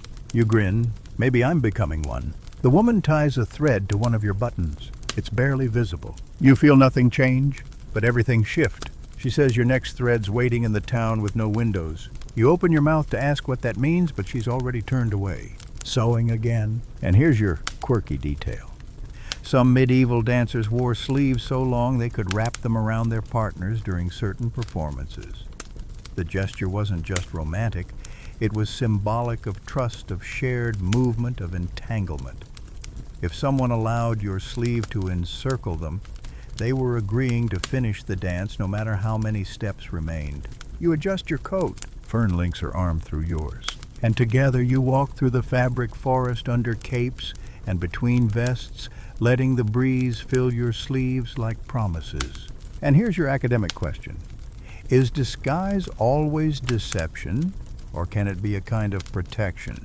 A costume that allows the real self to emerge safely, slowly, under layers. You don't answer aloud, but you feel the thread at your button tug ever so gently forward, and you follow. The coat doesn't feel like fabric. It feels like a map, written in folds and seams, each stitch pointing towards something forgotten, but still waiting. You and Fern leave the fabric market behind, though the moment you step past the final cloak strung across the trees, it vanishes. Not slowly, not magically, just gone, like it was never there, like memory shedding a layer to make room for the next. The road ahead is smooth in a way that feels suspicious. Cobbled, yes, but the kind of cobbled path that's been walked just often enough to remain pristine. On either side, waist-high walls of slate and clay curve with the land. There's a sense of being funneled towards something like the world's hand is gently on your back, ushering you along. The wind picks up again, playful this time. It flaps your oversized sleeves like they're trying to fly. Fern jokes. "Careful, if those things catch a strong enough breeze, we'll end up in the next kingdom." You laugh, and for a moment the road feels light. But ahead you see it. The town with no windows. It rises from the earth like it was carved directly from the stone, not built but revealed. All the buildings are smooth-faced, tall and close together. Their outer walls are blank. No shutters, no ledges. Just solid clay baked by sun and shadow. You and Fern enter through a narrow gap, not a gate, just a crease where two buildings don't quite touch. Inside, the town feels quiet, but not abandoned. You can hear movement behind the walls, footsteps, distant murmurs, the clink of metal against glass. But no one greets you. You walk past a square where benches face a blank wall, past a tower with a door but no handle, past a well with ropes that vanish into a lid that doesn't lift, and then finally a sound. Tap, tap, scrape. You follow it to a corner where a child kneels beside the wall, drawing with a stick of charcoal. She's maybe 8. Her sleeves are rolled to her elbows, her hair tied with string, and beside her sits a satchel with a spoon sticking out. She doesn't look up, just keeps drawing. You step closer. She's not doodling, she's mapping. The drawing shows the town from above, blocks and lines and little red X's. You notice something strange. All the buildings have internal windows, drawn like they're facing inward toward courtyards or wells hidden behind the outer facades. The child finally speaks. The outside lies. Only the inside can see. You kneel beside her. What do the X's mean? She points to the one nearest your position. You're here. Then she points to a spiral at the center of the map. That's where they sew the names. Fern crouches beside you. Do we have names to sew? The girl shrugs. Not yet. That's why you have sleeves, to gather them. And here's your historical fact. During times of plague and surveillance in medieval cities, some districts sealed up windows to prevent the spread of rumor as much as illness. Outer walls became blank. But within the courtyards, stories thrived. Murals were painted facing inward. Songs were sung in whisper networks. Information didn't disappear. It simply turned inward. You thank the girl. She hands you a red stone. It's your marker, she says. Don't drop it or someone else might claim your story. You and Fern walk deeper into the town, following the path marked on the charcoal map. The spiral tightens. The buildings grow shorter. Then suddenly you reach a courtyard filled with ribbons. They stretch from wall to wall like spider silk, red, blue, green, gold. Some are knotted, some tangled, some cut. In the middle, an old man sits cross-legged on a round platform, a needle as long as your forearm balanced across his knees. He looks up when you arrive, doesn't smile, doesn't speak, just holds out his hand. You give him the red stone. He nods and gestures for you to sit. Fern stays close, eyes wary but curious. The man pulls a thread from your coat, not one sewn in, but one that appears like he tugged a thought from the fabric of your sleeve. It glows slightly, not with light, but memory. He threads it through the needle and begins to sew. Not cloth, not paper, air. The ribbon appears behind him as he stitches, winding upward, each loop a shape you recognize only after a breath. The coin, the spoon, the button, the box. Button. Your thread becomes part of the sky. Here's your quirky detail. In some border villages, grandmothers were known to sew sky sheets, large cloths hung between rooftops that told stories through patchwork and dangling trinkets. At night, children would lie below them, watching the wind tug stories into motion. It was said the best sky sheets caught stars in their folds. You watch the old man finish the final knot. He cuts the air with the silver blade. Your ribbon now floats above the courtyard, trembling. He turns to you and at last speaks. Your sleeve is no longer empty. Here's your academic question. If the world hides its truth behind walls and silence, is it enough to simply listen? Or must one find a way to stitch meaning into the air for others to find? You rise. You don't answer? But you look up at your ribbon, long, tangled, still fluttering, and hope someone else might one day follow it home. The ribbon stays in the air behind you like a kite that never falls, tugging gently on something you didn't realize was inside your chest. Not your heart exactly, but the soft space behind it, where longing and direction quietly shake hands. You and Fern leave the courtyard without being told to go. It's not that the old man dismisses you. It's that his work is already complete. Your thread is in the sky now. He's on to someone else's. The alley narrows. The sun rises a little higher. You pass a door with no knob, only a hole shaped like a key, but not any key you've seen before. Fern pauses, tilts her head and says, "If we ever come back, I bet that door opens from the inside." You nod. The air smells of cedar and chalk. And then like smoke parting, the town ends. No gates, no walls. Just a field of short stone markers leading out toward a hilltop where you see something you didn't expect, a windmill, but not the kind used for flour or grain. This one has sails made from stitched together sleeves, long trailing colorful scraps flapping like laundry with purpose.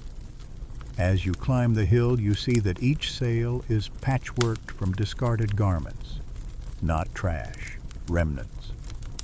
Things once worn, once lived in now, turning with the breeze into something that moves the air. At the base of the windmill, a woman sits on a stool, repairing a particularly tattered sleeve with slow, precise motions. Her hair is tied up in a scarf made from a baby's bonnet. Her thimble is carved from bone, and her needle is curved like a crescent moon. She sees you coming and smiles. "Aha," she says. "I wondered when your sleeves would come back." Fern blinks back. The woman shrugs. "Not yours exactly, but familiar. Some threads circle longer than others. Some stories get told more than once." She gestures for you to sit on a nearby stone. You do. She takes your left sleeve gently and runs 2 fingers along the seam. "Still whole," she mutters. "Good. We don't get many who arrive unfrayed." Then she unrolls a piece of cloth beside her pale blue covered in tiny embroidered symbols. A teacup, a tree, a star, a snail. She adds a new stitch. You don't see what it is. She covers it quickly. Here's your historical fact. In several parts of late medieval Flanders, it was customary for families to keep a memory cloth, a long strip of linen that women and sometimes men would embroider with symbols representing personal milestones. Not dates, not words, just small marks. The birth of a child might be a fish, a marriage a knot, a loss a leaf. The cloths weren't displayed. They were folded and passed down private diaries written in thread. The woman beside the windmill rolls her cloth back up and tucks it under her arm like a secret she's not ready to tell. Then she points to a small wooden box by her feet. "You're here to pick one," she says. "A sleeve you'll carry for someone else." You exchange glances with Fern. But something about the moment feels right. You kneel beside the box and lift the lid. Inside, dozens of rolled sleeves, each tied with twine. Some thick, some thin, some stained, some glittering. You don't read them. If there are names, they're hidden, but your hand stops over one that smells like cinnamon and pine. You lift it gently. It's heavier than it looks. Fern chooses one 2 deep green soft, a single bead sewn into the hem. The woman nods. "Don't wear them," she says. "Just carry them until you know where they belong."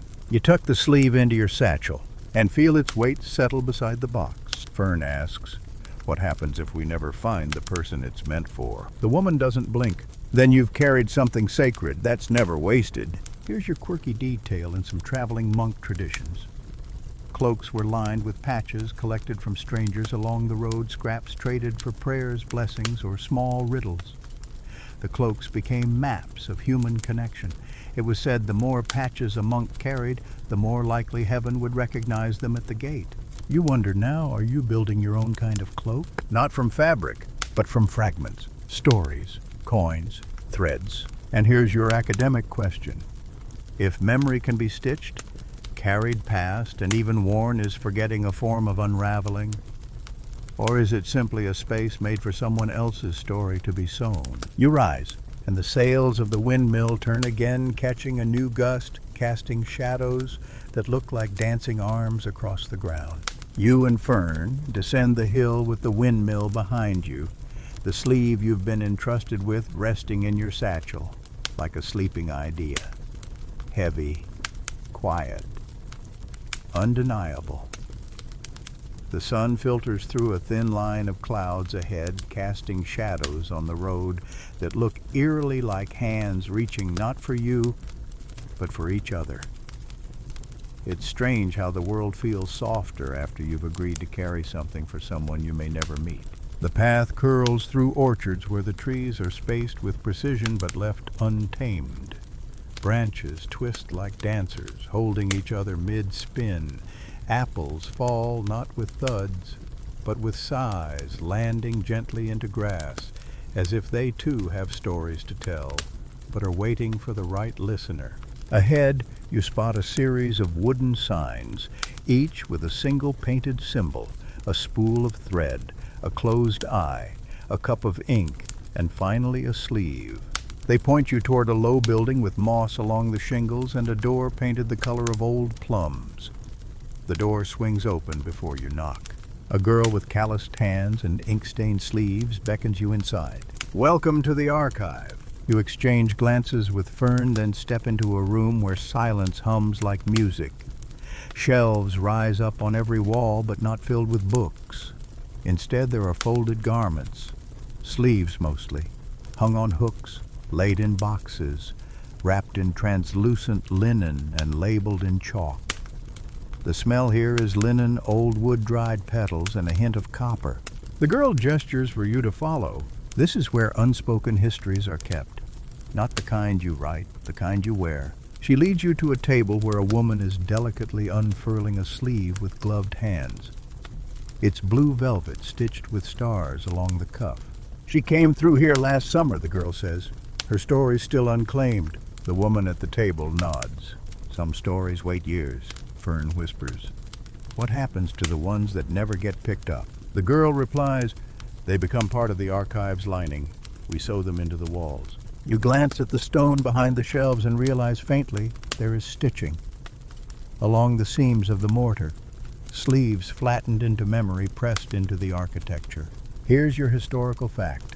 Some medieval monasteries kept ghost inventories lists, not of actual goods, but of lost ones. Items misplaced, stolen, or given away in secret were recorded in invisible ink or in marginal codes, sometimes written as if the object still remained. It wasn't a lie. It was a promise to remember. The girl offers you a quill. You can record the sleeve you're carrying, she says. Only the feeling. No names, no places, just what it carries. You write hope that's not sure it's allowed. The ink dries in a heartbeat. The girl nods, satisfied. Fern writes her own entry. You don't look. That feels like something she needs to hold alone. Before you leave, the girl presses a scrap of parchment into your palm. It's shaped like a feather. Take this to the way station, she says. They'll know what it means. And here's your quirky detail in some traveling guilds. Messengers carried feather notes, tokens shaped like feathers, but made from leather paper or wax. They weren't for speed. They were for permission.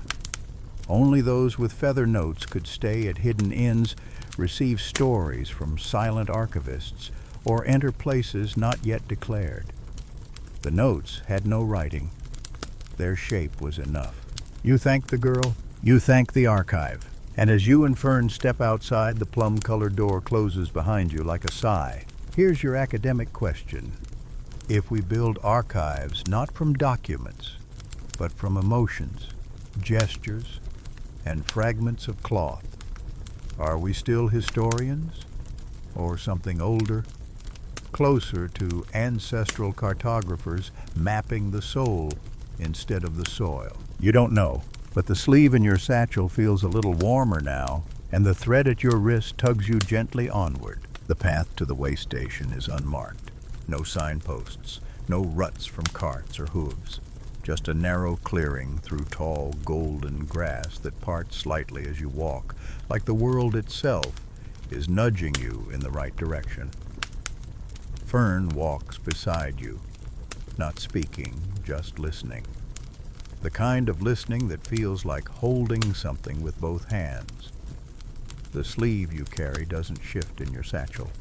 It doesn't need to. Its presence is enough a quiet guest on the edge of conversation. The feather-shaped parchment the archivist gave you is tucked safely in your coat pocket, brushing against your ribs every time you breathe. You're starting to think that's on purpose. Eventually the grass falls away and the clearing becomes a grove.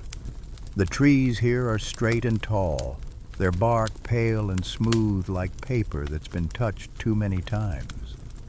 The ground is soft with moss and pine needles. There's no sound but the hush of wind in the canopy and the distant trickle of water. And then you see it, the way station. It's not what you expected. Not a tavern, not a cabin, just a platform round wooden raised slightly off the ground with a circle of empty chairs. In the center, a table made from an old door, still bearing its rusted hinges. And above, strung between the trees, dozens of sleeves flutter in the breeze, suspended by invisible cords. No one is there, but everything feels waiting. You step onto the platform. Fern walks the perimeter, fingers trailing along the backs of the chairs. Then she says softly, "Choose one." You glance at the chairs. Each one is different, worn in different places, cushioned or bare, tall-backed or short. You pick one that feels like it's been sat in by people who didn't mind crying. You sit. A breeze sweeps through the sleeves overhead. They whisper, not words, more like suggestions of feeling. Comfort, grief, surprise, return. Fern sits across from you. Then, out of the woods, a figure appears, not approaching loudly, just emerging like they were always there. Their face is covered by a hood, stitched entirely from patchwork sleeves. Their hands are gloved. Their boots are made from woven bark. They carry no bag, no weapon, just a folded shawl over one arm. They sit in the third chair, the one to your right, and wait. You remember the feather. You take it out and place it on the table. The hooded figure nods once slowly, then reaches into the shawl and pulls out a spool of thread, red but not bright. A muted, aged red, the color of old promises and dried cherries. They set it on the table. Fern leans forward. "Do we give ours too?" The figure doesn't move. You understand anyway. You reach into your satchel and gently lay the sleeve you've been carrying on the table next to the spool. Fern does the same. Then the figure lifts the feather and holds it up to the wind. It doesn't fly away. It dissolves into sparkles of light that drift upward like dust motes seeking purpose. The air shifts. Warmth fills the clearing, subtle but complete. And then the figure speaks their voice, low, layered, as if several people are speaking through one throat. These stories have found safe harbor. You may rest, if only for a while. Here's your historical fact. Way stations existed throughout medieval Europe, not only as physical inns, but also as agreed-upon pauses in journeys of pilgrimage, trade, or espionage. In some cases, they weren't even places, just moments in rituals where one stopped, offered a token, and allowed their burden to be acknowledged, if not lifted. You lean back in the chair. It sighs. So do you. The hooded figure takes both sleeves from the table and folds them together, stitch facing stitch, until they form a small, dense bundle. Then they slip it into their shawl and vanish, not dramatically, just quietly into the woods. Fern whistles under her breath. Not your average break room. You smile. And here's your quirky detail. In certain mountain regions, travelers left bundles of cloth at marked trees, not as offerings, but as messages. The folds would indicate intent, a twist for a warning, a knot for a safe path, a fringe for dreams remembered. Local children often interpreted these bundles better than adults. You glance at the sleeves overhead again. One of them, pale gold embroidered with stars, begins to twist slightly, almost as if reacting to your presence. It drops into your lap. No weight, just warmth. No message, just meaning. You don't know what it means. Not yet, but you know it's yours now. Here's your academic question. Are resting places about stillness or transition? If you pause but carry other stories onward, have you stopped moving at all? You rise from the chair. The moss feels cooler beneath your boots. Fern stretches. Let's follow the next thread, she says. You nod and leave the way station behind. The path picks up again, not with stones or markings, but with sound. A low hum, barely noticeable at first, like someone singing through cupped hands. You and Fern walk toward it without speaking. Not because you're afraid, far from it, but because the quiet here feels like silk. To speak would be to wrinkle something sacred. The trees thin out, and the grove gives way to a small valley where the air sharpens and cools. A stream cuts through the center like a silver ribbon, and beside it stands a cluster of tall poles draped in fabric. Not flags exactly, but warnings. Each one is shaped like a sleeve, but torn down the middle, the threads fraying in long, deliberate strands that wave in the breeze.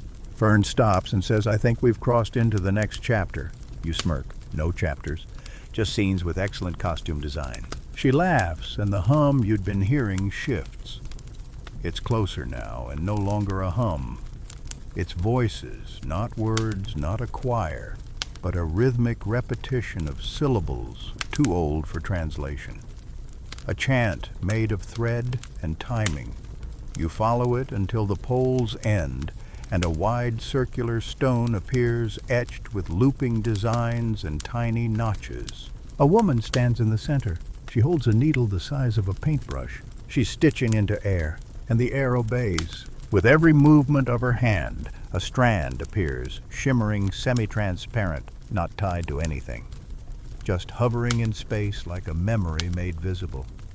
Around her, others watch people with ribbons across their foreheads, sleeves tied at their waists, bits of parchment hanging from their belts.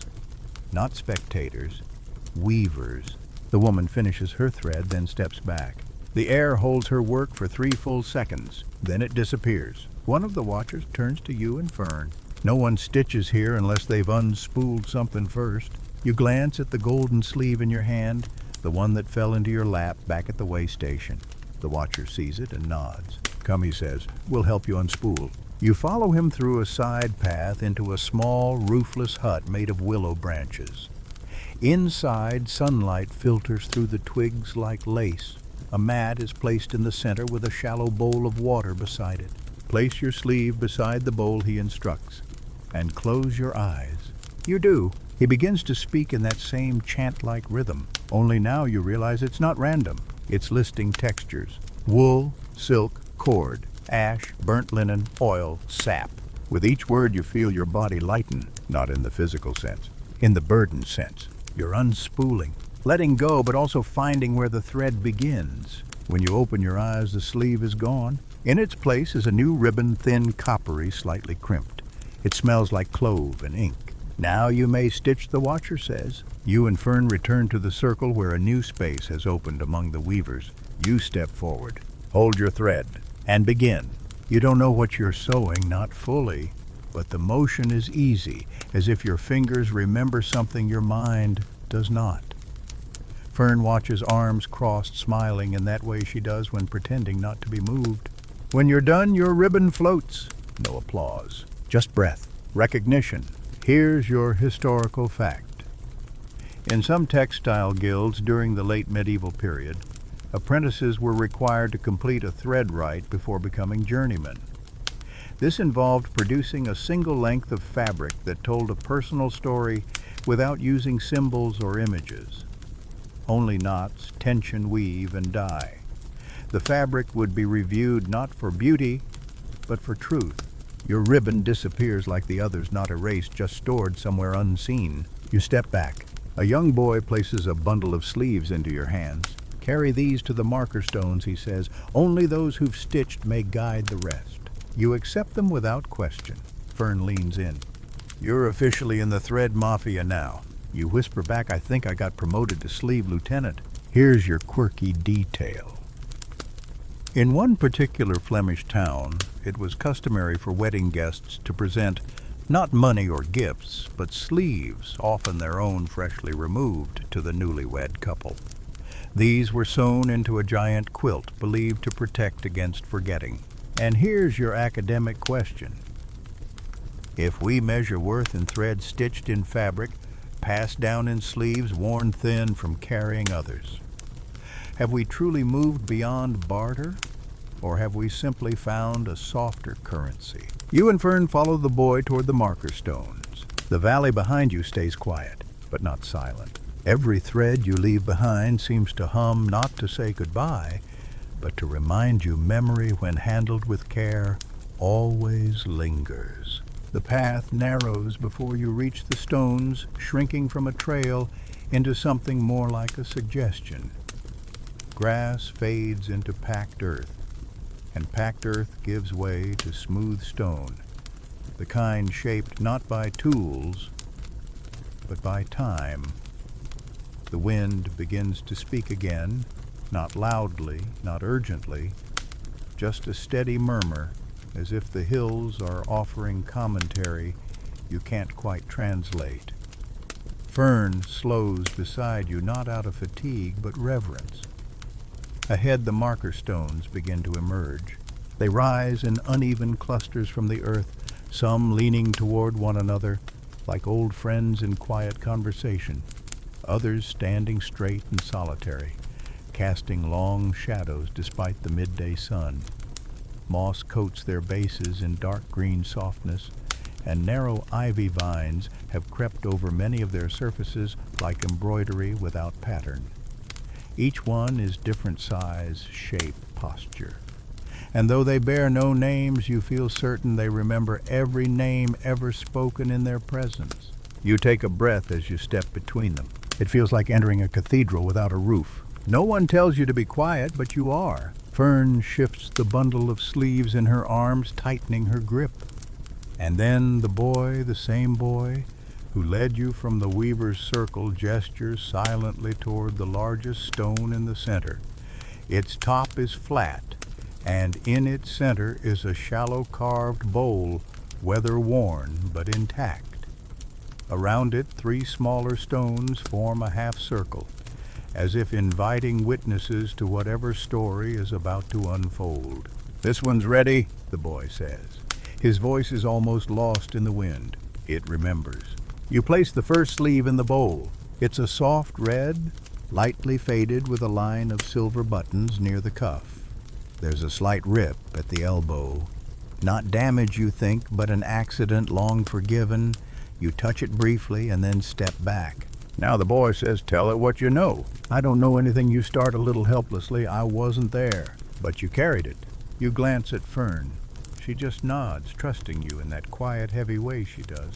So you begin. At first your words feel like guesses. There's a girl, maybe.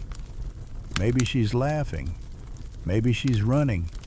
Maybe she's leaving something behind or choosing not to. But as the words come, the sleeve seems to respond. The fabric shifts gently like catching a breeze, and the red deepens slightly as if reminded of itself. By the time you finish something about sunlight, about a missed appointment at a gate, you realize your hands are clenched and your throat is warm.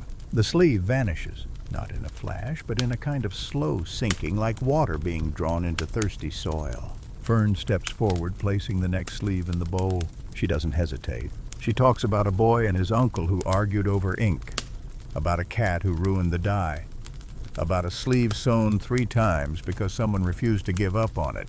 It sounds funny, it sounds sad, it sounds real. And the sleeve disappears. You keep going like that, story after story. Sometimes the words come from you, sometimes from her. Sometimes neither of you can explain how you know what to say, but the sleeves keep responding, each one folding into the stone like it's being gently returned to its rightful place. Here's your historical fact.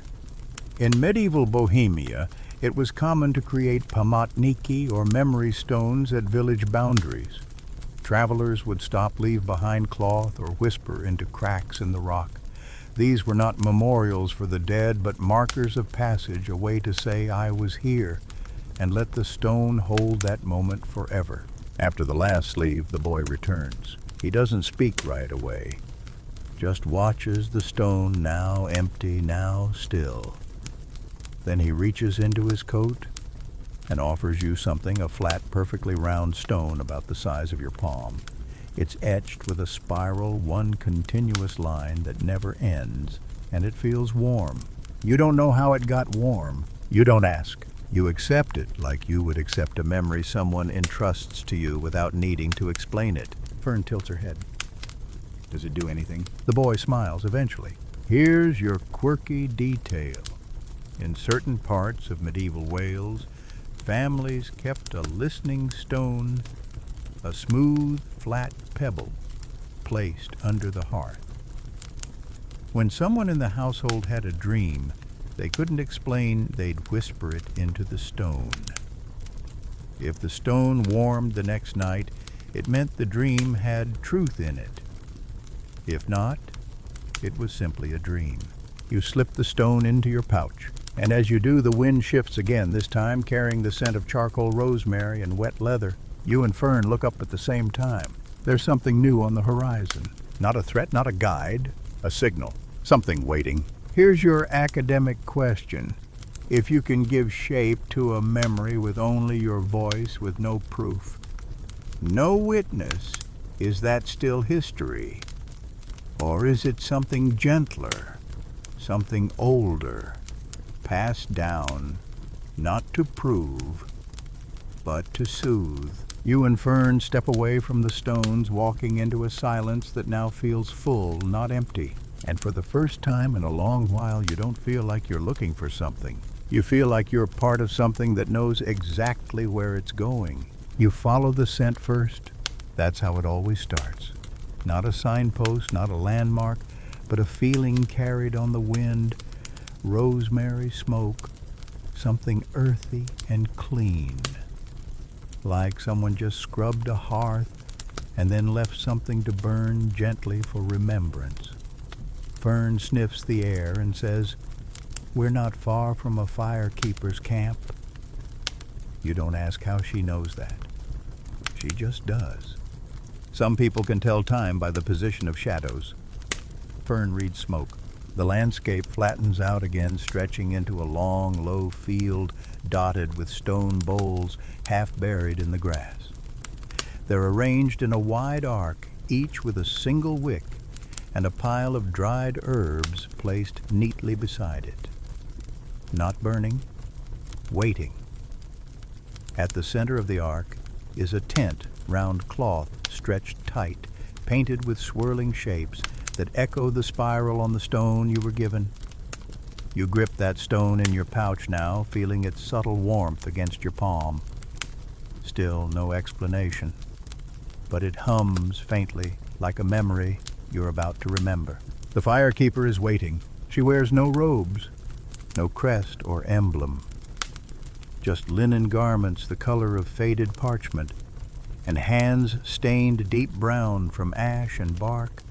Her sleeves are rolled up, her hair is streaked with silver, but her eyes are clear as melted glass. "Sit," she says, gesturing to a woven mat before the tent. "The stones gave you something, didn't they?" You nod and take out the spiral stone. She studies it not with curiosity, but with recognition. "Then you're ready to learn how to tend." She motions to the field. Each bowl is a memory waiting to be lit. You step toward the first one. The herbs are lavender juniper and something sharp you can't name. You reach for the flint and steel left neatly beside it and spark the flame. It catches quickly, the smoke rising in a thin column perfectly vertical. As it curls upward, you hear something faint and high, like a voice calling from a far-off hill. It's a name, not one you know, but one you're sure someone loved. You move to the next. This bowl holds rosemary and what looks like onion skin. When it lights, the smoke dips low, crawling along the ground before lifting. Fern watches silently as you pass each one, striking the flame, letting the smoke rise or fall or drift in circles depending on the herbs. Here's your historical fact. In some medieval towns, especially in northern Italy, communal fire bowls were kept burning in public squares. These weren't for warmth or cooking, but for memory. People would leave herbs from their homes or travels and whisper into the smoke not prayers exactly, but messages. It was believed that fire, being the only element that changed form while consuming, could carry stories between worlds. After the last bowl, the firekeeper hands you a bundle of green stems. "Sage," she says, "for closing the loop." You return to the first bowl and press the sage into the embers. It flares up, then settles into a thicker, denser smoke. The air smells cleaner, sharper, like something final has been spoken. Fern breaks the silence. Do they ever get overloaded? The bowls. The firekeeper smiles. No. Smoke remembers how to leave. Here's your quirky detail. There's a half-forgotten monastic order from the 13th century known as the Gray Flames. They believed the soul wasn't housed in the body, but in scent, and that strong enough aromas could trap or release entire lifetimes. They rarely spoke. They only cooked, burned, brewed, and wafted. You crouch by the final bowl, watching the last trail of smoke rise and dissipate into the wind. You're not sure what you've done exactly, not sure whose memories you've lit or soothed or carried, but your chest feels a little looser, your fingers steadier.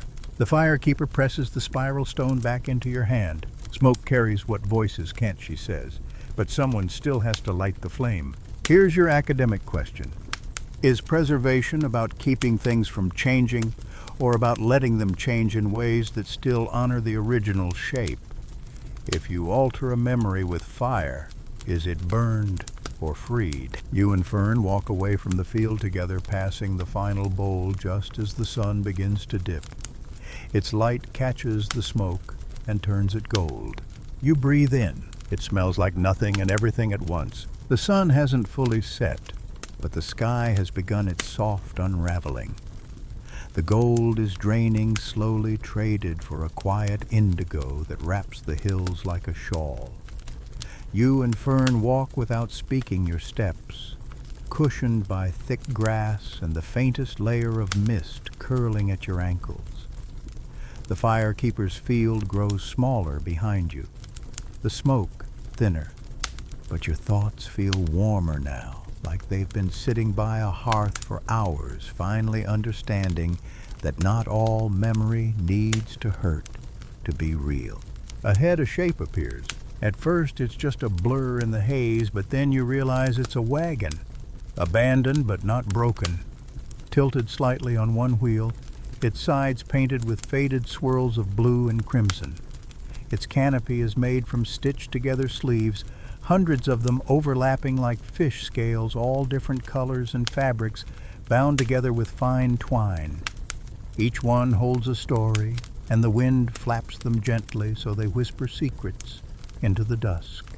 Fern touches the frame with 2 fingers. This is the archive, she says. You raise an eyebrow. A wagon. Not everything that travels rolls on wheels, but yes. You circle the wagon slowly. Its back door is open, but no one is inside. Instead, there's a low shelf covered in ribbon spools, a writing desk nailed sideways to the wall, and a chair suspended upside down from the ceiling, not for sitting, but for holding scrolls. The air inside smells of wax paper and the faint tang of vinegar. You inhale deeply, and something in your spine relaxes. This is a space that honors stillness and catalogs the forgotten. At the center of the floor is a cloth square deep navy stitched with a spiral again, this one slightly frayed. Sit, Fern says. And remember, I thought that's what we've been doing, you reply, easing down. She joins you. No, we've been collecting. Now we remember. You reach into your pouch, laying out everything you've carried, the gold-threaded sleeve now soft with wear, the warm spiral stone, a bit of wax with a thumbprint in it, a torn ribbon tied into a loose knot. Each one hums softly when placed on the cloth. The wagon responds. You feel it in your ribs, a slow vibration like the thrum of a bee in a bottle. Then the archive speaks, not in words, in sensation. The space changes subtly. The air thickens. The scent sharpens. You see not visions but impressions, a fairground at night, torchlight dancing on puddles, a sleeve tucked into a basket of onions, a child laughing with pockets full of peppermints, hands grabbing, offering, hiding, gifting, all of it layered over itself like silk on silk. Too many textures to sort. But your mind doesn't panic. It accepts the overlap like music, and you listen. Here's your historical fact. Traveling archives were not common in medieval Europe. But some wandering scribes maintained livres, roulants, rolling books made of continuous scrolls wrapped around wooden wheels. They would add to them as they traveled, recording tales, names, and cloth patterns from the villages they visited. The scrolls often included fabric samples and dye recipes as mnemonic devices. Fern places her hand on yours. Do you feel it? You nod. She adds softly, "This is how they kept names alive, not by repeating them, but by stitching their weight into something that moved." The archive hums louder. You close your eyes and you swear for one strange, aching second that you feel every hand that ever tied a knot in any of these sleeves. You feel their calluses, their heartbeat, their hesitations, and none of them demand to be remembered. They just want to keep traveling. Here's your quirky detail. In one forgotten fairground, there was a booth that claimed to measure your moral worth based on the contents of your sleeves. A crank-powered device would draw in your sleeve, analyze it for lint ink stains and thread count, and then assign you a virtue rating. Slippery was the highest honor. Unstitched meant you needed improvement. Fern pulls out a small book from the wall chair. She opens it, blank pages fluttering. "What now, you ask?" She smiles. "You write what only you can carry. The archive keeps everything, but it remembers best what you name." You take the quill, dip it in a tiny ink pot, and begin. Here's your academic question. If the archive only holds what's given, what of the things never spoken? Do they vanish, or do they linger, waiting for someone with the right touch, the right word, the right sleeve to bring them back into the fold? You write until the sun disappears. The air cools further, but the inside of the wagon remains warm, and nothing in it is truly lost. The ink soaks into the page like rain into linen, slow at first, then hungry. Your handwriting starts off careful, each letter looped and cautious, but soon it shifts. You stop worrying about spelling structure, or even whether what you're writing makes sense. This is not a ledger. It's a pulse.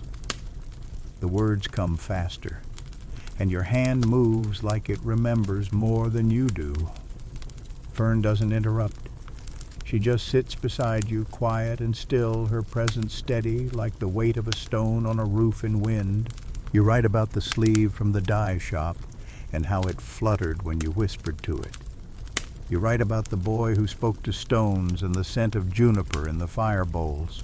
You mention the way the spiral stone hummed in your pouch before you even knew what it meant. You write names you didn't know you knew. Orla Mathis, the one-eyed merchant who sang lullabies to onions that Tailor with 4 thumbs. Whether they were real or imagined doesn't matter here. The archive doesn't sort by proof. It sorts by belief. When you finally stop, the ink is gone. The firekeeper's flame burning from a distant hill flickers just enough that you know it's watching. Fern reads your last line over your shoulder and hums a little tune you've never heard. It feels old. You think maybe it's the kind of song sleeves remember when left in drawers for too long. Then she stands. "Come on," she says. "You've fed the archive. Now let it rest." You close the book. The pages have already dried. When you place it back in the chair, that upside-down cradle for stories, the chair swings slightly as if content. The sleeves above you rustle softly. No breeze required. Just breath. Just memory. You exit the wagon into full twilight. The field stretches before you, wide and quiet.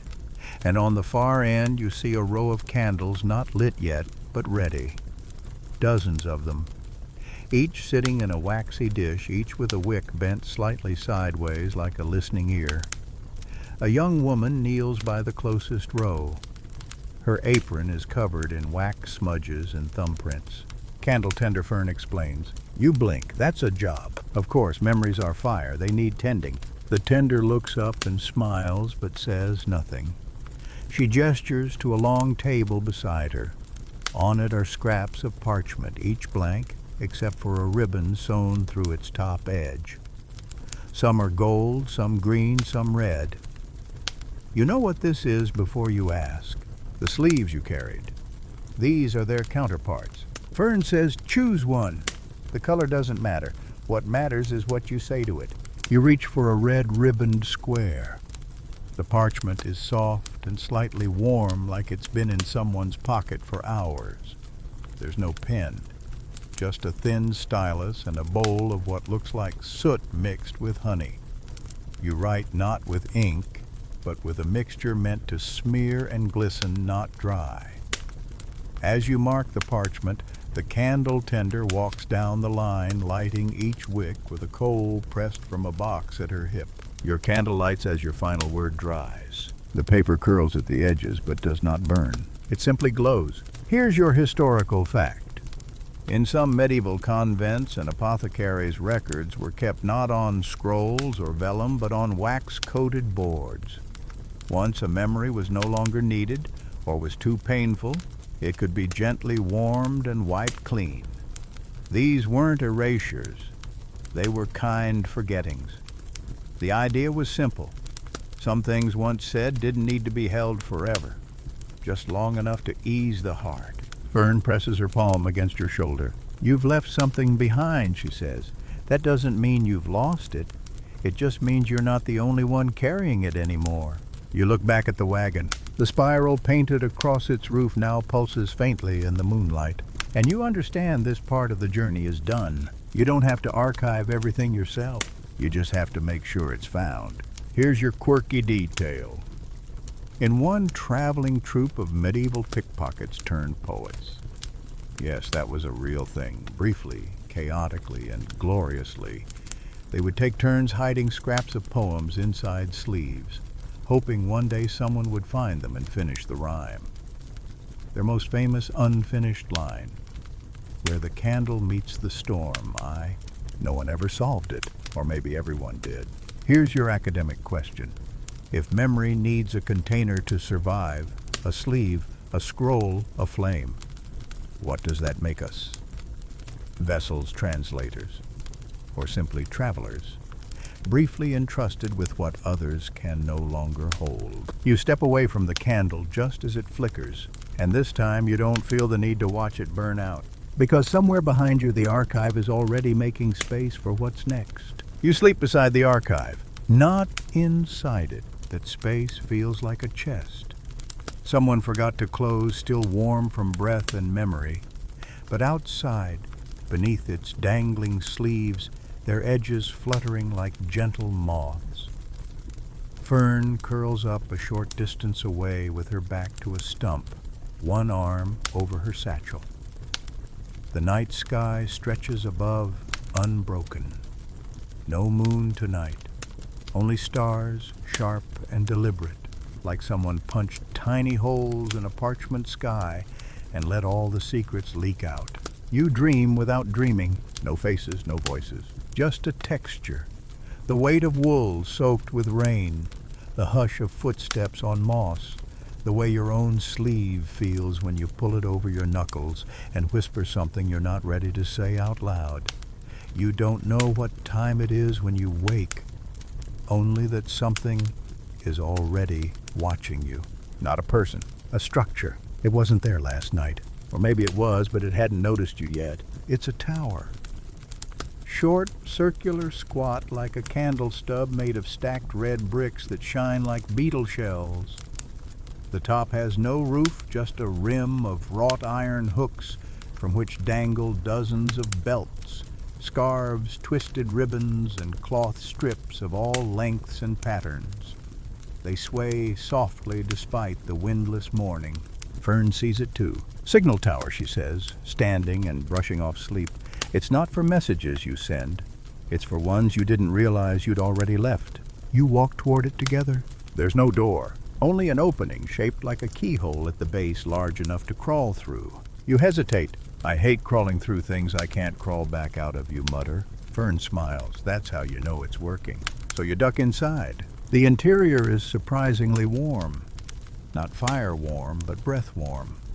Like many people have been here and recently. The walls are covered in hooks and shelves. Not a single book. Not a single scroll. Just fabric. Bundles of it.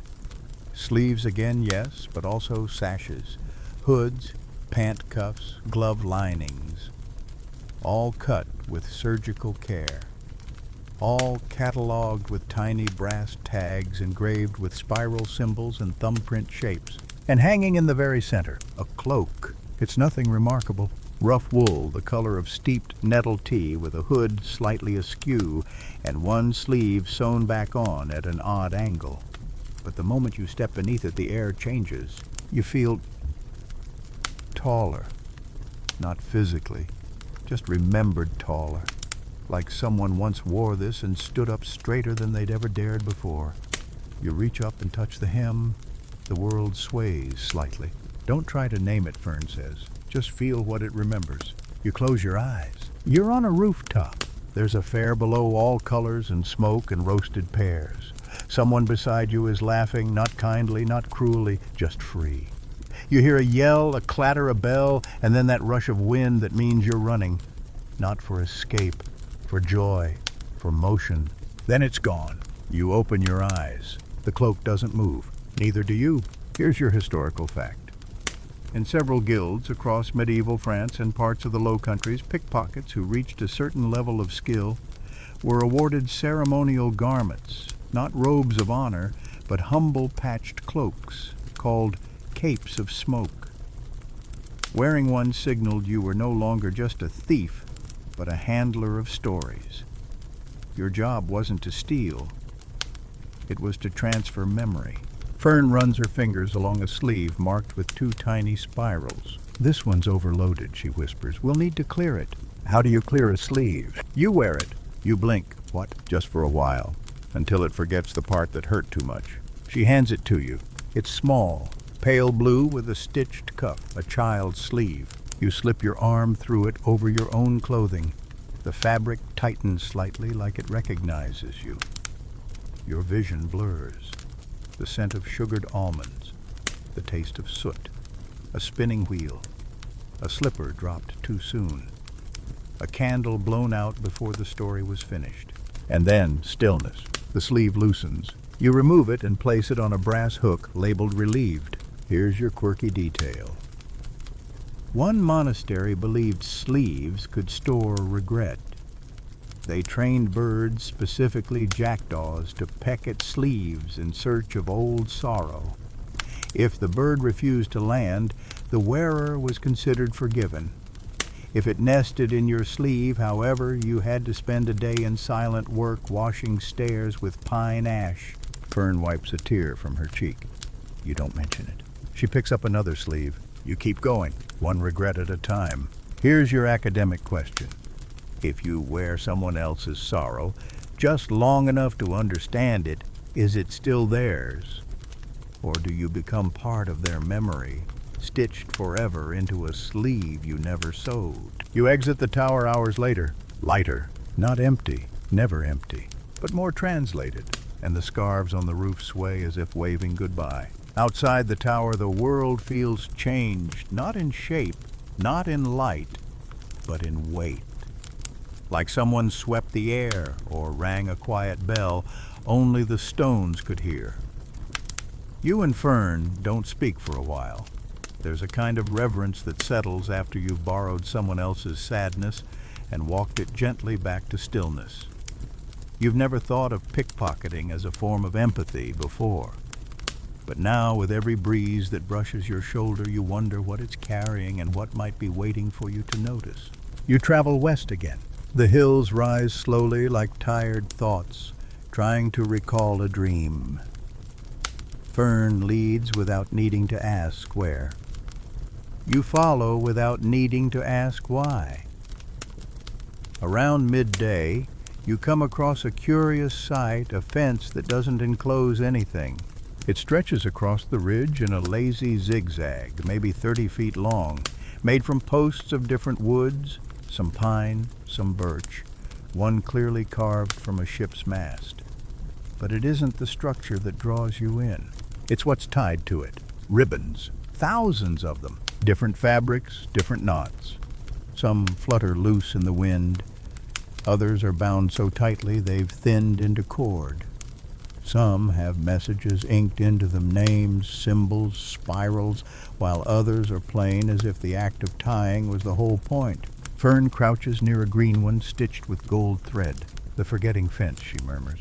You kneel beside her. "What do people forget here?" She shrugs. "Whatever they need to. It's not always sadness. Sometimes it's just noise." You watch a blue ribbon flick against the wood. It's frayed at the end where someone clearly started to undo it and then changed their mind. Fern speaks again, more softly this time. In certain towns, pickpockets weren't punished when caught, not if the item stolen was placed on a fence like this. It was considered transference. You took something unwanted. You left something useful. You blink. "That's backwards." She grins. "Not if you believe forgetting can be generous." You take a strip of cloth from your pouch. It's the one you kept wrapped around the spiral stone when you first received it. It smells faintly of rosemary and lint and long evenings.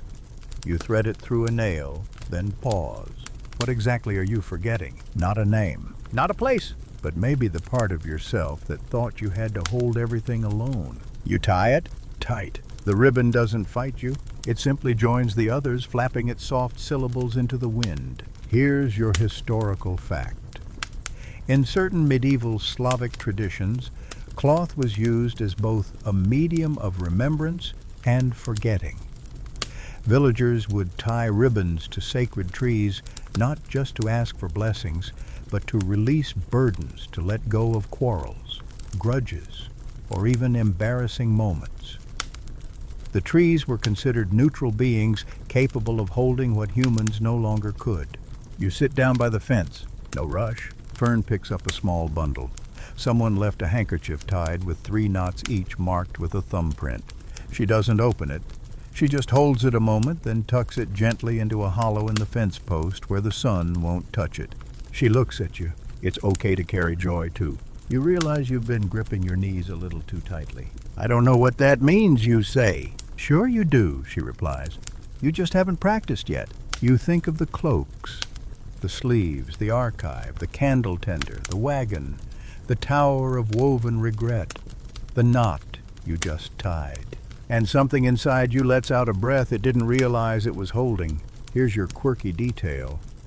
A 15th century tavern in Wales once had a forget-me-not wall where guests could leave behind scraps of clothing or tokens before they left town. The innkeeper swore that if you tied something there, you'd forget your worst night, but remember your best drink. No one ever confirmed whether it worked, but the wall was always full. Fern stands, stretches, and glances down the hill. "There's a fairground not far from here," she says. "They say it shifts each time you visit." You raise an eyebrow. "Is it real?" She smirks. "As real as anything that travels by memory." You brush the dust from your legs. Stand, and turn your back to the fence. Here's your academic question. When you intentionally forget something, tie it, bury it, burn it, is it gone? Or does it become part of the place you left it, stitched into the shared ground, where memory and forgetting blur into the same story? The wind rises just a little, the fence flutters, and the path ahead begins to hum. You reach the fairground just before dusk, and as Fern promised, it isn't quite the same as you remember. The colors have shifted slightly. The flags that once hung in golden chevrons now shimmer in a muted crimson, and the main path curves to the left where yesterday it curved to the right. The air smells less like sugared almonds and more like rain-soaked hay, and the sound of a hurdy-gurdy echoes faintly from somewhere you can't see. Still, it's familiar enough that your feet move without asking. Fairs have that way about them. They find your rhythm and pull you forward. This fair is quieter than most. No hawkers shout. No children run wild between stalls. Instead, there's a softness to the space, as if the fair itself is catching its breath before something important. You and Fern pass a booth lined entirely with gloves, not pairs, singles. Left-handed gloves on one side, right-handed gloves on the other. No labels, no prices. The vendor is a woman in her 60s wearing a hat shaped like a folded map. She doesn't speak, but when Fern points to a glove with a frilled wrist and a patch over the palm, the woman nods. Fern places a stone in a small dish and takes the glove. The woman adds the stone to a pile without looking up. She remembers by touch, Fern explains. You nod because of course she does. Just beyond that booth is something stranger. A circle of chairs, none matching, arranged in a ring. Each has something draped across the back, a scarf, a sash, a faded apron, even a curtain tie. People sit in the chairs one by one, closing their eyes and placing the fabric around their shoulders. They don't speak, but some of them cry, not loudly. Just the kind of tears that fall when you finally feel safe enough to feel them. Fern guides you past the circle to a tent at the edge of the fair. The fabric is sheer but dark, like watered silk, and stitched with symbol spirals, yes, but also knots, handprints, and a design you recognize as the wax stamp from the candle tender. The tent flap lifts without help.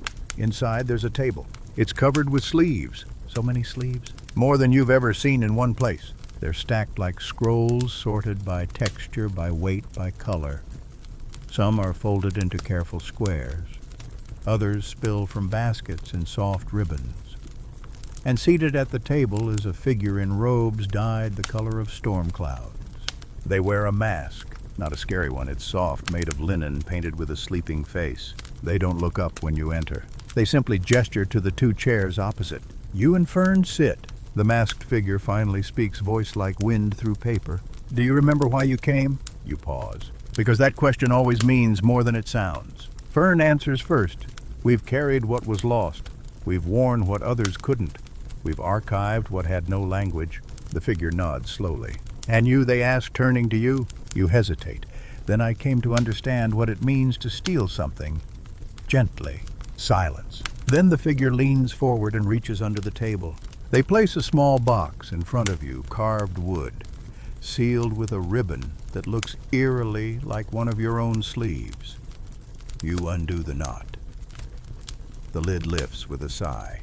Inside is a mirror, old, cracked, but your reflection stares back with a steadiness you didn't know you had. Here's your historical fact. Mirrors in medieval Europe weren't always glass. Many were made from polished metal, bronze, silver, or even obsidian, and believed to reflect not the face, but the soul's memory. Traveling performers sometimes carried them to check their past before taking on a new character.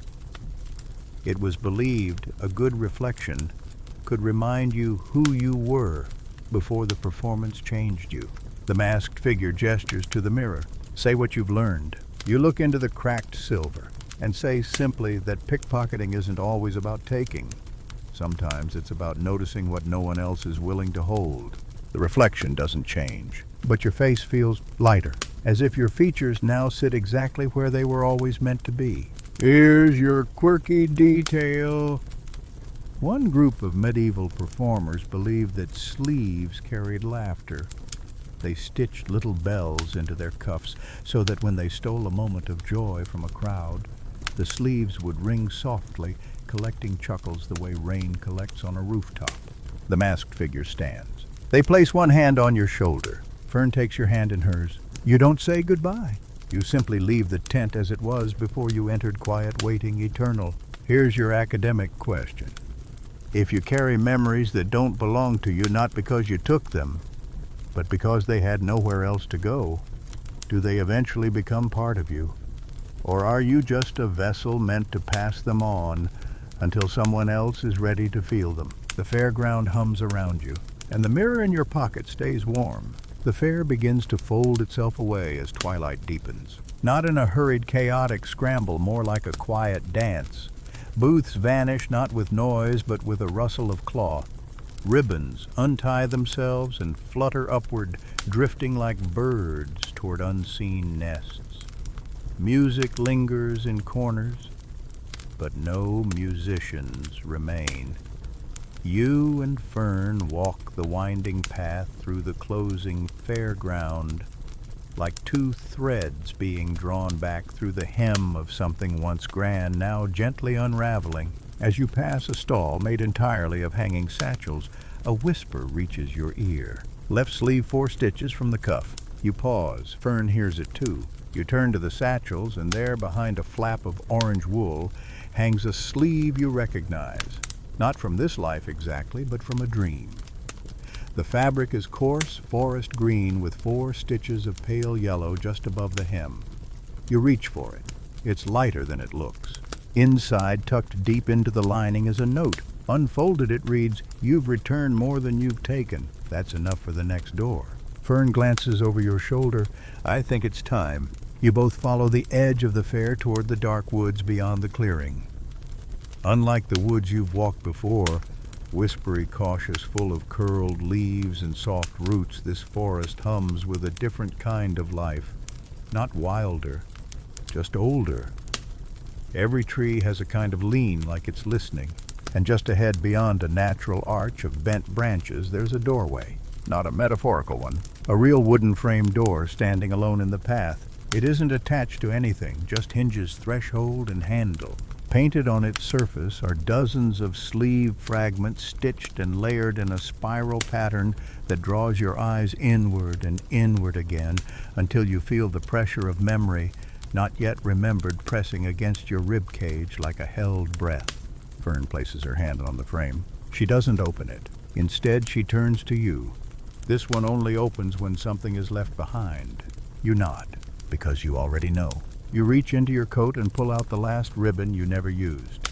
It's not fancy, just soft beige with a faded spiral inked near one end. You wrap it around the handle. The knot forms easily. No tugging, no resistance. The door clicks. It opens inward. What you see on the other side isn't surprising. It's a room, circular, stone-walled, lit by candles in alcoves. At the center is a single table. And on that table, carefully arranged, are every sleeve, ribbon, patch, and note you've ever touched on this journey. They haven't followed you here. They were waiting for you. Fern stays at the doorway. This part, she says, you do alone. You step inside. The room is warm. The floor slightly uneven under your feet. Each item on the table seems to hum softly, like they're breathing in time with you. One by one, you pick them up, not to keep, to remember. The gold-threaded sleeve, the child's cuff, the regret-filled wax, the map drawn in thread, the bell-sewn laughter. All of it, all of them, they pulse as you lift them and go still again as you set them back down. Here's your historical fact. In medieval courts, memory palaces were not always grand mental structures. Some performers, especially those who traveled, would use articles of clothing, specifically sleeves, as loci for stories, prayers, or mnemonic rhymes. A particular thread or fold might represent a stanza, a chapter, or a moral. They literally wore their stories on their arms. You sit at the table and exhale. The room exhales with you. And then behind you, a new door appears. This one not made of wood, but of fabric, hanging like a curtain from nothing. It ripples even though no wind touches it. A voice not Fern's speaks from somewhere unseen. What's the last thing you stole? You close your eyes. Not for drama, just to be sure. And then you answer, a moment no one wanted and made it safe again. Here's your quirky detail. There once was a man who carried so many stolen buttons in his sleeves that he rattled like a tambourine every time he waved. Children thought he was enchanted. Adults just gave him wide space on the road. He claimed each button was a story someone had forgotten how to tell. As the curtain-parted door waits, you feel something loosen in your chest. Not pain, just the space that follows it. The echo of a story that's been carried with care, finally reaching its final verse. Here's your academic question. If the story of a thief becomes the archive of a people, does that thief remain an outsider? Or do they become stitch by stitch part of the history they once stole from? You stand, step through the fabric, and don't look back. The curtain falls behind you with the hush of a page turning in a closed book. Where you arrive is not a forest, not a fair, not even a place exactly. It's a hallway. Stone walls, Vaulted ceiling, long and curving gently as though built inside the belly of something ancient and patient. The air smells like parchment candle wax and something else, something like lemon verbena and charcoal, a memory of both clarity and fire. Along the walls are shelves, not filled with books, not scrolls, sleeves, rolled, folded, hung, or draped, arranged with care and method, known only to their archivists. Some are plain, others ornately embroidered. A few are transparent, and within them you glimpse small, pulsing lights like fireflies. You don't touch those. This is not a place for touching. It's a place for remembering. Fern appears beside you again without fanfare. She walks with you, her steps silent on the worn flagstone floor. "This is the sleeve archive," she says, as though that's not the strangest sentence you've heard in days. "The oldest one, the first, some say." You glance at the shelves. "Do they all remember something?" She nods. "Every sleeve here was taken off at a moment someone wanted to forget, or needed to, or wasn't ready to hold anymore, but instead of burning or burying it, they left it here." You pause beside a heavy velvet sleeve stitched with moons in every phase. "Do people ever come back for them?" Fern touches the shelf gently. "Sometimes, when they've grown strong enough to carry it again, or when someone else needs the story more."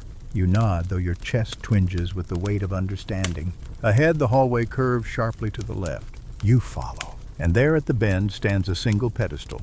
On it a sleeve, your sleeve. You don't remember removing it, but you know it's yours. The color is that odd, in-between blue-gray that reminds you of rain clouds at sea. The edge is frayed just slightly where you chewed it nervously once years ago. There's a single thread of gold running down the seam and a stain shaped like a teardrop near the wrist. Could be ink, could be soup. You reach out, but Fern stops you. "This is the test." You look at her. "The test of what?" "To see if you're ready to carry your story again," she says. "Not just the bits you like, all of it." The sleeve hums gently on the pedestal. You take a breath and slide it over your arm. It fits perfectly, like you never took it off, and maybe in a way you never did. Here's your historical fact. In medieval European courts, clothing was often coded.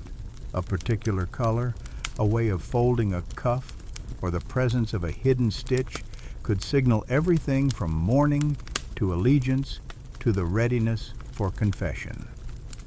One theory even suggests that pickpockets, when traveling incognito, developed their own visual dialect using sleeves. A tucked corner meant "watch this one." A flared hem already taken. The moment your sleeve settles against your wrist, the archive shifts. The candles dim. The hallway breathes. And somewhere, from no direction in particular, you hear a bell. Not loud, but unmistakable. Fern smiles. You passed. You exhale. Not from relief, from recognition. This journey was never about stealing. It was about learning what people leave behind and why. Here's your quirky detail. One archived sleeve here, stitched entirely from unraveled fishing line, supposedly once belonged to a monk who used it to memorize all the fish recipes of his abbey, only to forget every prayer he ever learned. His sleeve now glows faintly whenever someone hums a sea shanty near it. You and Fern begin walking again. The hallway widens, and at the far end there's a door. Not wooden, not cloth, iron. Not heavy, though. It's covered in carvings, scenes of people passing sleeves to one another in marketplaces, on hilltops, beside wells. Some are laughing, some are crying, all are giving. Fern turns to you. "This next part isn't mine," she says. You frown. "What do you mean?" She touches your wrist. "You've learned how to carry. Now you learn how to pass it on." She steps back. The sleeve tightens slightly on your arm, not uncomfortably, but firmly, like a hand being held. You press the door. It opens, and beyond it is a classroom. No, not quite. But there are benches, tables, people. Young, old, some in cloaks, some in plain shirts, some familiar, others not. And every single one of them is wearing a sleeve that doesn't quite match the rest of their clothes. They turn to you, and wait. Here's your academic question. If a memory is passed through many hands, thief to scholar, orphan to monarch, does it belong to anyone anymore? Or has it become communal, like fire or rain, meant to warm, meant to nourish, never truly owned? The door closes softly behind you, and the room listens. You step into the room, sleeve steady on your arm, and the atmosphere greets you like a slow exhale, warm, alert, aware. The people inside don't rush you. They don't ask questions. They simply part to make space. Someone gestures toward a stool at the front. It's wooden, unpainted, worn smooth by time and presence. You sit and wait, because that feels right. The sleeve on your arm pulses once gently like a heartbeat pressed to your skin. You lower your gaze. Your fingers rest on the fabric instinctively, a movement so natural, so unconscious, it must have been done 1,000 times before. Then someone in the room clears their throat. Another shifts, and suddenly you realize they're not here to teach you. They're here to learn from you. You don't speak immediately. You look around first, at the woman with braids tucked under a faded cap, the child who keeps glancing at their feet, the older man with rings on every finger but one, the nervous-looking girl gripping the edge of her mismatched sleeves. You see their stories before they even open their mouths, and somehow they see yours. You begin softly. Not all pickpockets took for greed. Some stole because it was the only way they knew how to hold on, to meaning, to warmth, to memory. They listen as if your words are not just heard, but absorbed, stitched into their coats, pressed into the spaces between their ribs. You tell them about the fair, the glove vendor who remembered by touch, the stone bowls lit with intention, the mirrored box with your face and your fear, the way a sleeve could hum like a lullaby if someone once cried into it hard enough. And as you speak, something fascinating begins to happen. The people in the room start checking their own sleeves, not for holes, for messages, for memory, for meaning they hadn't noticed before. Here's your historical fact. In several medieval towns, particularly in France and Wales, wandering memory tellers were paid to visit family homes after a death. They would touch objects, especially garments, and speak aloud whatever came to them not as mystics, but as custodians of forgotten sentiment. Sleeves in particular were prized because they absorbed everything: spills, tears, gestures, clasped hands, and trembling moments.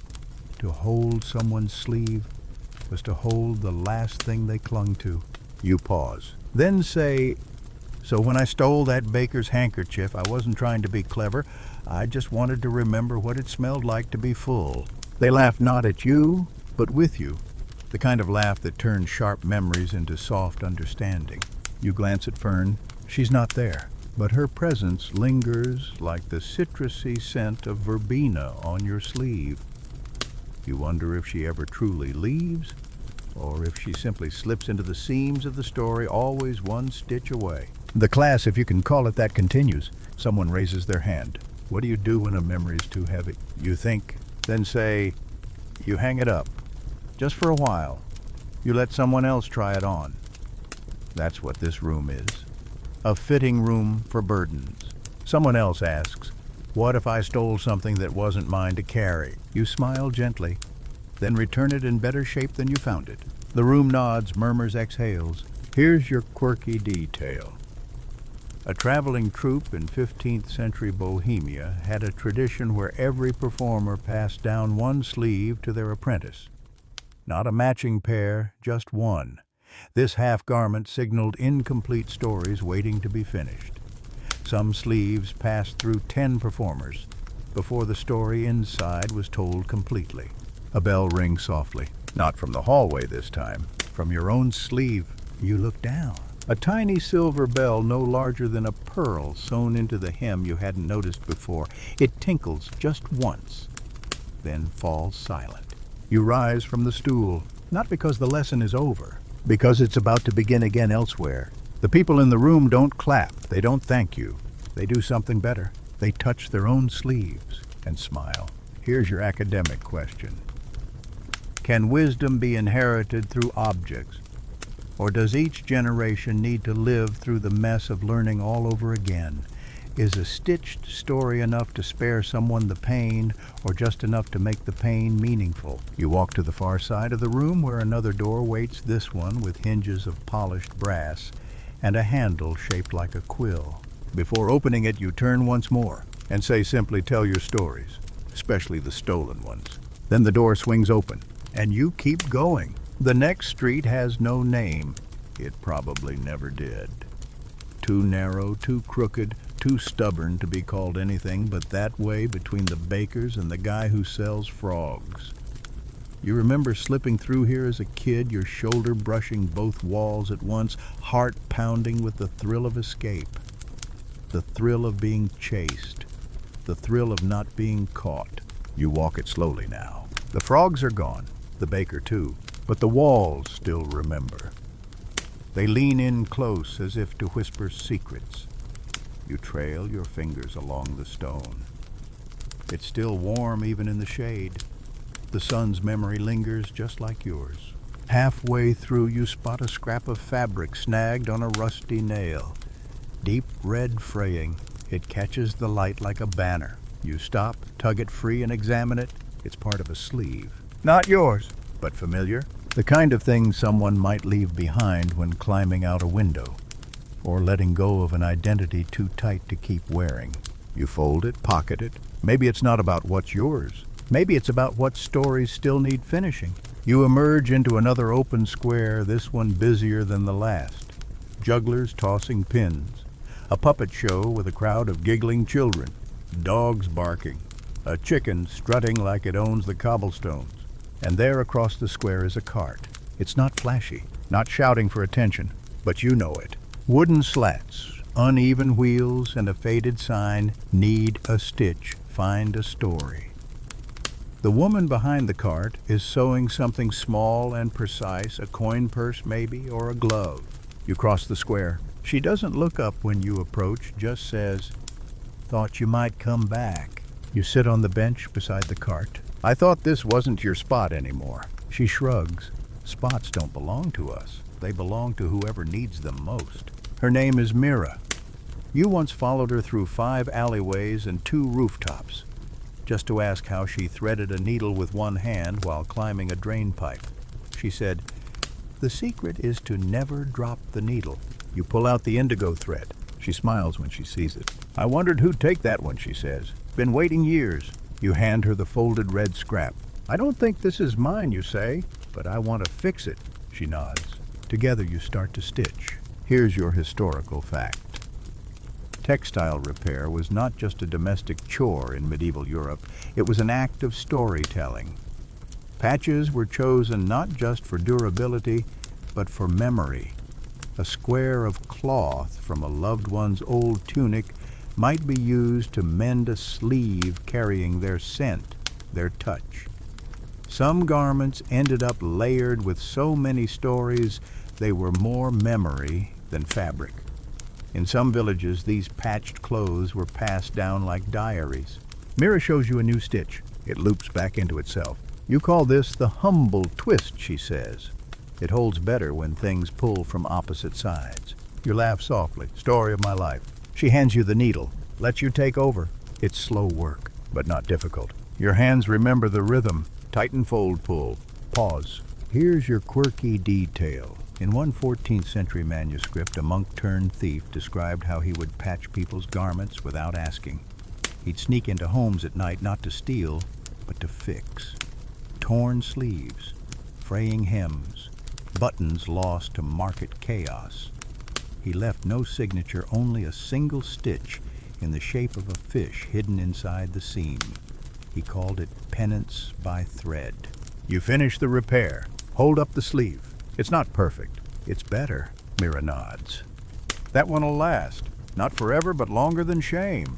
You give her back the needle. She tucks it behind her ear, then gestures to your own sleeve. "Still room there," she says, "if you're willing to carry a little more." You look down and realize it's not heavier. It's steadier. Here's your academic question. When we repair something broken, be it cloth memory or trust, Do we create a new object, or does the original remain underneath, guiding the shape of the patch? You thank Mira. Rise from the bench. Your sleeve sways slightly, not with guilt, with grace. And a single new stitch you didn't have before. You leave the square behind your sleeve, trailing that quiet thread of repair. The streets blur into each other now, not because they're unfamiliar, but because you finally stop mapping them. For once, you're not tracing escape routes or memorizing blind spots. You're just following the path that feels warmest underfoot. The city has softened around you. Or maybe you've softened into it. You pass a staircase that leads nowhere, a door with no knob, and a fountain that trickles just enough to suggest it's still trying. Everything seems slightly askew, as if the world itself has been stitched together too many times to sit flat anymore. And yet, none of it bothers you. These imperfections don't demand fixing. They're just signs that life happened here. Real life, stumbling, laughing, hiding, stitching life, stumbling. Someone calls your name from behind. You turn. It's a boy, maybe 12. One sleeve too long, the other rolled up with a look in his eyes you know too well, equal parts mischief and need. He approaches cautious but curious and stops just short of your shadow. They said you could teach me, he says. You raise an eyebrow? Who's they? He shrugs. The ones who used to be like me. You gesture to the wall beside you. Sit down. Let's see your hands. He climbs up, brushes dirt from his knees, and offers his palms without hesitation. They're calloused, fast, nervous, not quite ready, but close. You hand him a coin. Hide it. He does. You retrieve it before he blinks. He scowls, but then smiles. Again he says, so you do. 10 times 20, each one slower than the last. You start naming techniques like spells, the widow's loop, the falling cup, the honest lie. He repeats them like incantations, knuckles twitching with anticipation. Here's your historical fact. In certain towns during the late medieval period, retired thieves, particularly those who had served as informants or turncoats, were often approached by guilds or even sheriffs to teach defensive tactics to traveling merchants. Ironically, these same individuals became guardians of public safety, training apprentices to spot pickpocket signs, guard their goods, and occasionally outwit less moral cut purses. The line between reformed thief and informal lawman was as thin as a thread and just as likely to snap under tension. The boy tries a sleight of hand again. Fumbles. You nod. Good. Fail while you can. That's how the muscle learns. He squints at your sleeves. Did you really steal from a bishop once? You chuckle. No. I gave his purse back before he noticed it missing. He looked too tired. The boy tilts his head. That counts. More than most things you say. You reach into your pouch and pull out something small, an old token, round and smooth, carved with a spiral. Here you say, every proper apprentice needs a charm. He takes it like it weighs more than it does, running his thumb over the spiral. What's it mean? That depends on the day you reply. Sometimes it means you're not lost. Sometimes it just means you're paying attention. Here's your quirky detail. Spiral tokens were often used by medieval street performers and charm sellers as talismans against confusion. They claimed the shape could pull your thoughts back in a visual guide to recentering your focus when too many distractions circled your mind. While largely dismissed as superstition, a few fragments of these tokens have been found tucked into pockets sewn shut, suggesting they were meant to stay hidden, not shown. The boy pockets the charm and stands. Will I see you again, he asks. You look him over. Probably not. Why? Because if I did this right, you say gently, you won't need me. He nods like he doesn't get it yet, but will someday. He turns and jogs off toward the alley, his sleeve flapping with possibility. You sit a moment longer, watching the place where he vanished. Then you check your own sleeve. Still light, still empty, still whole. Here's your academic question.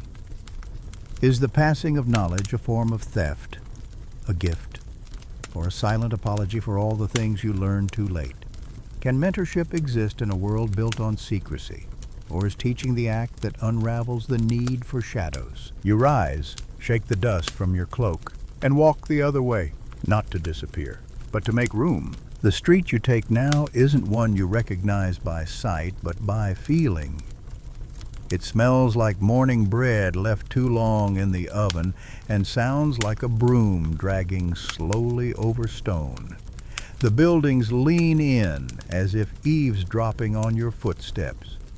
You don't hurry. The rhythm of your walking has changed over the years, from urgent to thoughtful, from calculating to calm. It's not about getting somewhere anymore. It's about being somewhere and letting that be enough. Ahead there's a long curved row of fabric stalls, their awnings faded to soft browns and washed out reds. The wind stirs the linens gently, and for a moment it looks like all of them are breathing.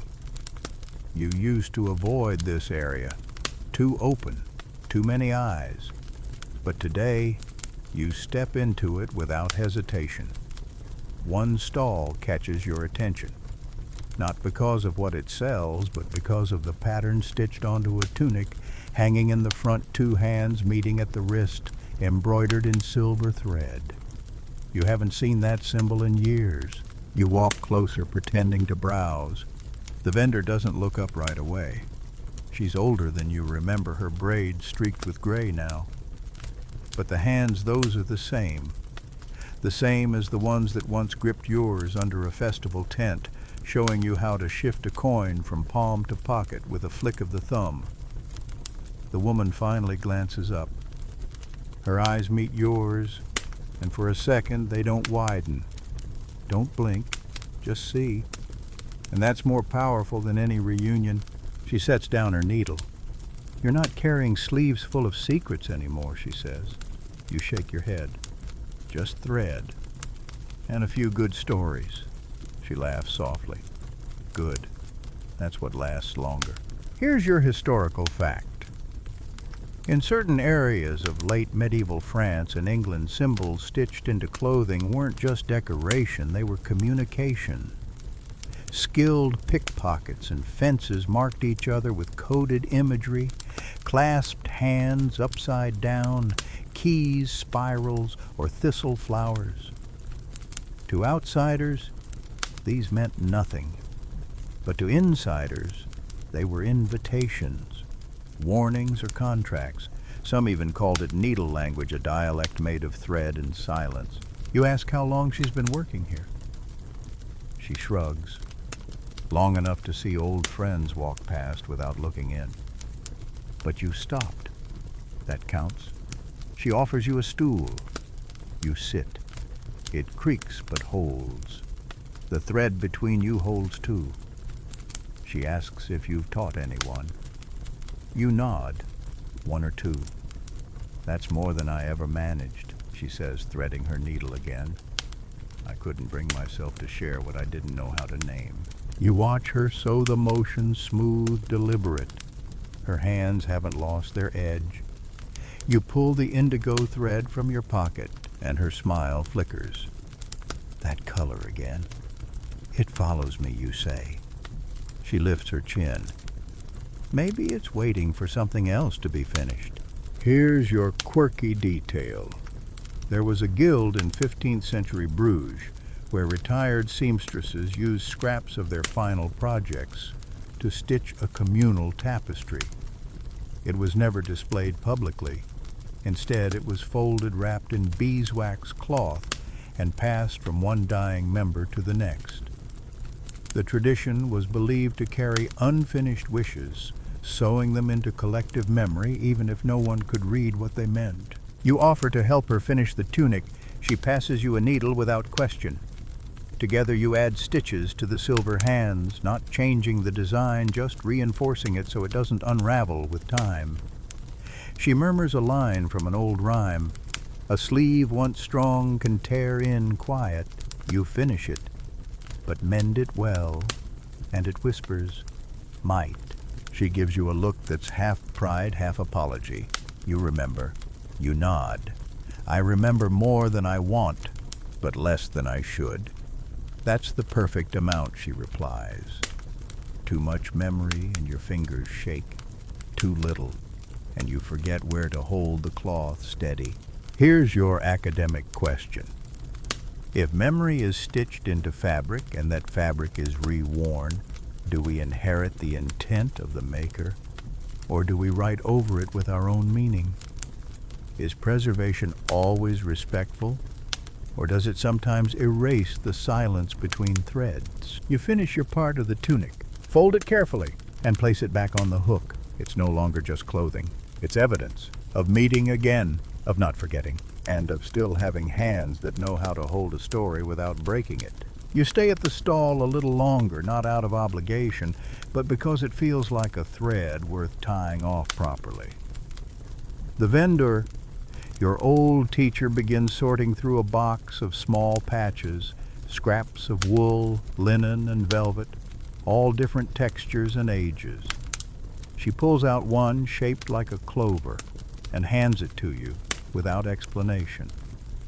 For the next time something tears, she says, inside or out, you tuck it into your sleeve, not hidden, just held. As you leave the stall, the wind shifts. Not strongly, just enough to carry the scent of boiled honey and charcoal, the unmistakable calling card of roasted fair nuts. You follow it without thinking. Your feet know before your mind does. The scent leads you to a corner of the square where a man in a striped apron turns a small crank over a metal drum, humming a tune older than the buildings. You recognize him, too, not from his face, but from the rhythm, the way he flips the pan with flair even though no one's watching. He looks up as you approach, and his smile comes easily. Still wandering, he asks. Still stitching, you reply. He offers you a warm paper cone full of candied almonds. On the house, he says.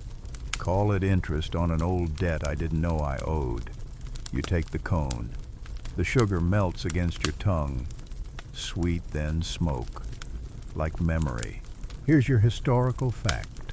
In medieval fairs across Europe, candied nuts weren't just a snack. They were often used as bribes or tokens of goodwill. Stall owners would offer them to local guards, petty criminals, or even rivals to secure protection or favors. The scent of caramelized sugar was so distinct that it became an unspoken signal. This stall is under someone's wing. Don't touch. You and the vendor sit on the edge of the fountain. No rush, no plan. Just the shared space between strangers who remember the same streets differently. He asks if you've gone back to the alley with the broken clock tower. You shake your head. Not yet. Still time, he says, laughing at his own pun. You hand him the clover patch. Someone might need it more, you say. He pockets it. No questions asked, just like old times. Here's your quirky detail. Some pickpockets carried lucky patches, not for their own clothes, but to sew onto a mark's garment after a successful lift. It was a calling card, a quiet joke among the underground. A patch might be sewn into an inner sleeve, a hem, or even a coin pouch. Some victims thought it a blessing. Others saw it as a curse. Most never noticed until weeks later when something felt just off. You return to the fairgrounds, letting the rhythm of footsteps carry you forward. Booths now glow softly as the sky turns to a watercolor dusk. A juggler lights her torches. A harpist tunes her last string. Everything settles into that in-between time where people stop buying and start remembering. You pause at a stall selling small wooden boxes. One has a lid carved with 3 spirals. The shopkeeper watches you carefully, then offers a quiet deal. Put one memory inside. Just one. Lock it. Forget it. That's the rule. You hesitate, because what if you don't want to forget? What if the thing you choose isn't ready to be left behind? Still, your fingers rest on the lid. You imagine slipping something unseen into the hollow space, an apology you never gave a street, you never ran fast enough, a name you stopped saying. The box is cool, smooth. You close it, the latch clicks. You don't buy the box. You just let it sit, but the memory feels lighter already. Here's your academic question. Can letting go be a conscious act of storytelling? When we choose not to carry something, does that create a gap or an invitation? Does absence on purpose hold meaning equal to presence? You head back toward the narrow street with no name, the one you started from. Not because you've run out of road, but because even circles can teach direction. Your sleeve brushes your hand. Still there. Indigo thread, silver stitch, clover patch. You're not what you used to be, but you're not done becoming yet either. You wake before sunrise, not because anything startled you, but because the city feels different. The quiet isn't empty, it's full. Full of things not said, steps not taken, threads not pulled. You stretch bones creaking like attic floorboards and pull your cloak over your shoulders. The sleeve with the silver stitch feels heavier today, not from burden, but from memory. From being filled. You step out onto the cobbled lane. The sky hasn't decided what color to be yet. Somewhere between charcoal and pearl. You walk without thinking, and your feet lead you back to the wall. The wall. The one you climbed 100 times in your youth, scraped knees and whispered dares, usually under moonlight. Now you face it in early morning hush, and it looks shorter. Not because it shrank, but because you've grown. You climb anyway, because you need to. The stones still know your weight, your rhythm. Your hands find holds they haven't touched in years. At the top you sit, watch. The fairgrounds below are asleep, tents half-zipped, flags limp. A rooster crows once and then regrets it. The wind tastes like mint and soot. You breathe it in. From this height, everything looks stitched together, markets to alleys, rooftops to roads, shadows to sunrise. It's a quilt of choices sewn over time, repaired in secret. And somewhere in the folds of it all, you spot the apprentice, the boy, moving through a stall, checking locks, not stealing, just learning, watching where light falls. You feel something close to pride, and maybe a little fear, because once you were him, and someone watched you too. Here's your historical fact. Some medieval towns had shadow apprentices, unofficial students trained not through formal guilds, but through silent observation. These youths weren't enrolled or sanctioned, but they were tolerated, even protected by craftsmen who saw themselves in the next generation. It was an underground education system built on watching, mimicking, and eventually surpassing the teacher without ever calling them that aloud. You run your fingers along the edge of the wall. A name is carved there. Yours, maybe, or someone else's. It's weathered now, barely visible, but you don't need to read it. You know it's there. The mark was made. It stayed. A bell tolls softly in the distance. Not urgent, not official. Just a reminder that time still moves, even when you pretend it doesn't. You slide down the other side of the wall, landing with a grunt that feels more final than graceful. The city is starting to stir. You smell smoke from breakfast fires. Hear the first creak of a wagon wheel. You stop by the fountain. Check the smooth stone edge for the token you placed there weeks ago. It's gone. In its place is a ribbon blue thin, tied in a perfect knot. You smile, not because it's yours, but because someone knew what to do with it. Here's your quirky detail. In the town of Lüneburg, it was once common practice to leave colored ribbons at public wells as silent messages. Blue meant I remember. Red meant I forgive. Green meant I'm leaving. It wasn't an official system, but people understood it. Sometimes communication doesn't need permission to be real. You tuck the ribbon into your cloak, not hidden, just close. Your steps take you past a bakery, and the scent of warm bread wraps around you like wool. The baker waves, holds up a crusty heel. You take it, chew slowly. Let the crunch remind you that some mornings are meant to be simple, that not every step needs a shadow. You cross into the quieter part of town, the part where walls are mossy and fences lean, where silence is earned, not given. You pass an old window and your reflection startles you for a moment, not because of age, but because you recognize yourself. That hasn't always been true. Here's your academic question. At what point does a person become the archive of their own history? Is it when others stop telling your story, or when you begin to stitch it together yourself? You step into the alley behind the chapel. Someone has drawn a spiral in chalk on the wall. You place your palm against it, not to erase it, just to feel its warmth. The spiral fades beneath your hand, but not completely. Some marks don't want to leave, and others just need a little pressure to remember they were there. You step back and look at it once more. The chalk is crumbling, edges blurred by weather or fingers or maybe time itself working like sandpaper. Still, the center holds. Spirals always do. You continue through the alley, past the wooden crates and shuttered back doors. A cat darts across your path with something small in its mouth, a scrap of red cloth perhaps. It vanishes around the corner without ceremony. Not everything needs to be a sign, but you notice it anyway. A familiar building appears ahead the bathhouse. Not open yet, not steaming. But its shape still pulls memories from you like thread from a spool. You used to sit by the back window listening to conversations bounce off the tiled walls, secrets, arguments, songs. That window is cracked now. Someone must have thrown a stone or leaned too hard.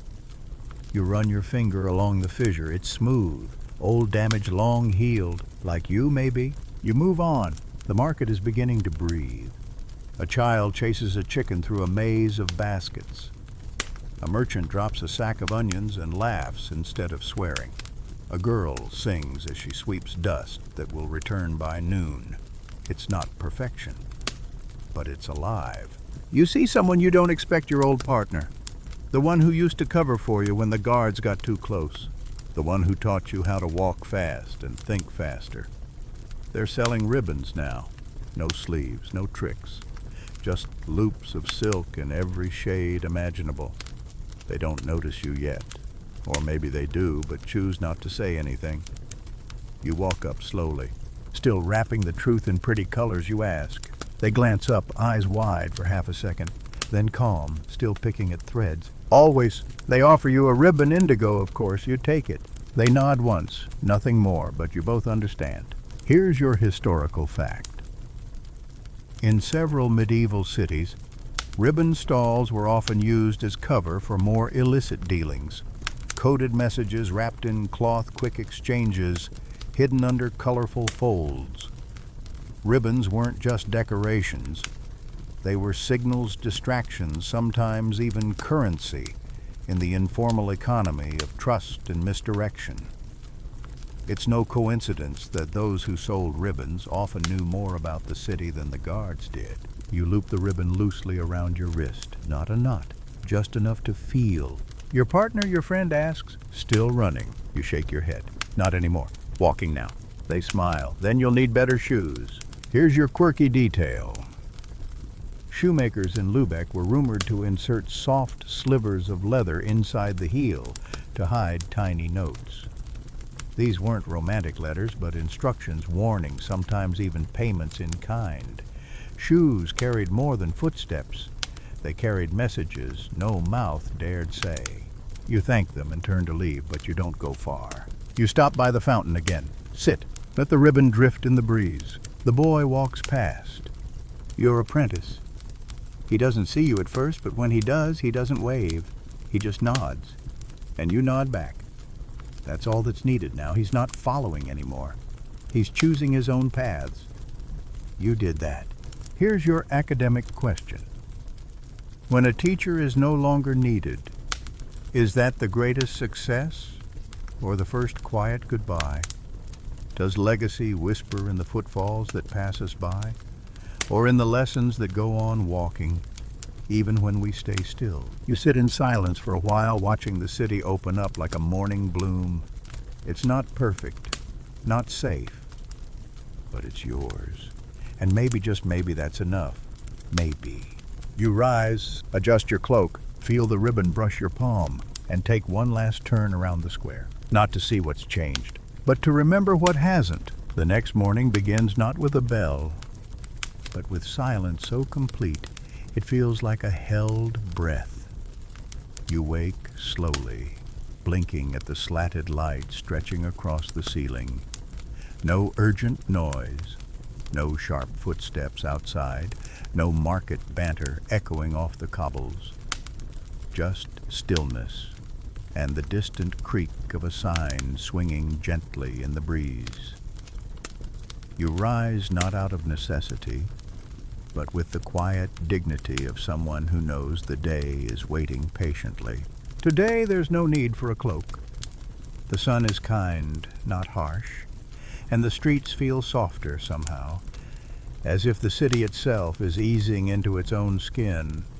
You take the southern path past the tannery and under the archway that smells faintly of ash and damp parchment. It's a forgotten shortcut, one only remembered by people who had reason to move unseen. Your footsteps echo against the walls like a lullaby to your past self. You stop at the corner where the storyteller used to sit. He's not there anymore. Hasn't been for years. But someone has carved a new bench, smooth and worn at the edges already. A child has left a wooden horse on it, one wheel missing. You set the toy upright. Not to fix it, just so it waits the right way for whoever comes back. Your fingers drift to your sleeve again. The silver stitch is holding. That one tiny thread, reinforced over time, still traces a loop that once meant, "Trust me." It still does in its own way. You run your thumb across it and keep walking. Here's your historical fact. In late medieval Venice, pickpockets sometimes wore garments with secret symbols sewn under the outer fabric. These weren't decorative, they were codes. A specific swirl might mean this pocket is protected, while a stitched feather pattern could signal easy mark nearby. It was a way of navigating danger while blending in completely. The smartest thieves weren't invisible, they were just misunderstood as ordinary. You reach the edge of the city where the air smells less like people and more like grass and sun-warmed wood. There's an orchard here, unfenced, overgrown, forgotten by most, but not by you. You used to come here when things were too loud. It's quiet now. A few trees have fallen. One is hollowed by rot and birds. You sit on it anyway.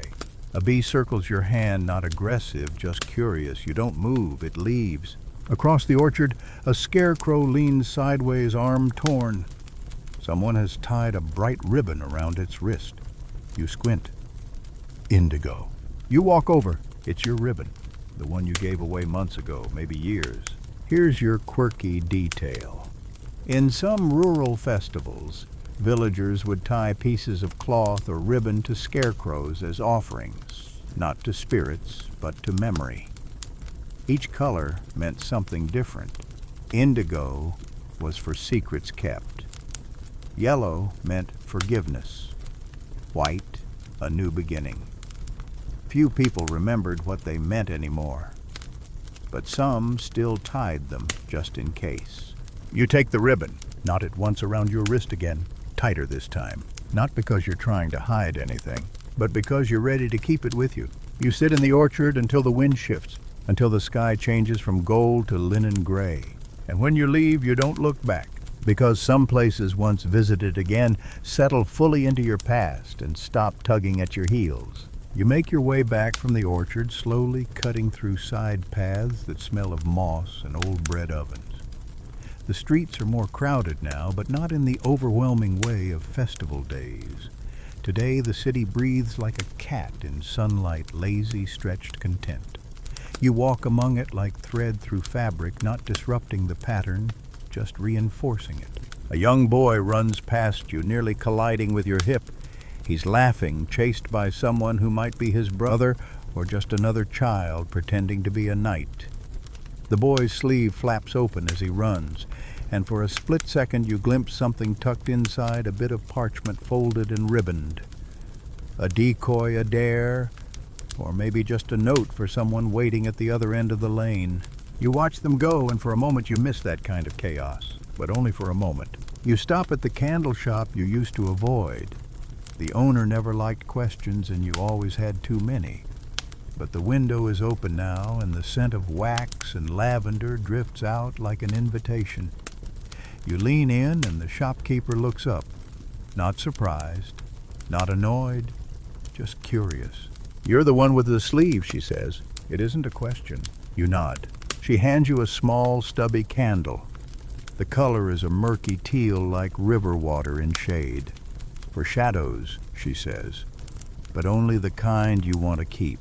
You offer her a coin, but she waves it away. "Just promise to light it." You nod again.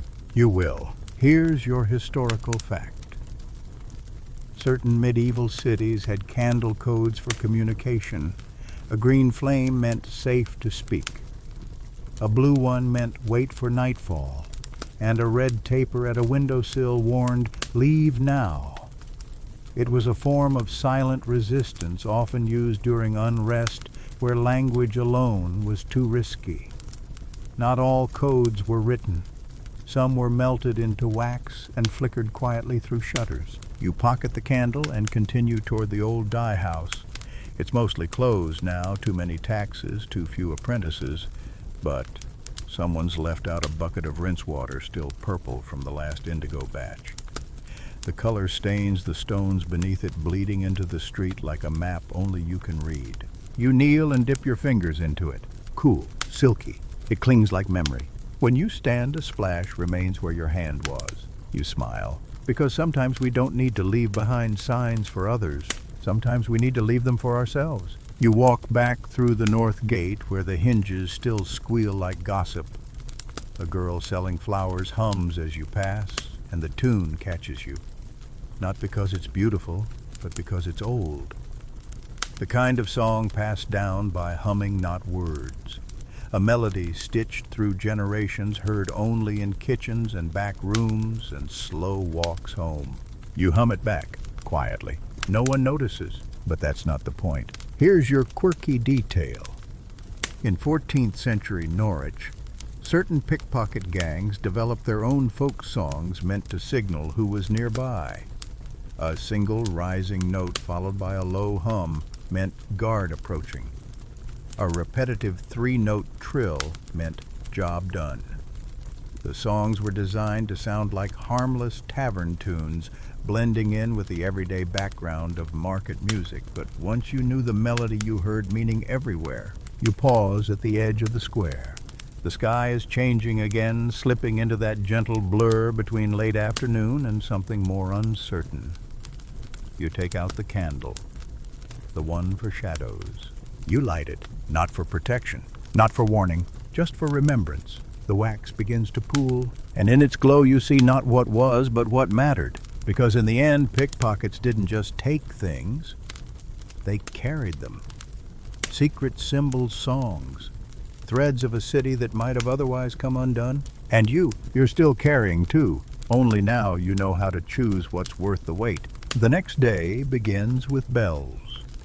Not the loud clang of church summons or the rhythmic toll of curfew, but the soft, uneven chime of someone testing wind chimes from a second-story window. They're made from mismatched scraps, brass spoons, bits of iron, broken brooches strung together with fraying twine. yet the sound is clear, almost deliberate, like someone's trying to find a note they lost years ago. Years. You follow the sound through winding streets, sipping a mug of barley tea that tastes faintly of roasted apples and something unplaceable. The kind of flavor that lingers longer than it should. You pause by a bakery window and see your reflection, just enough to notice a streak of indigo dye still clinging to your sleeve from the rinse water yesterday. You don't brush it off. Some stains deserve to stay. You cut through a shaded walkway where the ivy has claimed more wall than brick and emerge near the weaver's alley. The looms hum behind closed shutters, rhythmic and warm. One door creaks open just enough for a gloved hand to toss out a scrap of cloth. It flutters to the ground. You pick it up. A triangle of wool, gold, and crimson in tight spiral. A pattern you've seen before, but not in fabric. It's a symbol, used only once long ago. A warning or a request. Maybe both. You tuck it in your sleeve, just in case. Here's your historical fact. In parts of medieval France, cloth scraps called whisper flags were used to signal allegiances during merchant disputes. Hung on nails or laid near specific stones, they indicated loyalties, threats, or shifting alliances. The patterns weren't official or universal, but among the right circles, they spoke volumes. Some weavers embedded these signals directly into tapestries meant for noble homes, turning entire rooms into code. You head toward the bridge next. It's narrow, barely wide enough for a cart, with railings so chipped they look more like suggestions than barriers. Below, the river moves with quiet certainty.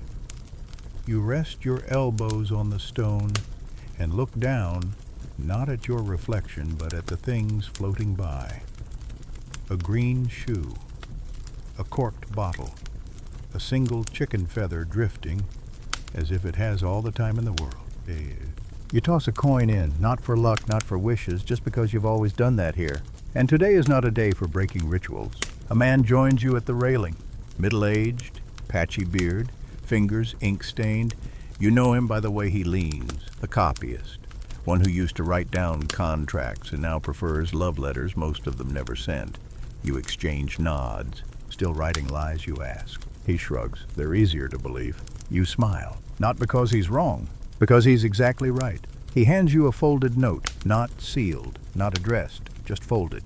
You read it. Some truths only unfold when whispered. You hand it back. Here's your quirky detail.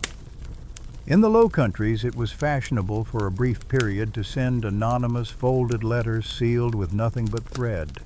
No wax. No ribbon, just a twist of thread, and the hope the recipient would understand who sent it.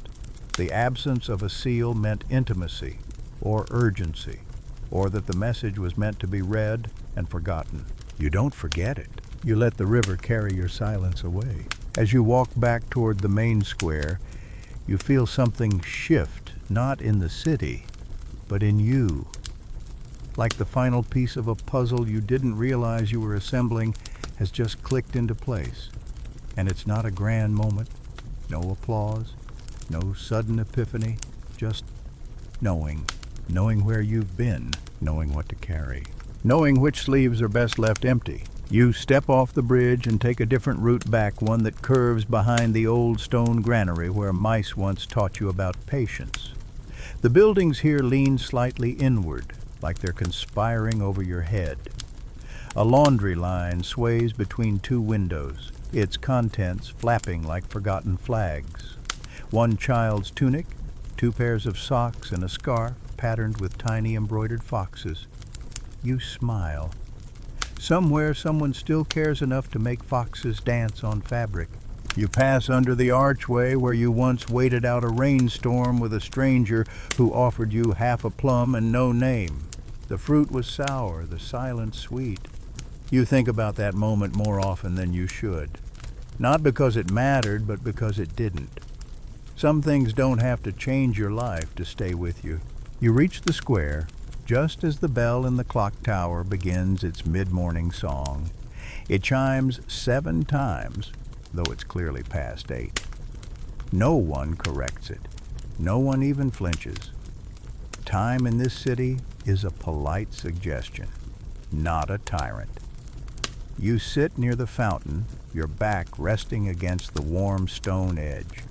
Children chase each other in looping circles, while their parents trade gossip disguised as compliments. From a nearby table, a card game unfolds between 3 old women. One has a nose like a hawk, another a laugh that sounds like spilled marbles, and the third wears 7 rings each on a different finger.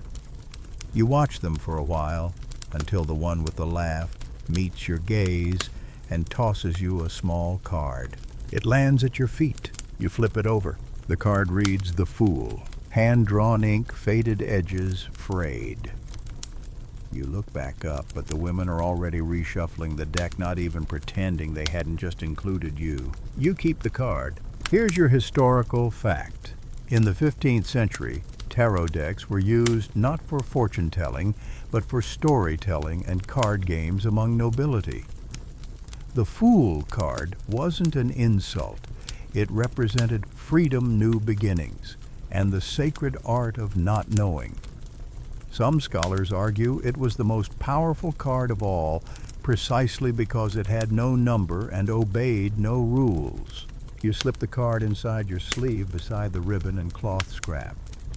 You're starting to feel like a walking archive of oddities, but then again, aren't we all? You rise as a gentle breeze passes, bringing the scent of baked pears and old parchment.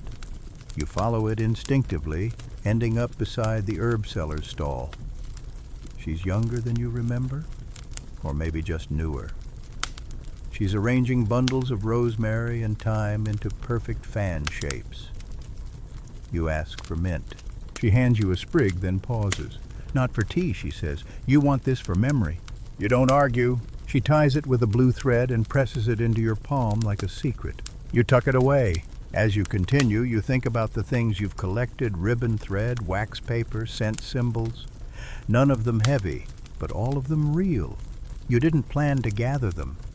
They simply arrived, like messages from different versions of yourself. You pause at a quiet corner where an abandoned puppet cart sits. One of the marionettes has fallen forward, its strings tangled. You step closer, reach down, and gently lift the figure upright. It's a jester with one arm missing, but both eyes intact. You untangle the threads as best you can and place it on the ledge of the cart.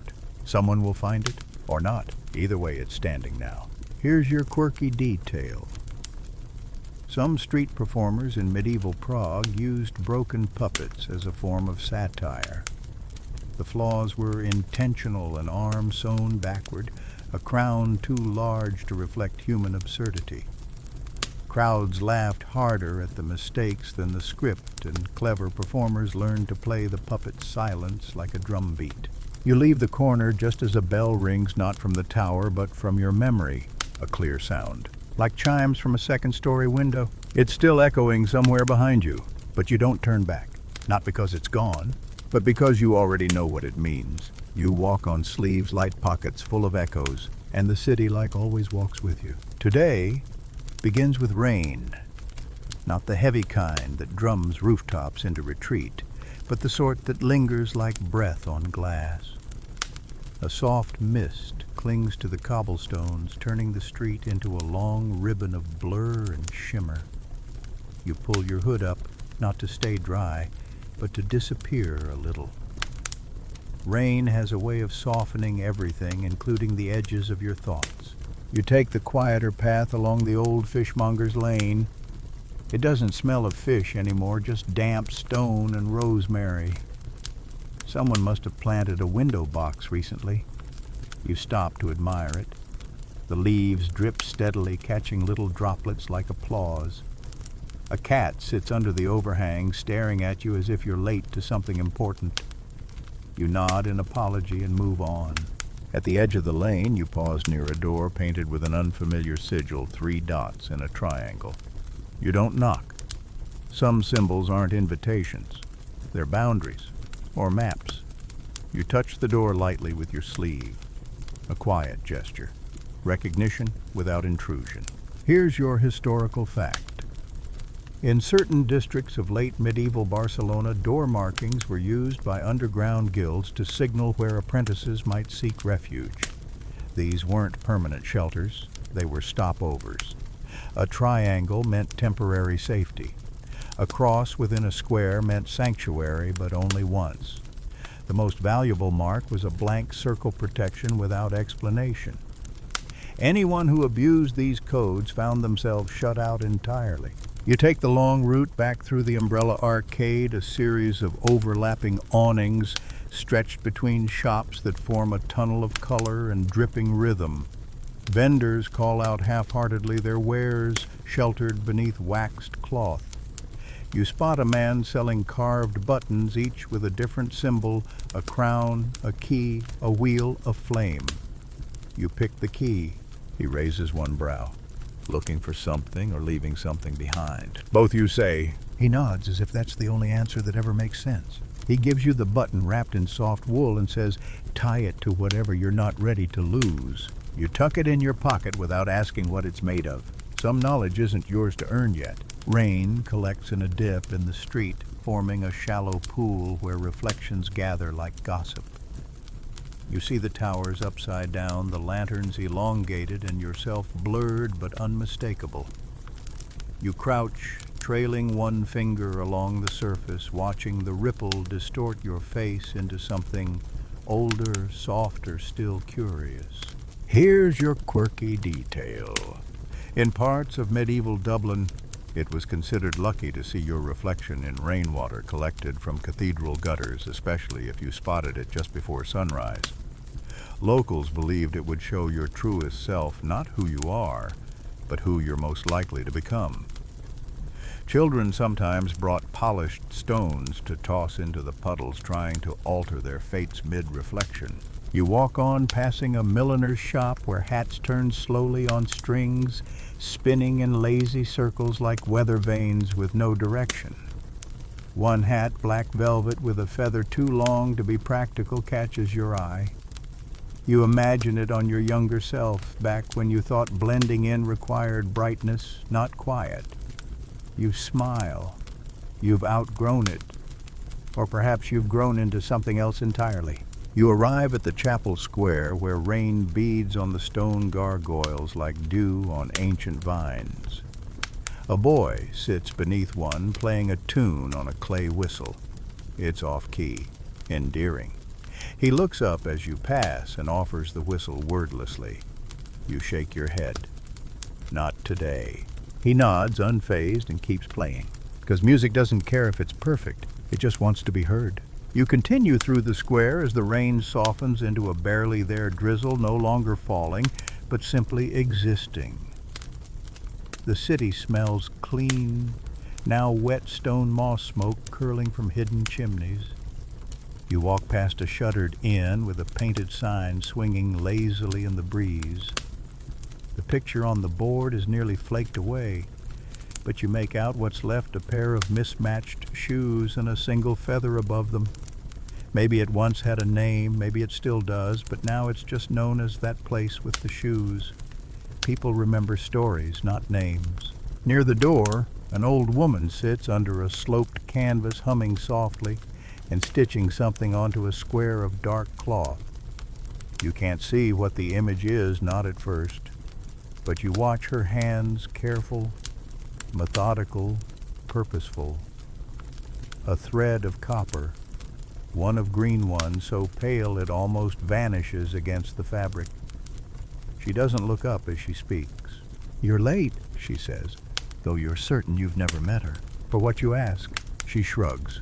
For whatever the thread remembers, you step closer and glimpse the cloth again. It's a street. This street. But from above, like a bird's view. A map, maybe, or a memory. You reach into your sleeve without thinking and hand her the scrap of ribbon from earlier, the one with the frayed edge and faint scent of mint. She doesn't thank you, just nods, then sews it into the scene. Here's your historical fact.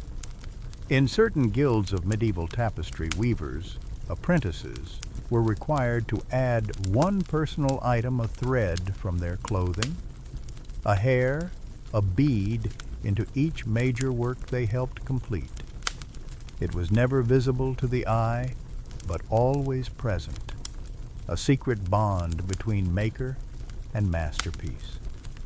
Some scholars believe this was more than sentiment. It was a form of spiritual authorship, asserting that every act of creation carried the soul of its weaver. You step back and watch as she continues, and the sound of her needle through cloth fades into the wider rhythm of the square. You leave without saying goodbye. Some scenes are stitched closed the moment you walk away. As you cross the far side of the square, you see something unusual, a metal mirror leaning against a barrel of onions. No one guarding it. No note attached. Just sitting there, angled slightly upward, so that it reflects the eaves of the buildings, not the people walking past. You stop and adjust it gently. The reflection changes. Now it shows the sky. Clouds moving quickly, light pressing through. And just at the edge of the frame, not your face, your shape, your outline, framed in silver and shadow and sky. You think about how many times you've seen yourself these past few days, not in mirrors, but in puddles, fabric, the curve of someone else's story. You've started to recognize the pattern of yourself, not just your silhouette, but the way you exist inside the city, not as an interruption, as a rhythm. You pick up the mirror, not to keep it, to leave it somewhere else. Someone else needs it more now. Here's your quirky detail. In parts of late medieval Venice, it was customary to leave small convex mirrors in alleyways during heavy fog, believed to catch wandering spirits or reflect misfortune away from passers-by. Some claimed if you whispered your wish into the glass before sunrise and left it behind, the city would carry it out if the wish was humble and the glass unbroken. You carry the mirror down the slope of Cobbler's Lane until you reach a bench beneath a dry archway. You set it there, careful not to smudge the surface, and walk away without turning back. You don't need to see yourself right now. You already know who's walking. You reach the wall again, the one with the handprints, the one that holds echoes of countless passers-by, some remembered, most not. Today, you lift your hand and press your palm flat against the surface. It's cool, solid, damp from the rain, but it feels like contact, like agreement. You close your eyes and let the city hum beneath your fingertips. In that stillness, you think of all the stories you've carried, not the ones you've stolen, not the ones you've told, but the ones that have lived in you without your permission. The song the child played, the cloth sewn by a stranger, the smell of dye, the feel of thread, the silence of a puppet waiting to be noticed. None of them were yours. All of them became yours. That's the trick, isn't it? Pickpockets didn't just take things, they inherited them. You open your eyes, and for the first time in days, maybe weeks, you realize something you hadn't dared admit out loud. You're not running anymore. You're returning to what you're not sure yet. But it's waiting, and this time you'll walk straight into it. Sleeves empty, hands open, heart still full of thread. You rise early the next morning. Not because anything stirs you, but because nothing does. No bells, no whistles, not even the usual sound of someone knocking over a crate in the alley 2 streets down. Just stillness. A soft hush wrapped around the city like morning fog around the shoulders of a mountain. You open the window of your small attic room and peer down. Everything looks paused, like a breath held between moments. Even the pigeons seem quieter today. You lace your boots, slowly threading the cords with familiar precision. There's no rush. This day isn't calling. It's waiting. You tie the last knot and pause, fingers resting on the loop as if you're bracing for something. A change, perhaps. Or the absence of one.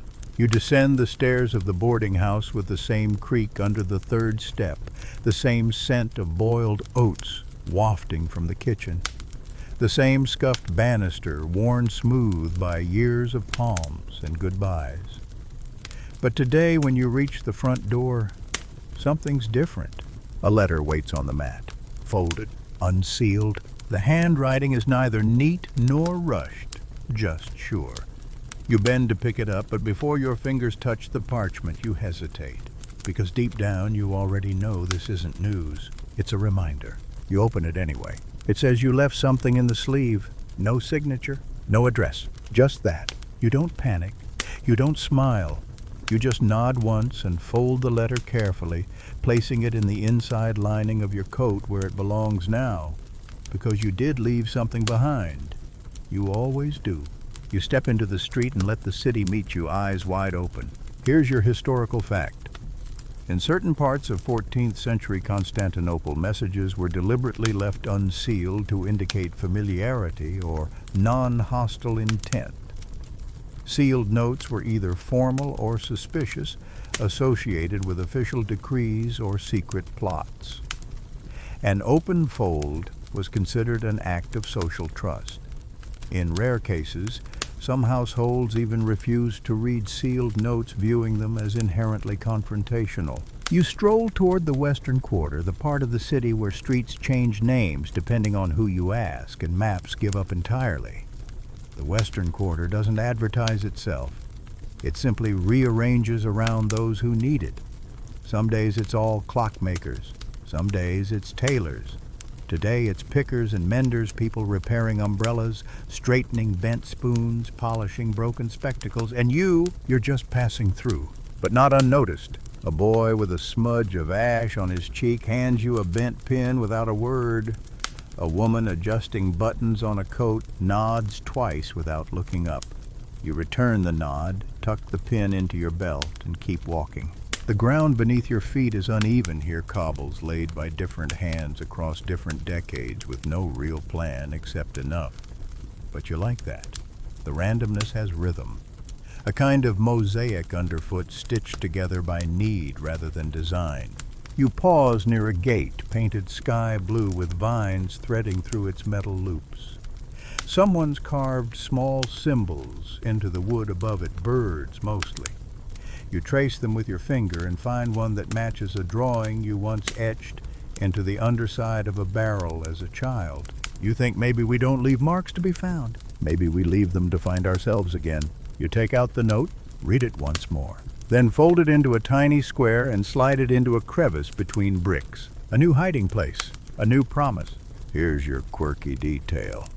Some medieval apprentices believed the act of hiding a personal note in stonework would prevent memory loss as they aged. Stonemasons especially carved initials or phrases into mortar joints, tiny acts of identity tucked inside public works. A cathedral in York still holds dozens of such etchings, invisible unless viewed under angled morning light. You keep walking, sleeves light, pin tucked, letter hidden. You're not looking for anything today, but you're ready for whatever finds you. The air begins to warm as the sun cuts through the mist, not all at once, but in long golden slivers across the roofs and awnings.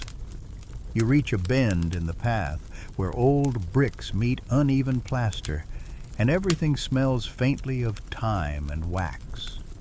Someone's baking something sweet nearby, honey and cloves maybe, but it's far enough away to remain a mystery.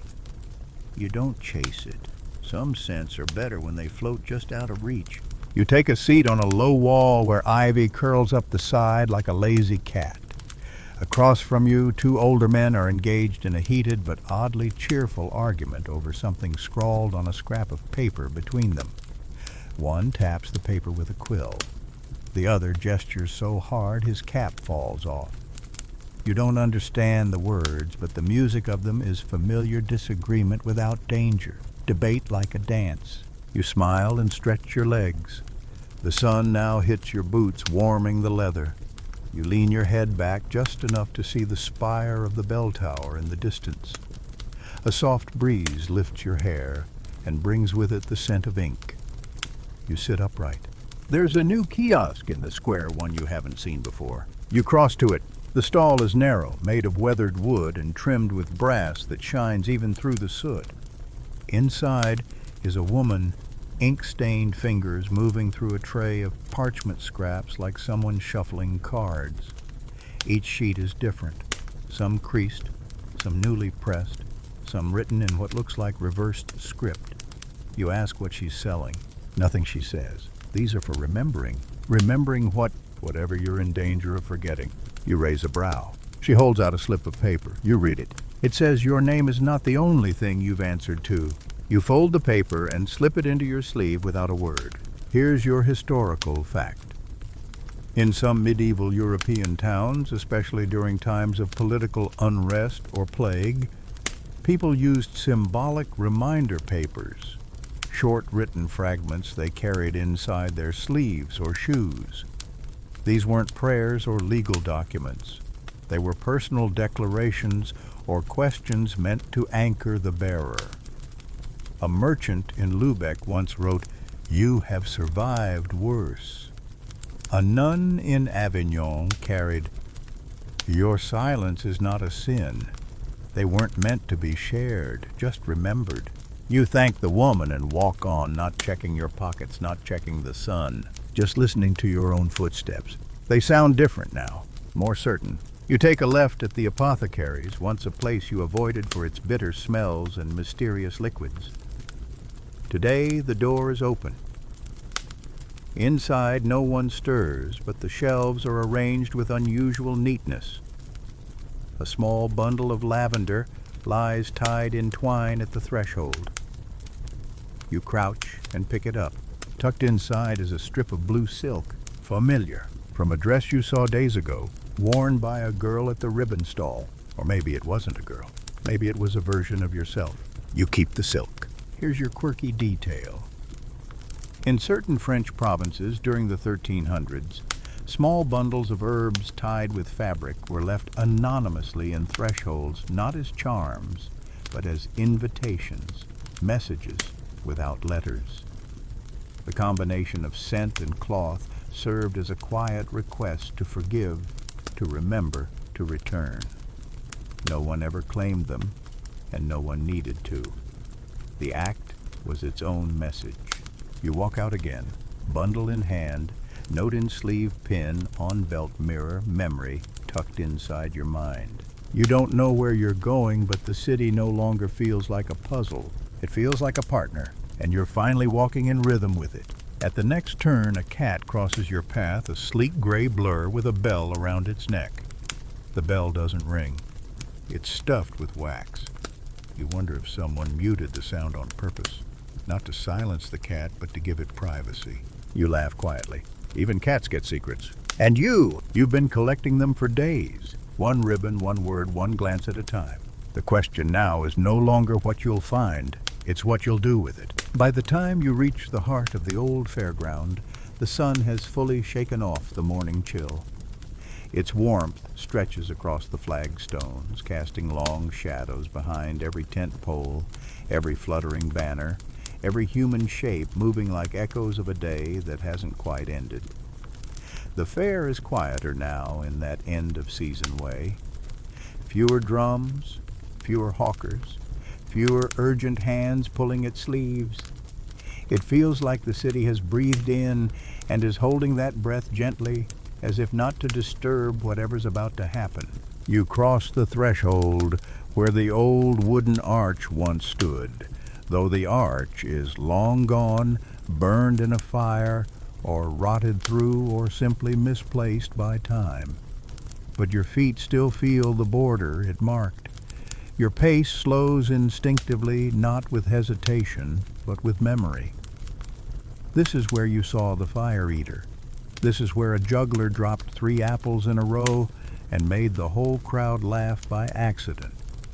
This is where someone brushed your elbow and something disappeared from your pocket and you let it.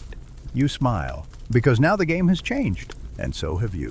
You weave through stalls that no longer sell past booths covered in muslin sheets and half-emptied carts.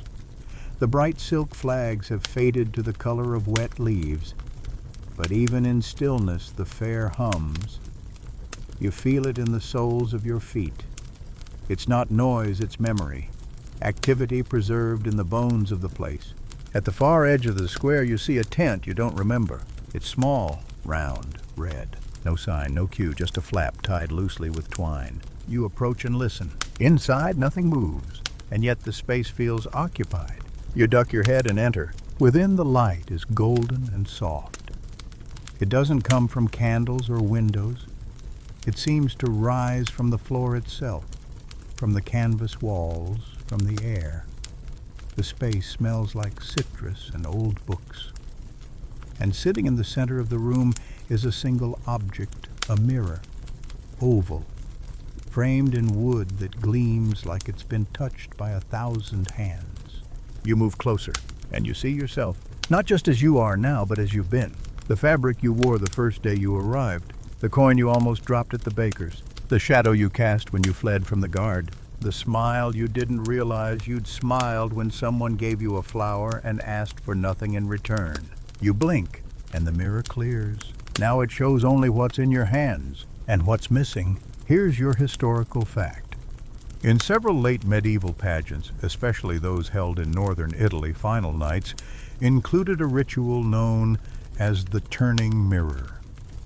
A polished surface, often made of dark bronze, was placed in a central tent, and attendees entered one at a time to see themselves not as they were, but as they'd behaved during the fair. It was meant to offer reflection, not punishment, a moral inventory for the road ahead. You crouch beside the mirror. You touch its edge. And in that moment, you don't think of what you've taken or hidden or lost. You think of what you've noticed. The map stitched into a cloth, the silence behind a bell, the way a city teaches you its rhythm without ever raising its voice. And suddenly you understand you were never just a thief moving through the crowd. You were part of it, threaded in like gold into a forgotten tapestry, valued not for stealth but for sight. Here's your quirky detail. In the markets of late medieval Krakow, pickpockets had an informal code of confession. On the final evening of the festival, some left behind a single object they'd taken, placed quietly in a public spot, wrapped in a colored cloth. Blue for apology, red for pride, yellow for affection, and green if they weren't sure why they'd done it at all. You reach into your sleeve. You pull out the small brass pin, and you lay it down on the wooden floor beside the mirror. Wrapped in the strip of blue silk you've carried since the apothecary. You rise, and you leave the tent. Not because the story is over, but because you know how to walk through the fair now. Not with empty hands, but with open ones. You don't walk fast. You don't need to anymore. The streets of the fair fade behind you like a song that's played its last note but still hums inside your chest. The sky has shifted, still bright but gentler now.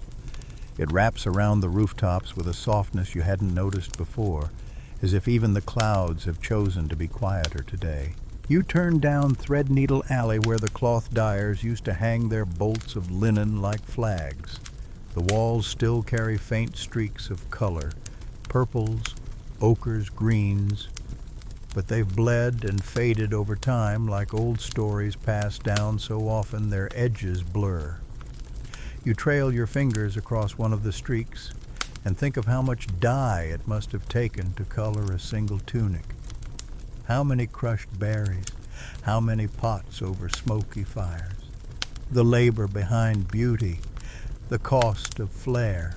There's a rustle behind you, not threatening, not hurried, just someone following the same rhythm.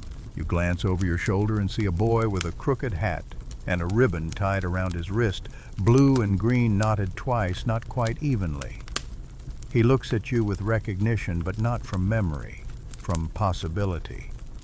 He nods once and keeps walking past, disappearing into the soft bustle of afternoon like a verse in a ballad. You let him go, because now you understand the difference between chasing a story and becoming part of one. You make your way toward the old stone bridge, the one that barely holds together during spring floods, the one that smells of fish and lichen, and sometimes cinnamon if the wind comes from the east. There's a figure leaning over the railing, arms folded, staring at the water like it's about to reveal something. You recognize the coat, You recognize the braid. It's the girl with the missing tooth and the ferret voice, though neither is visible now. She doesn't turn as you approach, but she speaks. Did you return it? You nod. Wrapped it in blue, you say. She smirks. That was always your color? You stand beside her, both of you quiet, watching the water ripple below. A leaf spins in a slow circle where the current hesitates. And for a moment, the entire city feels balanced there, with you above the bridge, between endings and beginnings. Here's your final historical insight. In the archives of Prague's Old Town, there's a folio of anonymous festival records dating back to the 1370s. No names, no punishments, no accusations. Just lists of what was lost and what was returned. Ribbons, rings, coins, gloves, sometimes noted with a location, sometimes just a note found near laughter, returned at dusk, left with care. The last page has no inventory, only a phrase written in faint ink, and they left with less in their sleeves but more in their hands. You feel the girl step away and vanish into the city again, not gone, just dispersed. A note folded into the margins of someone else's chapter. You cross the bridge, slowly, deliberately, and as your foot touches the far side, you realize something. You never needed to survive the fair by hiding. You survived it by learning to see, to observe, to wonder, to know when a mirror isn't about reflection but about recognition, and when a sleeve isn't for storing but for remembering. You walk on, through narrow streets and open squares, past bread carts and closed shutters, past children inventing new games with old rules. You walk like someone who's still gathering, not objects, not stories, but meaning. It clings to you now, weightless but present, the way threads cling to wool, the way laughter clings to a place long after the joke has faded. You walk on, and the city walks with you. Now, before we drift fully into sleep, take a moment to remember where you are. Not in the noise of the crowd, or the clatter of coins, or the folds of someone else's sleeve, but here, right here. At the end of the story, where the streets have gone quiet, and the echoes have softened into something warm. You followed a path through pickpockets and puppeteers, through mirrors and memory, through colors that whispered and bells that forgot how to ring. And along the way, maybe you noticed something. The next day begins with bells. Not the loud clang of church summons or the rhythmic toll of curfew, but the soft, uneven chime of someone testing wind chimes from a second-story window. They're made from mismatched scraps, brass spoons, bits of iron, broken brooches strung together with fraying twine. Yet the sound is clear, almost deliberate, like someone's trying to find a note they lost years ago. Years. You follow the sound through winding streets, sipping a mug of barley tea that tastes faintly of roasted apples and something unplaceable. The kind of flavor that lingers longer than it should. You pause by a bakery window and see your reflection, just enough to notice a streak of indigo dye still clinging to your sleeve from the rinse water yesterday. You don't brush it off. Some stains deserve to stay. You cut through a shaded walkway where the ivy has claimed more wall than brick and emerge near the Weaver's Alley. The looms hum behind closed shutters, rhythmic and warm. One door creaks open just enough for a gloved hand to toss out a scrap of cloth. It flutters to the ground. You pick it up. A triangle of wool, gold, and crimson in tight spiral. A pattern you've seen before, but not in fabric. It's a symbol, used only once long ago. A warning or a request. Maybe both. You tuck it in your sleeve, just in case. Here's your historical fact. In parts of medieval France, cloth scraps called whisper flags were used to signal allegiances during merchant disputes. Hung on nails or laid near specific stones, they indicated loyalties, threats, or shifting alliances. The patterns weren't official or universal, but among the right circles, they spoke volumes. Some weavers embedded these signals directly into tapestries meant for noble homes, turning entire rooms into code. You head toward the bridge next. It's narrow, barely wide enough for a cart, with railings so chipped they look more like suggestions than barriers. Below, the river moves with quiet certainty. You rest your elbows on the stone and look down, not at your reflection, but at the things floating by.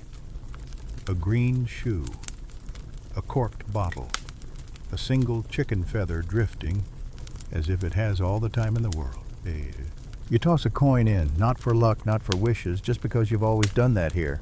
And today is not a day for breaking rituals. A man joins you at the railing, middle-aged, patchy beard, fingers ink-stained. You know him by the way he leans, a copyist, one who used to write down contracts and now prefers love letters most of them never sent. You exchange nods. Still writing lies, you ask. He shrugs. They're easier to believe. You smile. Not because he's wrong, because he's exactly right. He hands you a folded note, not sealed, not addressed, just folded. You read it. Some truths only unfold when whispered. You hand it back. Here's your quirky detail. In the Low Countries, it was fashionable for a brief period to send anonymous folded letters sealed with nothing but thread. No wax, no ribbon, just a twist of thread, and the hope the recipient would understand who sent it. The absence of a seal meant intimacy, or urgency, or that the message was meant to be read and forgotten. You don't forget it. You let the river carry your silence away. As you walk back toward the main square, you feel something shift, not in the city, but in you. Like the final piece of a puzzle you didn't realize you were assembling has just clicked into place. And it's not a grand moment, no applause, no sudden epiphany, just knowing where you've been, knowing what to carry, knowing which sleeves are best left empty. You step off the bridge and take a different route back, one that curves behind the old stone granary where mice once taught you about patience. The buildings here lean slightly inward, like they're conspiring over your head. A laundry line sways between two windows, its contents flapping like forgotten flags. One child's tunic, two pairs of socks, and a scarf patterned with tiny embroidered foxes. You smile. Somewhere someone still cares enough to make foxes dance on fabric. You pass under the archway where you once waited out a rainstorm with a stranger who offered you half a plum and no name. The fruit was sour, the silence sweet. You think about that moment more often than you should. Not because it mattered, but because it didn't. Some things don't have to change your life to stay with you. You reach the square just as the bell in the clock tower begins its mid-morning song. It chimes 7 times, though it's clearly past 8. No one corrects it. No one even flinches. Time in this city is a polite suggestion, not a tyrant. You sit near the fountain, your back resting against the warm stone edge. Children chase each other in looping circles, while their parents trade gossip disguised as compliments. From a nearby table, a card game unfolds between 3 old women. One has a nose like a hawk, another a laugh that sounds like spilled marbles, and the third wears 7 rings each on a different finger. You watch them for a while, until the one with the laugh meets your gaze and tosses you a small card. It lands at your feet. You flip it over. The card reads The Fool. Hand-drawn ink, faded edges, frayed. You look back up, but the women are already reshuffling the deck, not even pretending they hadn't just included you. You keep the card. Here's your historical fact. In the 15th century, tarot decks were used not for fortune-telling, but for storytelling and card games among nobility.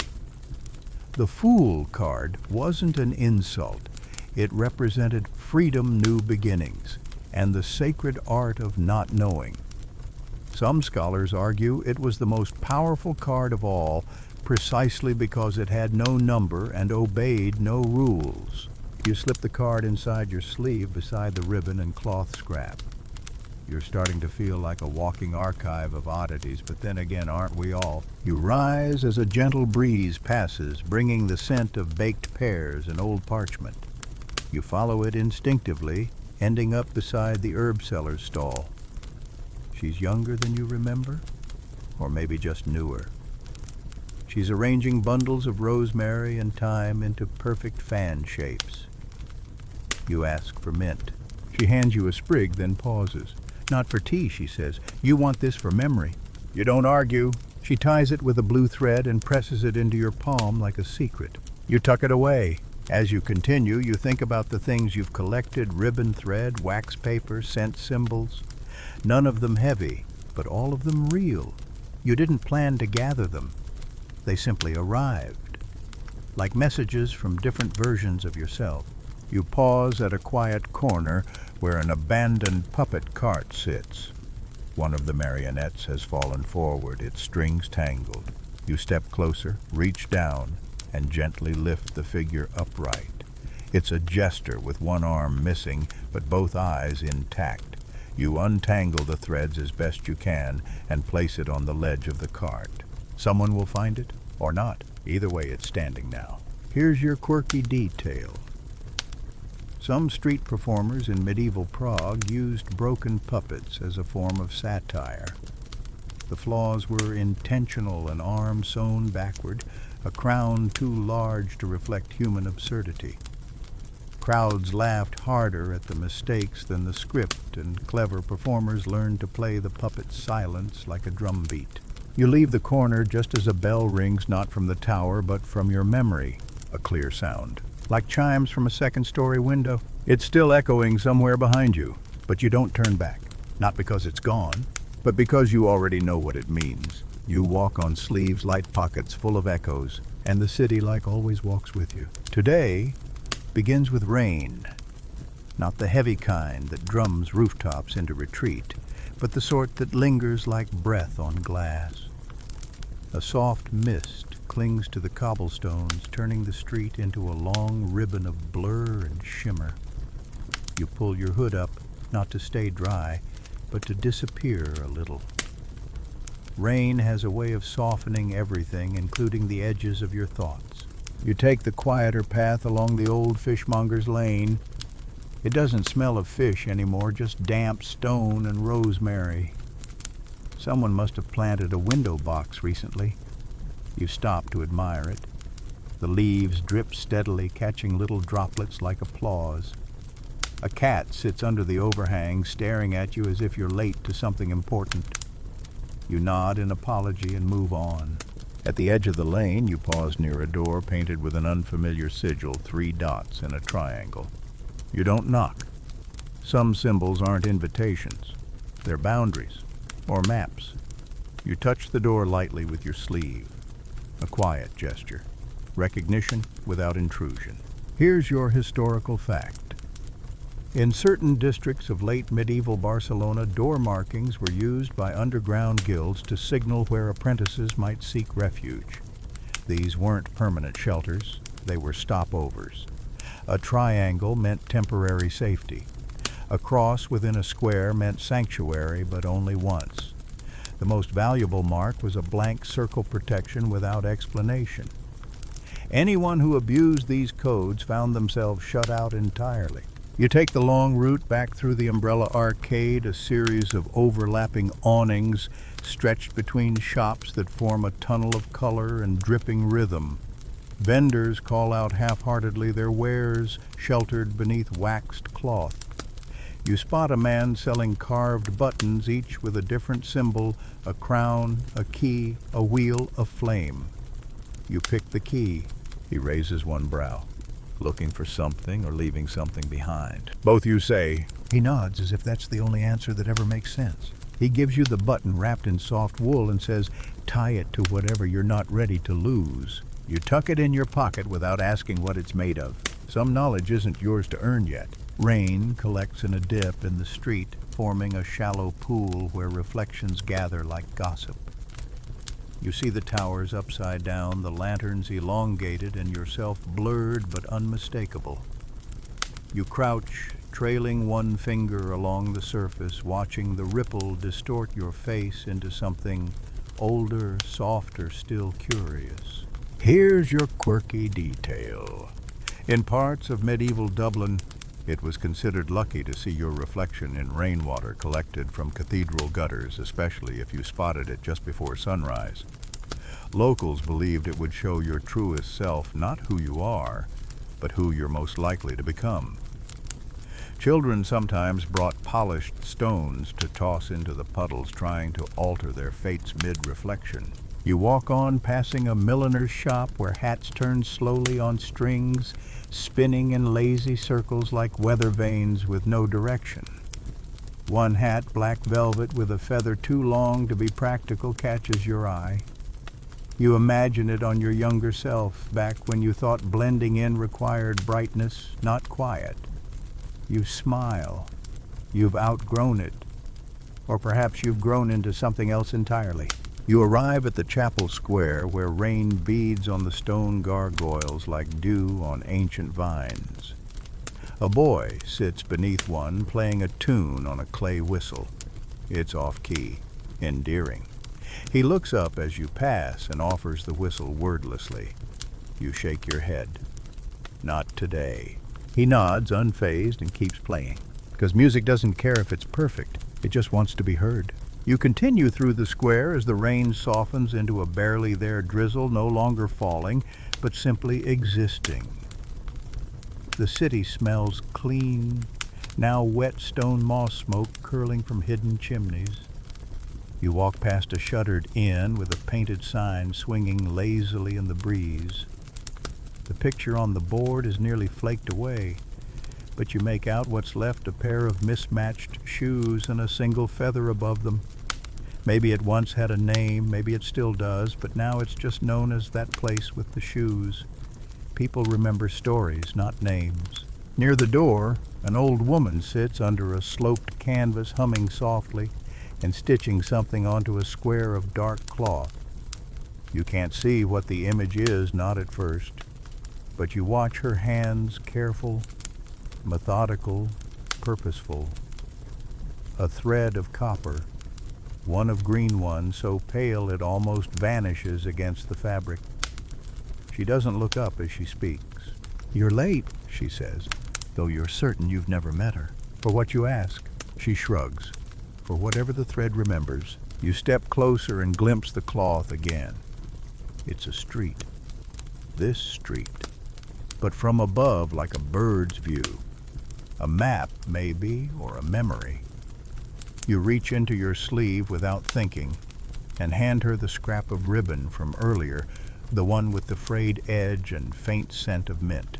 She doesn't thank you, just nods, then sews it into the scene. Here's your historical fact. In certain guilds of medieval tapestry weavers, apprentices were required to add one personal item, a thread, from their clothing, a hair, a bead, into each major work they helped complete.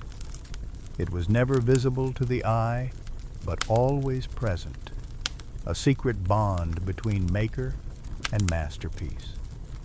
Some scholars believe this was more than sentiment. It was a form of spiritual authorship, asserting that every act of creation carried the soul of its weaver. You step back and watch as she continues, and the sound of her needle through cloth fades into the wider rhythm of the square. You leave without saying goodbye. Some scenes are stitched closed the moment you walk away. As you cross the far side of the square, you see something unusual, a metal mirror leaning against a barrel of onions. No one guarding it. No note attached. Just sitting there, angled slightly upward, so that it reflects the eaves of the buildings, not the people walking past. You stop and adjust it gently. The reflection changes. Now it shows the sky. Clouds moving quickly, light pressing through. And just at the edge of the frame, not your face, your shape, your outline, framed in silver and shadow and sky. You think about how many times you've seen yourself these past few days, not in mirrors, but in puddles, fabric, the curve of someone else's story. You've started to recognize the pattern of yourself, not just your silhouette, but the way you exist inside the city, not as an interruption, as a rhythm. You pick up the mirror, not to keep it, to leave it somewhere else. Someone else needs it more now. Here's your quirky detail. In parts of late medieval Venice, it was customary to leave small convex mirrors in alleyways during heavy fog, believed to catch wandering spirits or reflect misfortune away from passers-by. Some claimed if you whispered your wish into the glass before sunrise and left it behind, the city would carry it out if the wish was humble and the glass unbroken. You carry the mirror down the slope of Cobbler's Lane until you reach a bench beneath a dry archway. You set it there, careful not to smudge the surface, and walk away without turning back. You don't need to see yourself right now. You already know who's walking. You reach the wall again. The one with the handprints. The one that holds echoes of countless passers-by, some remembered, most not. Today, you lift your hand and press your palm flat against the surface. It's cool, solid, damp from the rain, but it feels like contact, like agreement. You close your eyes and let the city hum beneath your fingertips. In that stillness, you think of all the stories you've carried, not the ones you've stolen, not the ones you've told, but the ones that have lived in you without your permission. The song the child played, the cloth sewn by a stranger, the smell of dye, the feel of thread, the silence of a puppet waiting to be noticed. None of them were yours. All of them became yours. That's the trick, isn't it? Pickpockets didn't just take things, they inherited them. You open your eyes, and for the first time in days, maybe weeks, you realize something you hadn't dared admit out loud. You're not running anymore. You're returning to what you're not sure yet. But it's waiting, and this time you'll walk straight into it. Sleeves empty, hands open, heart still full of thread. You rise early the next morning. Not because anything stirs you, but because nothing does. No bells, no whistles, not even the usual sound of someone knocking over a crate in the alley 2 streets down. Just stillness. A soft hush wrapped around the city like morning fog around the shoulders of a mountain. You open the window of your small attic room and peer down. Everything looks paused, like a breath held between moments. Even the pigeons seem quieter today. You lace your boots, slowly threading the cords with familiar precision. There's no rush. This day isn't calling. It's waiting. You tie the last knot and pause, fingers resting on the loop as if you're bracing for something. A change, perhaps. Or the absence of one. You descend the stairs of the boarding house with the same creak under the 3rd step, the same scent of boiled oats wafting from the kitchen, the same scuffed banister worn smooth by years of palms and goodbyes. But today, when you reach the front door, something's different. A letter waits on the mat, folded, unsealed. The handwriting is neither neat nor rushed, just sure. You bend to pick it up, but before your fingers touch the parchment, you hesitate, because deep down you already know this isn't news. It's a reminder. You open it anyway. It says you left something in the sleeve. No signature, no address, just that. You don't panic. You don't smile. You just nod once and fold the letter carefully, placing it in the inside lining of your coat where it belongs now, because you did leave something behind. You always do. You step into the street and let the city meet you, eyes wide open. Here's your historical fact. In certain parts of 14th century Constantinople, messages were deliberately left unsealed to indicate familiarity or non-hostile intent. Sealed notes were either formal or suspicious, associated with official decrees or secret plots. An open fold was considered an act of social trust. In rare cases, some households even refused to read sealed notes, viewing them as inherently confrontational. You stroll toward the western quarter, the part of the city where streets change names depending on who you ask and maps give up entirely. The western quarter doesn't advertise itself. It simply rearranges around those who need it. Some days it's all clockmakers. Some days it's tailors. Today it's pickers and menders, people repairing umbrellas, straightening bent spoons, polishing broken spectacles, and you're just passing through, but not unnoticed. A boy with a smudge of ash on his cheek hands you a bent pin without a word. A woman adjusting buttons on a coat nods twice without looking up. You return the nod, tuck the pin into your belt, and keep walking. The ground beneath your feet is uneven here, cobbles laid by different hands across different decades with no real plan except enough. But you like that. The randomness has rhythm. A kind of mosaic underfoot stitched together by need rather than design.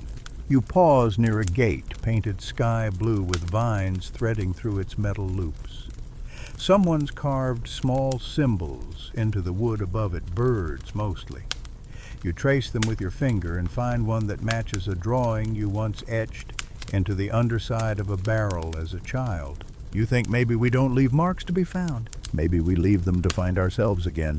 You take out the note, read it once more, then fold it into a tiny square and slide it into a crevice between bricks. A new hiding place, a new promise. Here's your quirky detail. Some medieval apprentices believed the act of hiding a personal note in stonework would prevent memory loss as they aged.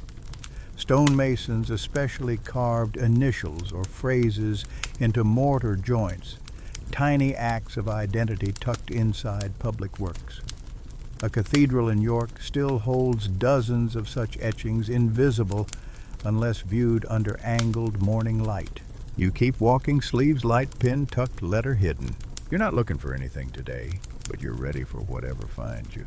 The air begins to warm as the sun cuts through the mist, not all at once, but in long golden slivers across the roofs and awnings. You reach a bend in the path where old bricks meet uneven plaster, and everything smells faintly of thyme and wax. Someone's baking something sweet nearby, honey and cloves maybe, but it's far enough away to remain a mystery. You don't chase it. Some scents are better when they float just out of reach. You take a seat on a low wall where ivy curls up the side like a lazy cat. Across from you, two older men are engaged in a heated but oddly cheerful argument over something scrawled on a scrap of paper between them. One taps the paper with a quill. The other gestures so hard his cap falls off. You don't understand the words, but the music of them is familiar disagreement without danger, debate like a dance. You smile and stretch your legs. The sun now hits your boots, warming the leather. You lean your head back just enough to see the spire of the bell tower in the distance. A soft breeze lifts your hair and brings with it the scent of ink. You sit upright. There's a new kiosk in the square, one you haven't seen before. You cross to it. The stall is narrow, made of weathered wood and trimmed with brass that shines even through the soot. Inside is a woman, ink-stained fingers moving through a tray of parchment scraps like someone shuffling cards. Each sheet is different, some creased, some newly pressed, some written in what looks like reversed script. You ask what she's selling. Nothing, she says. These are for remembering. Remembering whatever you're in danger of forgetting. You raise a brow. She holds out a slip of paper. You read it. It says your name is not the only thing you've answered to. You fold the paper and slip it into your sleeve without a word. Here's your historical fact. In some medieval European towns, especially during times of political unrest or plague, people used symbolic reminder papers, short written fragments they carried inside their sleeves or shoes. These weren't prayers or legal documents. They were personal declarations or questions meant to anchor the bearer. A merchant in Lubeck once wrote, "You have survived worse." A nun in Avignon carried, "Your silence is not a sin." They weren't meant to be shared, just remembered. You thank the woman and walk on, not checking your pockets, not checking the sun, just listening to your own footsteps. They sound different now, more certain. You take a left at the apothecary's, once a place you avoided for its bitter smells and mysterious liquids. Today the door is open. Inside no one stirs, but the shelves are arranged with unusual neatness. A small bundle of lavender lies tied in twine at the threshold. You crouch and pick it up. Tucked inside is a strip of blue silk, familiar, from a dress you saw days ago, worn by a girl at the ribbon stall. Or maybe it wasn't a girl. Maybe it was a version of yourself. You keep the silk. Here's your quirky detail. In certain French provinces during the 1300s, small bundles of herbs tied with fabric were left anonymously in thresholds, not as charms, but as invitations, messages without letters. The combination of scent and cloth served as a quiet request to forgive, to remember, to return.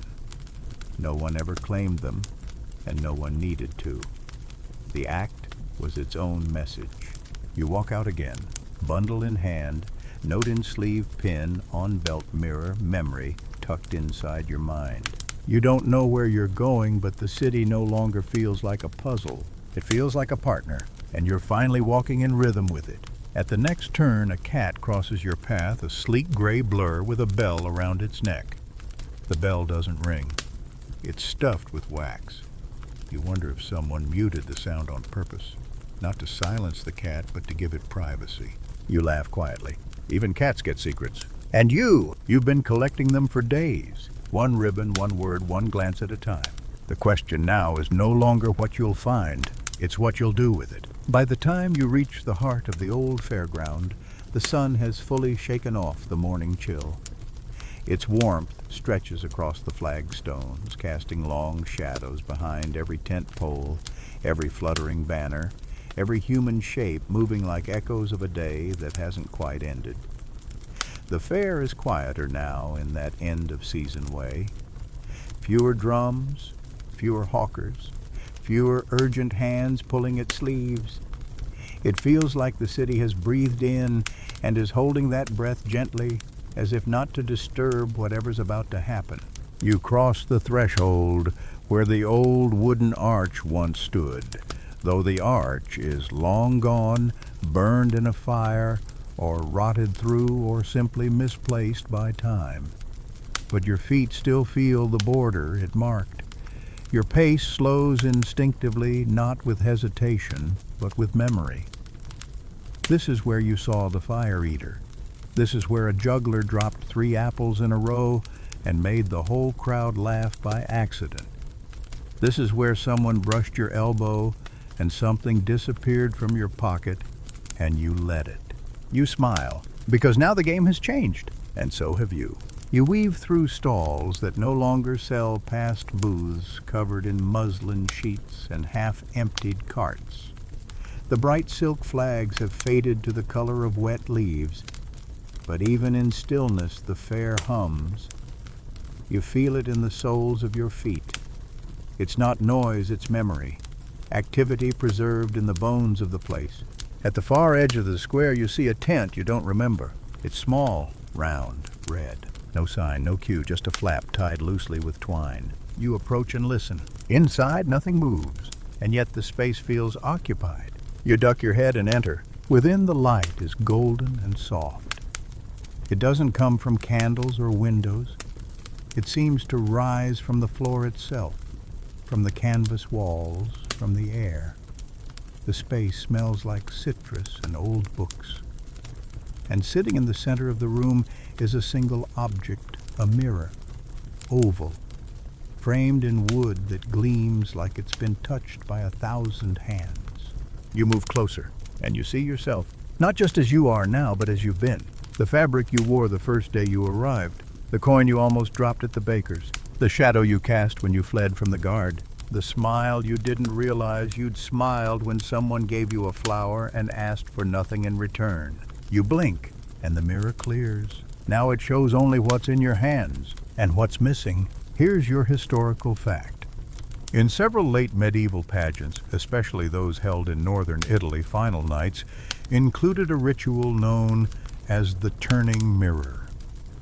A polished surface, often made of dark bronze, was placed in a central tent.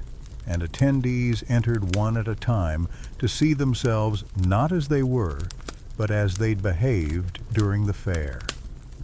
It was meant to offer reflection, not punishment, a moral inventory for the road ahead. You crouch beside the mirror. You touch its edge. And in that moment, you don't think of what you've taken or hidden or lost. You think of what you've noticed. The map stitched into a cloth, the silence behind a bell, the way a city teaches you its rhythm without ever raising its voice.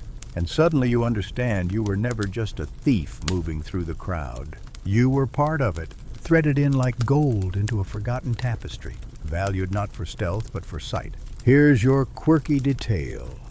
In the markets of late medieval Krakow, pickpockets had an informal code of confession. On the final evening of the festival, some left behind a single object they'd taken, placed quietly in a public spot, wrapped in a colored cloth.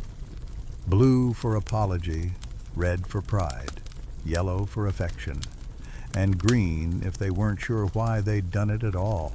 You reach into your sleeve, you pull out the small brass pin, and you lay it down on the wooden floor beside the mirror. Wrapped in the strip of blue silk you've carried since the apothecary. You rise and you leave the tent, not because the story is over, but because you know how to walk through the fair now. Not with empty hands, but with open ones. You don't walk fast. You don't need to anymore. The streets of the fair fade behind you like a song that's played its last note but still hums inside your chest. The sky has shifted, still bright but gentler now. It wraps around the rooftops with a softness you hadn't noticed before, as if even the clouds have chosen to be quieter today. You turn down Threadneedle Alley where the cloth dyers used to hang their bolts of linen like flags. The walls still carry faint streaks of color, purples, ochres, greens, but they've bled and faded over time like old stories passed down so often their edges blur. You trail your fingers across one of the streaks and think of how much dye it must have taken to color a single tunic. How many crushed berries, how many pots over smoky fires. The labor behind beauty, the cost of flair. There's a rustle behind you, not threatening, not hurried, just someone following the same rhythm. You glance over your shoulder and see a boy with a crooked hat and a ribbon tied around his wrist, blue and green knotted twice, not quite evenly. He looks at you with recognition, but not from memory, from possibility. He nods once and keeps walking past, disappearing into the soft bustle of afternoon like a verse in a ballad. You let him go, because now you understand the difference between chasing a story and becoming part of one. You make your way toward the old stone bridge, the one that barely holds together during spring floods, the one that smells of fish and lichen, and sometimes cinnamon if the wind comes from the east. There's a figure leaning over the railing, arms folded, staring at the water like it's about to reveal something. You recognize the coat. You recognize the braid. It's the girl with the missing tooth and the ferret voice, though neither is visible now. She doesn't turn as you approach, but she speaks. Did you return it? You nod.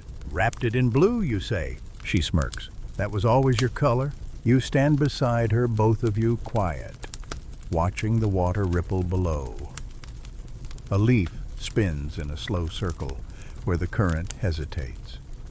And for a moment, the entire city feels balanced there, with you above the bridge, between endings and beginnings. Here's your final historical insight. In the archives of Prague's Old Town, there's a folio of anonymous festival records dating back to the 1370s. No names, no punishments, no accusations. Just lists of what was lost and what was returned. Ribbons, rings, coins, gloves, sometimes noted with a location, sometimes just a note found near laughter, returned at dusk, left with care.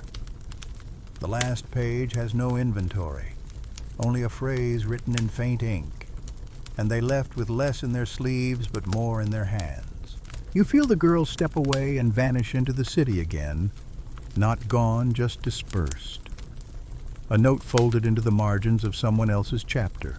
You cross the bridge, slowly, deliberately, And as your foot touches the far side, you realize something. You never needed to survive the fair by hiding. You survived it by learning to see, to observe, to wonder, to know when a mirror isn't about reflection but about recognition.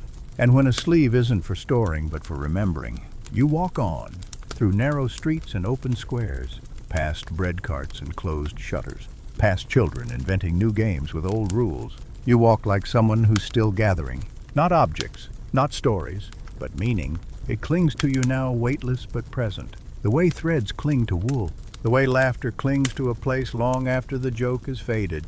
You walk on, and the city walks with you. Now, before we drift fully into sleep, take a moment to remember where you are. Not in the noise of the crowd, or the clatter of coins, or the folds of someone else's sleeve, but here, right here. At the end of the story, where the streets have gone quiet, and the echoes have softened into something warm. You followed a path through pickpockets and puppeteers, through mirrors and memory, through colors that whispered and bells that forgot how to ring. And along the way, maybe you noticed something not in the facts, not even in the oddities, but in the feel of it all. The weight of a ribbon, the hush of a tent, the way a city like a person reveals its heart, not through grand gestures, but through the small, ordinary kindnesses that stitch everything together. So tonight, rest easy, knowing that even in a world of thieves and crowds and oversized sleeves, there is still room for quiet truth, for rhythm without rush, for finding a version of yourself in the corner of a mirror or the crease of a letter you didn't expect. You survived the fair not because you stole well, but because you noticed well.